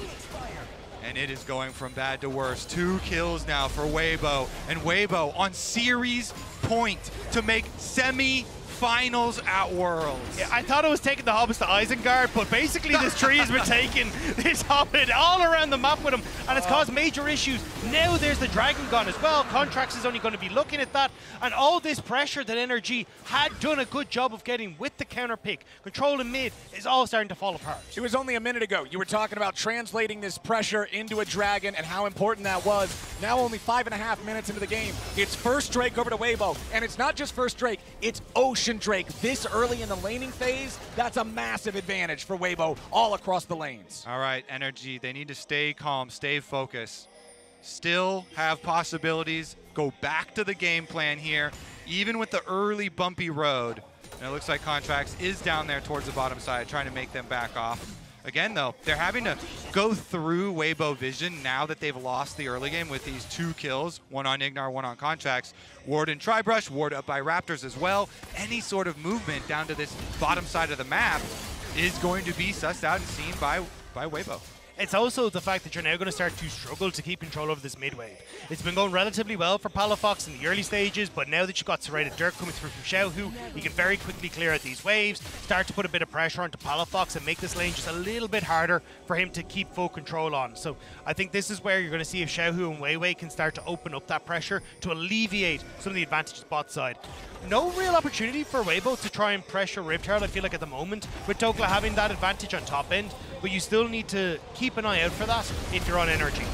The Shy going in here with the Mega Gnar combo, jumping in for an aggressive trade against Dokla. Dokla has already used his teleport to return to the lane. The Shy has not. As long as he can just trade as aggro as possible before he goes back to base and then returns, he's going to have that HP advantage. He's going to have that edge in future trades. Yeah, Shy has not even based yet, has not even popped his potion yet.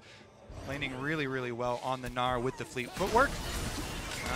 Honestly, let's see about the transition, though, because Contracts did come over. They try to get some vision down through the Rift Herald here. It looks like they got one inside to the pit as well as the Scuttle Crab, so vision definitely secured. Yeah, I think they're waiting for Contracts to hit level 6. You can see him moving back down towards his bottom side.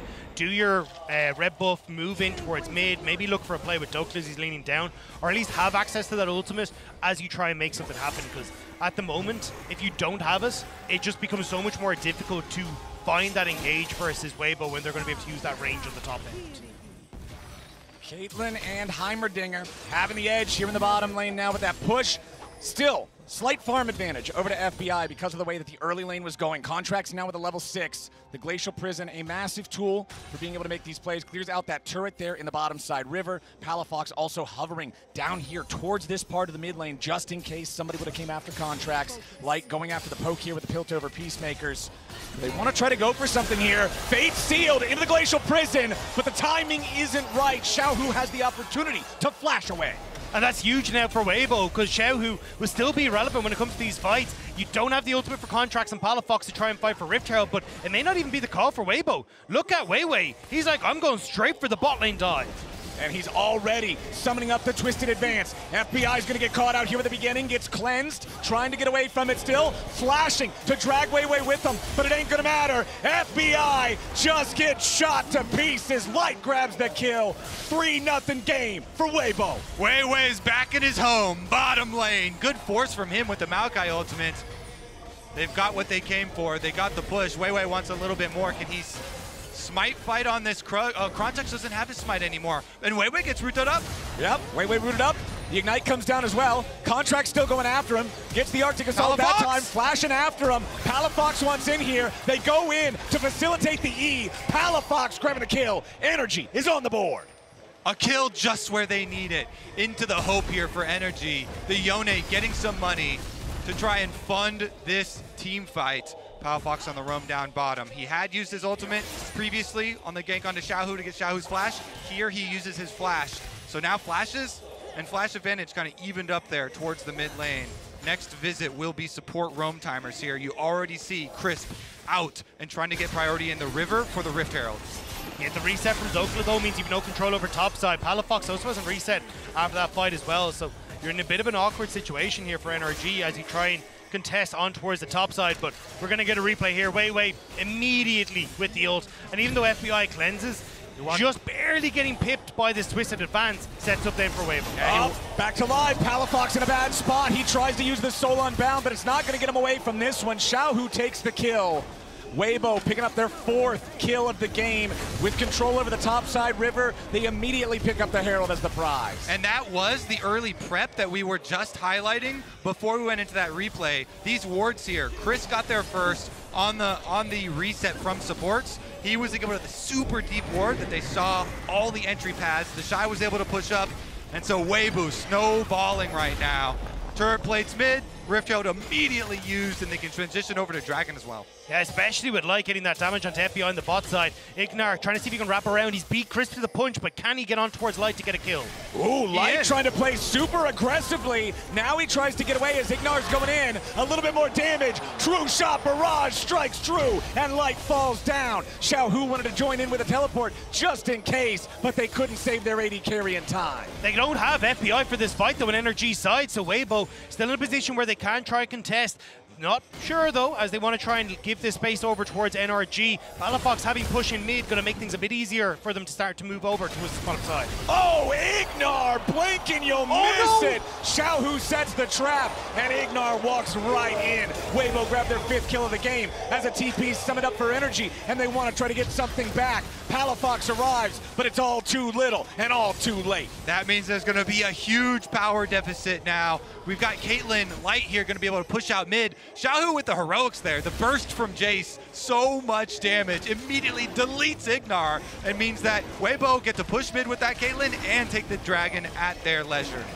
Man, oh man, another Drake going the way of Weibo, another plate going the way of Light. Everything is coming up Weibo here in game number 3. They're up 2,000 gold, 2 Drakes to nothing, 12 minutes in. But the problem is, it's actually coming off of NRG's over-enthusiasm to try and make these plays happen. Like, Weibo are looking for the play, or weren't looking for the play on bot side. It's Ignar who roams into the face of Xiaohu and gives that kill across. Then contracts with on the ultimate means that Weibo are able to go for Dragon. It's NRG that are just pushing the envelope too far, and Weibo are punishing. Dagda, if you don't love NRG at their 2-0 over G2, then you don't deserve them here, because this is how they always look for the aggressive play. They're always looking to preempt it and be the ones to start it out. This time around, they're getting punished at each face check. Level 2, was it? The first one from Ignar on the invade in jungle. And here again, their idea there was catch Xiaohu, Ignar try and shield himself and keep him in, and off of that kill, they wanted to chain it into a dragon and start to claw their way back in. And they're a team that always wants to make their own win cons, make their own comebacks into these games, and sometimes they get punished for it. Xiaohu and Weiwei looking for a potential dive here on Palafox, not going to find it. Decided discretion's the better part of valor on this one. Contract's going to face check into the brush there that Crisp was waiting in. Now Palafox in trouble. Twisted Advance comes out. Nice buffer through the CC from Palafox, but it cost him his ult to get away. It'll cost them bot lane tower as well. The amount of control that Weibo have on this bottom side is absolutely insane, and Xiaohu already taking plates. Light has pushing mid, so he's leaning down. I don't know if NRG can stick around that long. Well, Palafox is going to step forward with a Soul Unbound. They can at least clear the wave away. Remember, it's only the first Herald. It does about a plate and a half worth of damage. So Weibo could summon it up, take the guaranteed 2 plates that are left here, but the clock has now moved past that point. So this turret is done for, you would have to think. A little bit more damage coming out there. The Jace extra attack speed allowing him to put the DPS into it. True shot barrage over the top, going after the minions. Ain't going to get it done. First turret of the game goes to Weibo. And you can look at the map. Look at where the Shy is. Weibo knows that they've been given a lot of extra advantages in this game. So they're like, look, as long as we don't give anything back, we can play through those wins that we have, play through the strength of Xiaohu, and not give the opportunity for NRG to strike back. Dokla with the Shy hovering around here. He should be all right, though. Yeah, this is definitely one of Xiaohu's best games so far at Worlds. Definitely been a member of the team people have been looking for more from, with such a high bar set.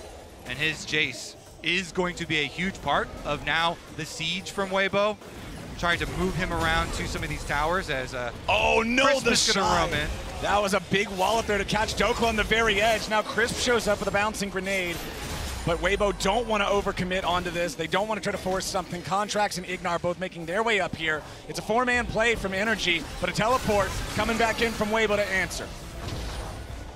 The Shy coming back in, but I think they're just going to back away from this one. You can already see where Xiaohu is positioned on this bottom side. He's going to push in, so NRG going to be forced to back away. And I agree with what Kobe said for Xiaohu. This is a player that has been so downtrodden coming into this World Championship. A lot of people, both on the Western side and also in the Chinese community, have been like, look, Xiaohu doesn't make it past October when it comes to World Championship. So often, he's the guy that has been questioned when it comes in. But when you look at that lane economy snapshot by MasterCard, you can see how big an advantage Xiaohu has gained for his team here, and he wants to try and continue it forward. All right, Weiwei is the target this time, but again, NRG cannot get the CC chain they need to guarantee these kills. Even when they find that first part of it, the rest isn't there. Palafox versus the Shy up in the top part of the map. Soul Unbound. Oh no! A rock to the face! Learn your place! The Shy absolutely decimates him there in the 1v1. That wasn't even close. Dokla now losing to Xiaohu in the bottom lane. Drops the equalizer. It ain't gonna matter. Flashing the auto attacks. Weibo is just better. That's the Xiaohu that did so much work for them in the regular season. All right, Weibo really came to play now. The Shy pushing on top turret, Light pushing on mid turret, NRG trying to fight back. They want to try to find something here, but again, it's just Crisp and Weiwei knowing their limits and backing off once NRG try to make a move. And this is what we were saying, the second Weibo get control, it is so hard to play into this composition. They control space so well, they deny you access so well, and now you've got Xiaohu with 3 kills. You've got Light, who's managed to pick up the gold that he needs off of the towers, and he's starting to take over. Weibo want to make this a 3-0. 6,000 gold at 17 minutes is the recipe to do just that. Weibo loving the state of the game. Third Drake of the game is live. It's a Hex Soul this time around, and Weibo's primed to put themselves in a spot for Soul Point. Yeah, especially with 2 items now completed on towards Xiaohu. I mean, if there's one thing we learned from his Lucian, this man is pretty good at AD champions. We got to see it with his Tristana domestically in the LPL, 72% win rate on that pick. And now with this Jace full firing, they're just getting prio mid. They're going to start to lean in towards this bot side. And NRG, they need to try and find Weibo while they're split, but they're not really in a position to even go for it because Palafox, he's trying to catch the wave mid. FBI and the rest of NRG trying to take control over this bot side river and set up for the He's Drake. gone. Xiaohu's already on a rampage. Palafox is gone. The Twisted advance is out. Equalizer over the top, but Dokla's going to be the target here as Xiaohu finally shut down. FBI taking the credit on that one, but he's traded back over to Dokla, who dies to Light. Meanwhile, Ignar makes an escape to the Hex Gates, and now Weiwei and the rest of Weibo have control over this Drake. They have control over the river. They have a 4v3 on the Rift. Contracts, you don't want to go in there, buddy. It's no way out. Soul Point over to Weibo. Huge stuff for Weibo. So much control in the game now, and with all these sieging options available to them, it's only 18.5 minutes into the game. They can continue to control the Rift, wait patiently for the Baron to come up. And they still have that Rift Herald. They can still go for more here as well as they start to siege up. But you see here, Weibo push out mid. Xiaohu goes into the darkness. And Palafox is gone immediately. And NRG, they don't really fall as quickly, but they still end up falling off the back of this. It's a good ult from Dokla to set up for the kill on towards Xiaohu, but they just don't have enough in the tank, especially as the Shy is chasing down members. Yeah, and Xiaohu has been so good in the LPL and so good at MSI, winning 3 times. It's just been Worlds, the tournament, that has been kind of elusive for him. So maybe this is the time. I mean, the Emperor of Spring has always been the moniker, and unfortunately for him, he's never been able to shift that over towards Worlds. And now Dokla may need to shift out of here. I feel like every single time the camera pans to an isolated member of NRG, it's a Twisted advance coming from the trees. They're alive, and they're after NRG. Weiwei 2-1-3 here on the Maokai, having another good showing. And the amount of vision they have on this top side, there goes the Rift Herald. They know that NRG are not in a position to chase for this, so that's going to be the first tier 2 cracked open here for the Weibo side. All right, Xiaohu going to finish up this turret with that Rift Herald as they teleport on it, actually. NRG are making a strike at a possible comeback. Can they get him? Contracts ult! Palafox goes in. Xiaohu's a big target if they can take him down. He wants to disengage, but the damage on the Soul Unbound is enough to secure the kill. Now what about the counter punch? NRG trying to escape. Weiwei and the Shy still going forward. The Shy has the Hull Breaker. Very, very powerful if he's isolated. Remember, gives him a ton of extra resistances. Has teammates nearby him right now. And even though it's Weibo who lost a man, they're still feeling fine about the state of things. They're just going to back away, make sure that they're not going to lose anything else off the back of that. NRG not really in a position to do particularly much here, because you'll be able to come back into the Rift in a couple of moments. You've got the TP available for Xiaohu as well. The Shy still playing with his food here a little bit, and I don't know if NRG are going to bite back. They're going to watch the Shy just sort of walk back and forth. That's about all they can do. It's real dangerous to go near these guys. We talked about the strength of the composition, having Maokai saplings, Heimerdinger turrets, Caitlyn traps, all being able to control this zone. And now with the Shy having a Hull Breaker, it just means the more that you mess around trying to break through this defense, break through this zone control, the more Weibo is going to get somewhere else on the map. It also means that if you're up against Dokla as the Shy, he's not going to do anything to your minions. The extra magic resist that gives to a cannon minion is absurd for a Rumble to try and deal with. So it sets up beautifully for Weibo to have that four-man threat and then the sideline pressure. The sideline pressure, though, might come back to bite the Shy. All right, NRG sending 3 men after him. Make it 4 as the TP's coming in. The Shy trying to fight these guys, just jumps back over the head, styling on him for now, but can he continue getting away? Twisted advance over the top, true shot barrage to get it done. The Shy falls first. Equalizer now falling as Contract drops. Xiaohu's got the damage, and Palafox has to retreat. Weiwei leading the charge yet again with a twisted advance, as Dokla barely stays alive. Weiwei having a flash out, double kill back over to Xiaohu. Palafox goes in, gets one back of his own. Light still trying to get another kill. There's so many low health bars on NRG. Weibo come out on top. It's a 2-for-2 trade, but the health bars favor Weibo. NRG still trying to fight their way back into this game. They make another pick on the sideline. They get the Shy, they get his flash.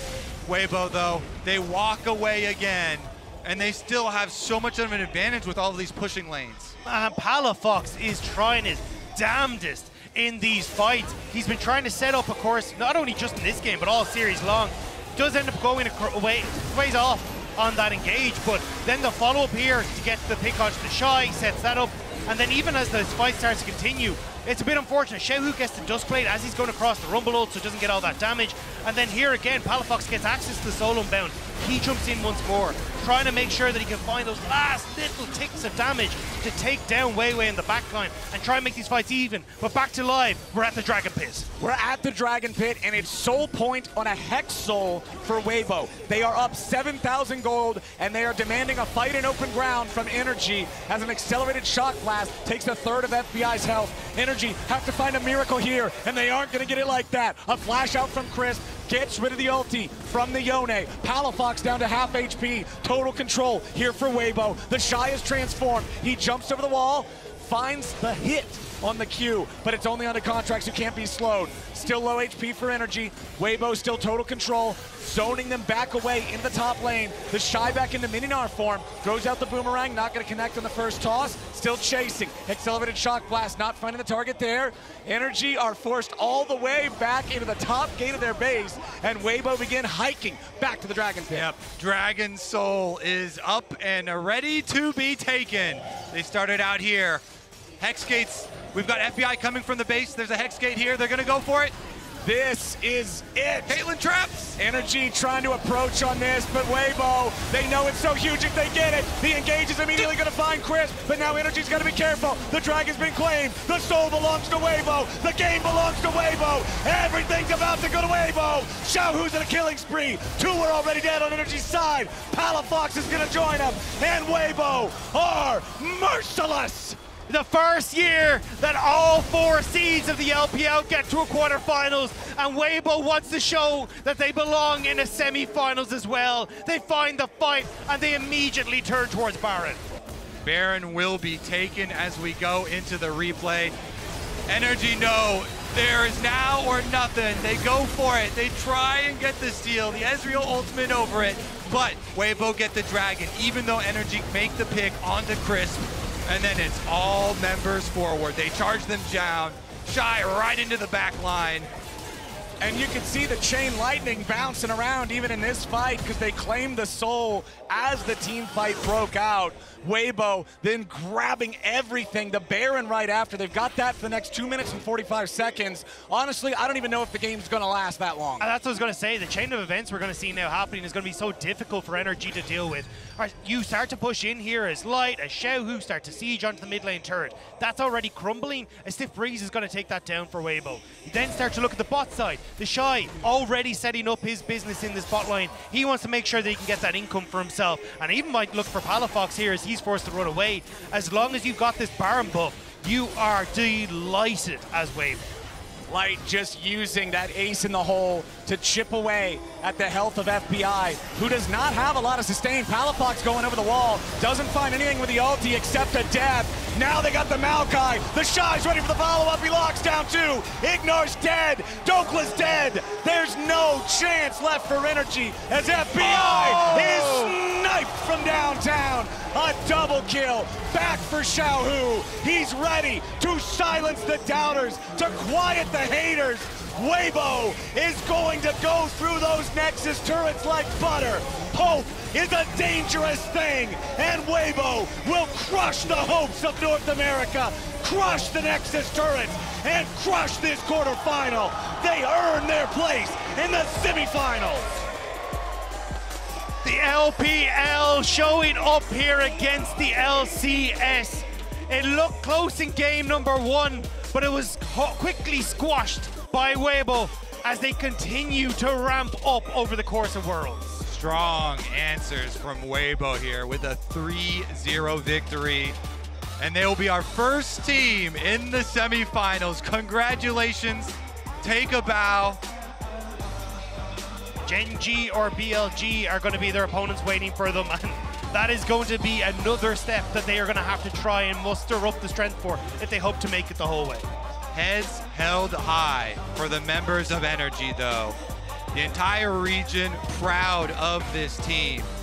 They have forced so many people into a paradigm shift to really question the assumptions that they had about North American players with their strong performances here, even in the face of so much doubt. But still, today it was not enough to take down the LPL's 4th seed, the team that you said it earlier, guys. This was put together as a super team. They were supposed to slay everybody. It didn't play out the way a lot of people expected, but they're here at Worlds now. And although the road has been rocky, they absolutely crushed their opponents here today. And I think they're heating up as they're going forward. And I think it's a lot of question marks that were around Weibo and even their opportunity to get to the World Championship. But now that they're here, we're starting to see where that comfort lies and what made them so strong domestically. AD champions in the mid lane for Xiaohu where he's able to get it. Having Weiwei where he's able to play around that bottom side. And the Shy, I mean, this guy has been fantastic. Picking up things like the Aatrox, being able to slam down that herd onto his opposition and making sure Weibo have that opportunity to continue forward. The Shy is running the show in the side lane. Weiwei constantly doing what he wanted to do in the jungle. Taking over from level 1 in game number 2, constantly going back to that bottom lane, always finding these ultis and these angles here on the Maokai in game number 3. And in bottom lane, there still hasn't really been an answer for these ranged supports from Crisp. Yes, Heimerdinger's not really an enchanter, but he's not a tank either. They're playing this ranged type of style masterfully, and the way that they controlled the zones and controlled the areas that they wanted to fight around in game number 3 was a thing to behold. And it really allows Light to shine here. He's playing on the edge, squeezing out every last bit of DPS. Very, very big stuff from Weibo. Excited to see what they can do in semis. A convincing 3-0 victory for Weibo. And to wrap it all up, let's toss things over to the World's cooldown. Smoke, the doubters, the whole pack. That's what we were memeing about before we got into this tournament. And it was all because Weibo had a lot of doubts around them the whole time. Did this super team work? Was it ever going to come together at all? Well, they're top 4 at Worlds, so regardless of the path they've taken here, they have. Yeah, I mean, I think that, again, I cannot stress enough how cool it is to see that it's coming from this bot lane, right? Because obviously Xiaohu did have a much stronger performance. He hasn't been back to World Semis since 2017. However, like, the big story for me in this, as we see Xiaohu did outdamage everyone in this game, has been this bot lane, though, and what they decided to run with it, how they did rely on Crisp for that R5 support coming in, and how good him and Light looked in this series. And that's back-to-back series now, where I think it has been heavily about bot lane, heavily about these enchanter prio. And I think it's going to be really interesting to see how this actually shapes the meta for Worlds as a whole, because I think they're showing us very clearly that this stuff does work. And I think that enchanters have been largely overlooked for the last quite a while. But as long as you're drafting Engage in the jungle, as long as you're drafting Engage from top lane, you can play enchanters and you can play this lane dominant style. You can stack these goldies, create advantages, and the player of the series rightfully going to Light. He crushed it. Player of the series presented by Oppo was incredible throughout multiple games here for the team. Yeah, Crisp and Light. I think even, as you mentioned, the Fnatic series pivoted around bot lane. I think the G2 and NRG series also pivoted around bot lane. And even the first game in Swiss that NRG played against Weibo pivoted around the bot lane. So for all the star power that exists with the Shy and Xiaohu on this team. It was Light and Crisp and Weiwei that three-manned the bot lane time and time again for the 3-0. Yeah, and I mean, I also want to give Weiwei a little bit of credit here. I know there were kind of some rumors coming out as to whether he would be actually substituted out for Karsa.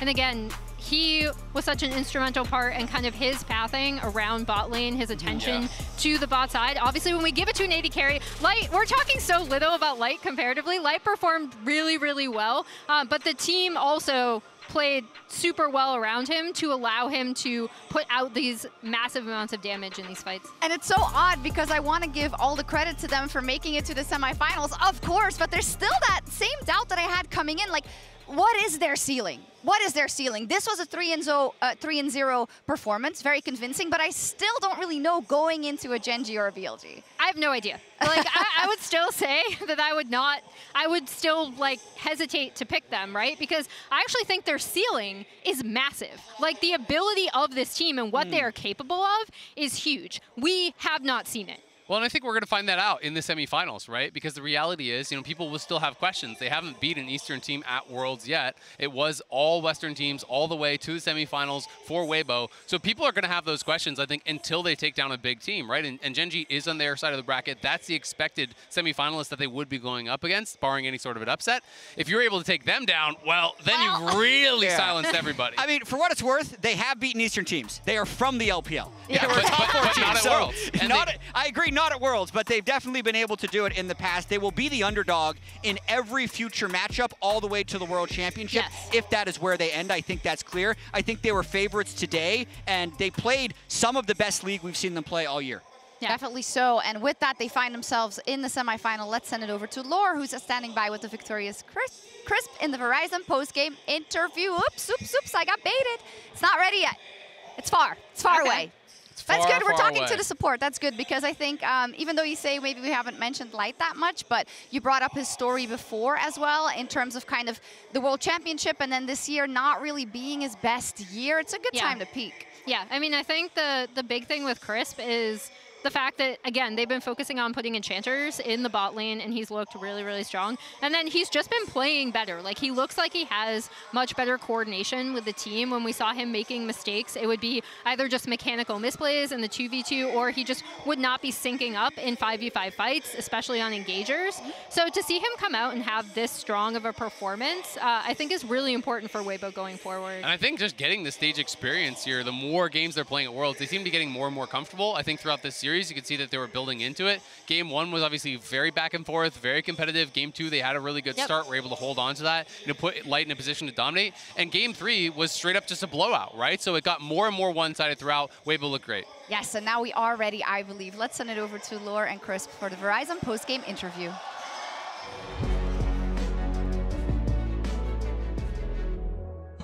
And thank you so much, Shox. We're back here in the interview area with Crisp, winner going to the semi-final. Ni hao. And thank you so much for joining me today. Congrats on taking down the last LCS team we had.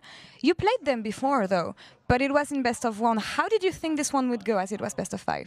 首先，恭喜你们击败 NRG 进入到了4强，也感谢你接受我们的采访。首先问一下，在今天的比赛之前，其实你们也已经跟他们交过手了嘛？以前是 BO1， 那这次是 BO5， 所以你自己的一个对于这场比赛的一个看法，包括说在开赛之前，你的一个期待又是怎样的呢？就是碰上 NRG 的话，我一直觉得就是我们获胜的概率是要比较大一点的，然后所以其实对上 NRG 就是没有什么很大的一些心理上的压力，就觉得我们发挥出自己的实力，我们是能赢他们的。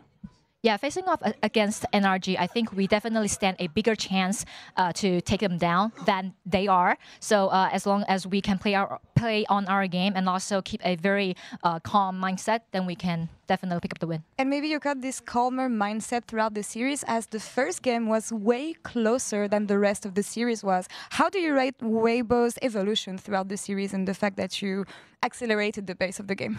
因为其实能够看出来，这场 BO5 当中，可能除了第1局之外，稍微有一点是比较接近的嘛。那可能第2、第3局来讲，都是非常的一边倒的。那你是怎么看待在这场 BO5 当中，可能尤其是在游戏节奏上，你们的一个进行游戏的速度来说，明显第2、第3局都比第1局快呢？因为可能第一把的话，就是对于两边的话，都可能是对自己的阵容比较有自信的那种情况下，然后在做了很多的一个准备，然后如果第一把输掉的话，可能第二把会有一些心情上跟 BP 上的会有一些起伏，因为输了的人他会去对自己的阵容可能产生质疑，然后他们会重新去思考到底要怎么去应对。So in the first game, I think that's the status where both teams were confident about their preparation and their pick and ban phase because it's the very beginning of the game. So whoever lost the first game, then probably in mindset or in their form, they probably had some ups and downs and probably a questioning things going through the series. So it's really important to take the first win in game one, and that's the reason I think is very important for us to pick up the first win. Yeah. Confidence win to activate you throughout the series. I want to talk about a specific pick rather, Milio. You're the only player in the competition who can master this champion fully. Tell me about the priority that Milio took during the World Championship, and do you think this champion is going to keep on working against stronger teams? 那因为目前来讲，好像米利欧的一个优先级，好像因为你的使用有稍微被提上来一点点嘛。你是怎么样看待这个英雄的优先级的？尤其是当面对后面的比赛当中，可能会遇到更强的一些队伍的时候。我觉得就这个版本的下路整体的节奏都比较偏向于发育的那种，就是在两边都是发育的情况下，如果有米流这样的英雄的加持的话，打到后面是会很厉害的。So in this current meta, I think the bot duo tend to go with some more scaling champions. So if we really go to late game, go to scaling, go to team fights, I think if you're playing Milio really well, then you can give a really good enchantment into your team. Yeah, the champion has a great kit for this, but last champion, about Weibo itself, it feels like people keep on underestimating you. Chris, is there anything you would like to say to the fans, to everyone watching, about why Weibo should be feared and why they've been underestimating you guys?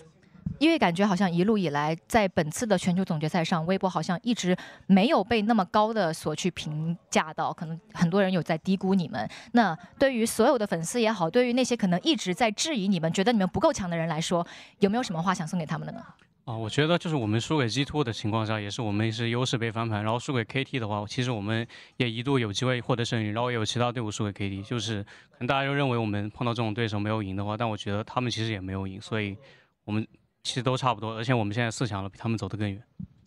Well, when we lost to G2, we got reverse sweep in that game, and when we were facing off against KT, we could have pick up the win, but we didn't manage to close it out. So, well, I mean, they didn't win.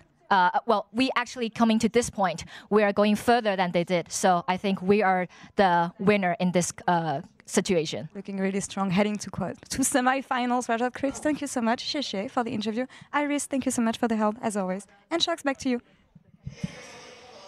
Thank you so much, Chris. Cool, calm, and collected. He can be, of course, after that performance. But I do want to take some time to talk about NRG and the run they had if we look at the whole World Championship. And it's always so difficult when, we talked about it even, right? Because if you do a historical thing, but then the series right after is a little sour, then it kind of makes it hard to look at the rest, but I think that's unfair, specifically for how low the expectations were and how much NRG did with it this year. I mean, this team has just improved by leaps and bounds. Like, I know I've said it jokingly before, but I truly cannot believe the same team that lost 0-2 to Immortals was able to 2-0 G2, right? Crazy. Like, this team improved so much from the regular season to playoffs, and I think they showed us that commitment to a stable roster and coaching staff that they've now had together for quite some time really can pay dividends. And also that NA talent and teams built around NA talent can succeed at the international level. Did the tournament end how they wanted to? No, of course not. But I still think there's a massive ceiling for this team and they can continue to grow, continue to improve. And I, for one, really loved watching them throughout the year. Yeah, I mean, I think this is, I know Jat joked about like, oh, NRG win regardless of what happens in this game, but I do think there's so many lessons to be taken from this NRG team. The fact that they did actually believe specifically in this top side to allow them to develop, to allow them to grow. I think in North America, we have such a massive problem with the way that teams look at talent and how they value names and how they refuse to scout certain players or have preconceived notions from North American solo queue or from Academy about certain players. And I really, really, really hope that NRG's performance here, despite the fact that they did get swept by Weibo today, is a harbinger of teams actually bothering to A, stick with players when they make mistakes, because players will make mistakes, and then also actually scout your talent and look at how you can develop it yourself on your roster. Nah, man. And that was part of the conversation I had with DeMonte on the train over here,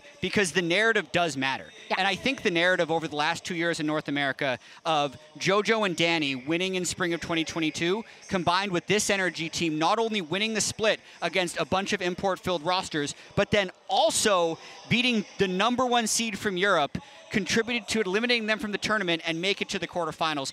If you just cherry pick the 0-3 here, you're doing a huge disservice and you're not doing your job properly. So I think the narrative actually has changed, will change, and I think we're going to see a lot more NA talent getting a chance next year in the LCS. I really hope so. That should be what is taken away by this, and we've said this kind of the whole tournament ever since they got that upset win versus G2. And I think a lot of people will go, well, yeah, well, you didn't beat an LCK team or LPL team, but you did enough to make it to a historical run where nobody thought you would be in that position in the first place. And that, I think, demands respect. It does mean, unfortunately, we have to say goodbye to the final Western team here at Worlds 2023, and Contracts is standing by with Lore in the Verizon post-game interview.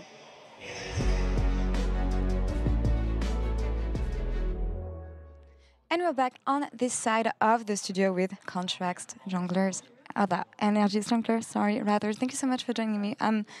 Sorry didn't things work out the way you wanted to today, but what are your first takeaways when it comes to this series and the expectations you had coming in today? I think in terms of drafts, we were a little bit unprepared about the rel jungle, and combined with like the range support on bot lane. I felt like we didn't know exactly how to play around it too well or strategize against it. And I think just as a team, we were kind of indecisive and pretty hesitant on a lot of our plays in game just because it wasn't very clear to us at times. But definitely have a lot of regrets. I think I could have played a lot better, but still fun. I think that it doesn't take anything from the year you had, the performance you had at Worlds especially, and what you managed to prove here, whether it's in the LCS or here at Worlds Contracts. And I hope that you're going to manage to see this in the long run, being praised by Canyon, winning the title in the LCS, making it that far, being the best Western teams we had at Worlds. What is this year going to be about for you when you think about it? It's just kind of a manifestation of all the hard work that I put in throughout the years. A lot of adversity and hardship that's been thrown at me, but you know, I prevailed. I worked through it, and you know, this year shows how much work that I put in. And it's not enough, though. I'm still not satisfied. I felt like we could have did a lot better today, and I'll definitely do a lot better next time. It's not enough, but maybe it's also about what you're going to take from this experience that's going to help you in the future, next year, at Worlds, for sure. 100%. What are going to be the learnings from this? Just go in with confidence and don't play scared. The same thing that I did every single game this year. Just take in all the small things that you learned from a lot of the Eastern junglers, like base timings and where to pressure and how to play the map. I think I learned a lot in the past month. I'm definitely 10 times the player that I was when I first came to Korea, so I'm going to take that all back. NRG has been an amazing story, an amazing journey for you guys, and you've been stellar to watch, honestly. You made a lot of people hope and dream throughout your run, and I think it's really inspirational to see how far you guys have come. Is there anything you want to say and tell to the fans today who've been cheering for you today and supporting you throughout this run Contracts? Yeah, the amount of kind messages and support that I've gotten the past, you know, our Worlds run has been amazing. It really does put a smile on my face, and you know, I appreciate all of it, and I hope you guys watch LCS next year. They have to, yeah, and they will, of so. course. Contracts, thank you so much for the interview, Thank you. and thank you for an amazing run with NRG. Thank you. And Chucks, back to you. Thank you so much, Salam, of course, out of Contracts, but immediately saying, I've learned so much, I'm gonna build on this. And I think that's what we were talking about before as well, right? You kind of have been together with that top side of your team for so long, and hard work pays off, and it's gonna continue to do so. And he knows more than anyone that your most recent performance isn't a reflection of how good you're gonna be. Yes. Because he's had so many downs throughout his career. He had a damn high this year, those 2 Jarvan games he had in the G2 series, 2 of the best Jarvan games I have ever seen from any player. So I really want to see him back next year, and I agree with him. Watch the LCS. And I just love, seeing how much he has matured, both as a player and a person. He talked a lot about the mistakes that he made in the past. When he got to this point in Cloud9 in 2017, he said he felt like he was kind of, invincible. He was in this spot where he took for granted the position he was in, and he said, you know what, who cares? I can leave Cloud9. I can do just as well with anyone. I can do something else. And he's realized through this process and through the struggle and grind that it took him to get back here, how much work does go into that and how privileged of a position he is in to even be here. And I think you really can see that maturation. So I'm excited to see what he can do next year. Oh, definitely so. Gone from Worlds, but definitely not forgotten for NRG. But it is Weibo that moves on to the semifinal. We're going to take a look at the bracket. Also want to remind you that you can still lock in your pick'ems for Gen G versus BLG tomorrow. So high value if you do this one. Let me tell you, the BLG one, I think I saw about 90% of people are picking Gen G. I think it's good value. I think you play that 10 times. Yes, let's and go. BLG's going to win more than one. It's true. They did it on the side. You don't get a bigger payout with this bet. Yeah, this isn't money. Well, you do because the other people don't get the points and you do. But so never mind. What? What are you going to say? Nothing. Nothing? Yeah. You I get would do 50 great, points Jet. for getting it right. You're great. And if the other 90% get Sure, it wrong, Jet. it's like you got more. Sure. Okay. We'll go with that. I like it. It's solid advice. All right, we're going to tune off for today. Let us put it that way. I think I'm a bit shook and I'm a bit sad for NRG, definitely. too. So Well, hey, we got to channel the There's happiness. room to follow KT Rolster.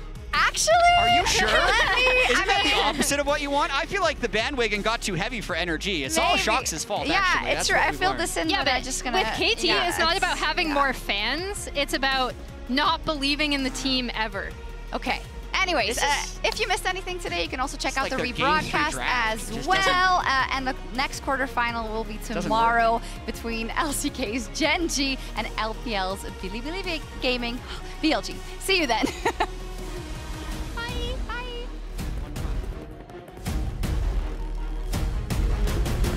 Flash, stun, follow-up coming in from Contracts. The Shy trying to get back. He goes unstoppable. They wanted to save a little bit of extra damage. They don't quite have it. Fight with Renekton. Yeah, I'm coming, guys. I'm coming. Yeah, I'm on Kazante after. No, fighting with... you see them, guys, okay? You see them? Yeah. Nice. You don't blow over the wall. The Shy in the ground. NRG get 2. NRG will fall, and Weibo are the ones to knock them down. All 5 still alive. The LPL takes game 1. Across the rift right now, they've got a 600 gold lead with no kills. Now Ignar's gonna get rooted up by the Gravitum. Crash down from Weiwei. First blood, and it goes over to Chris. But now they're trapped between a rock and a hard place. FBI falls. There's nothing left. NRG are crushed. It's 5 kills over to Weibo. Yeah, hit front.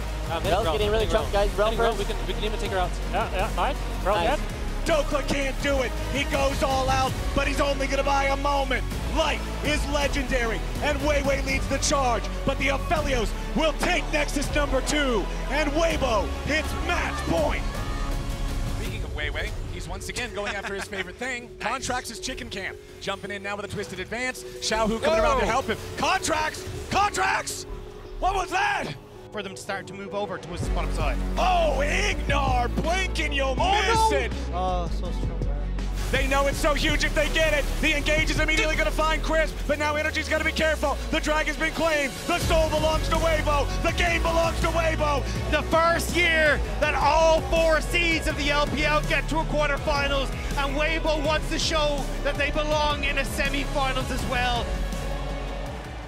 What's your play, God? What's your play, God? They gotta crumble one by one. Then we go right into the sun like it's the day my kingdom come. Baby,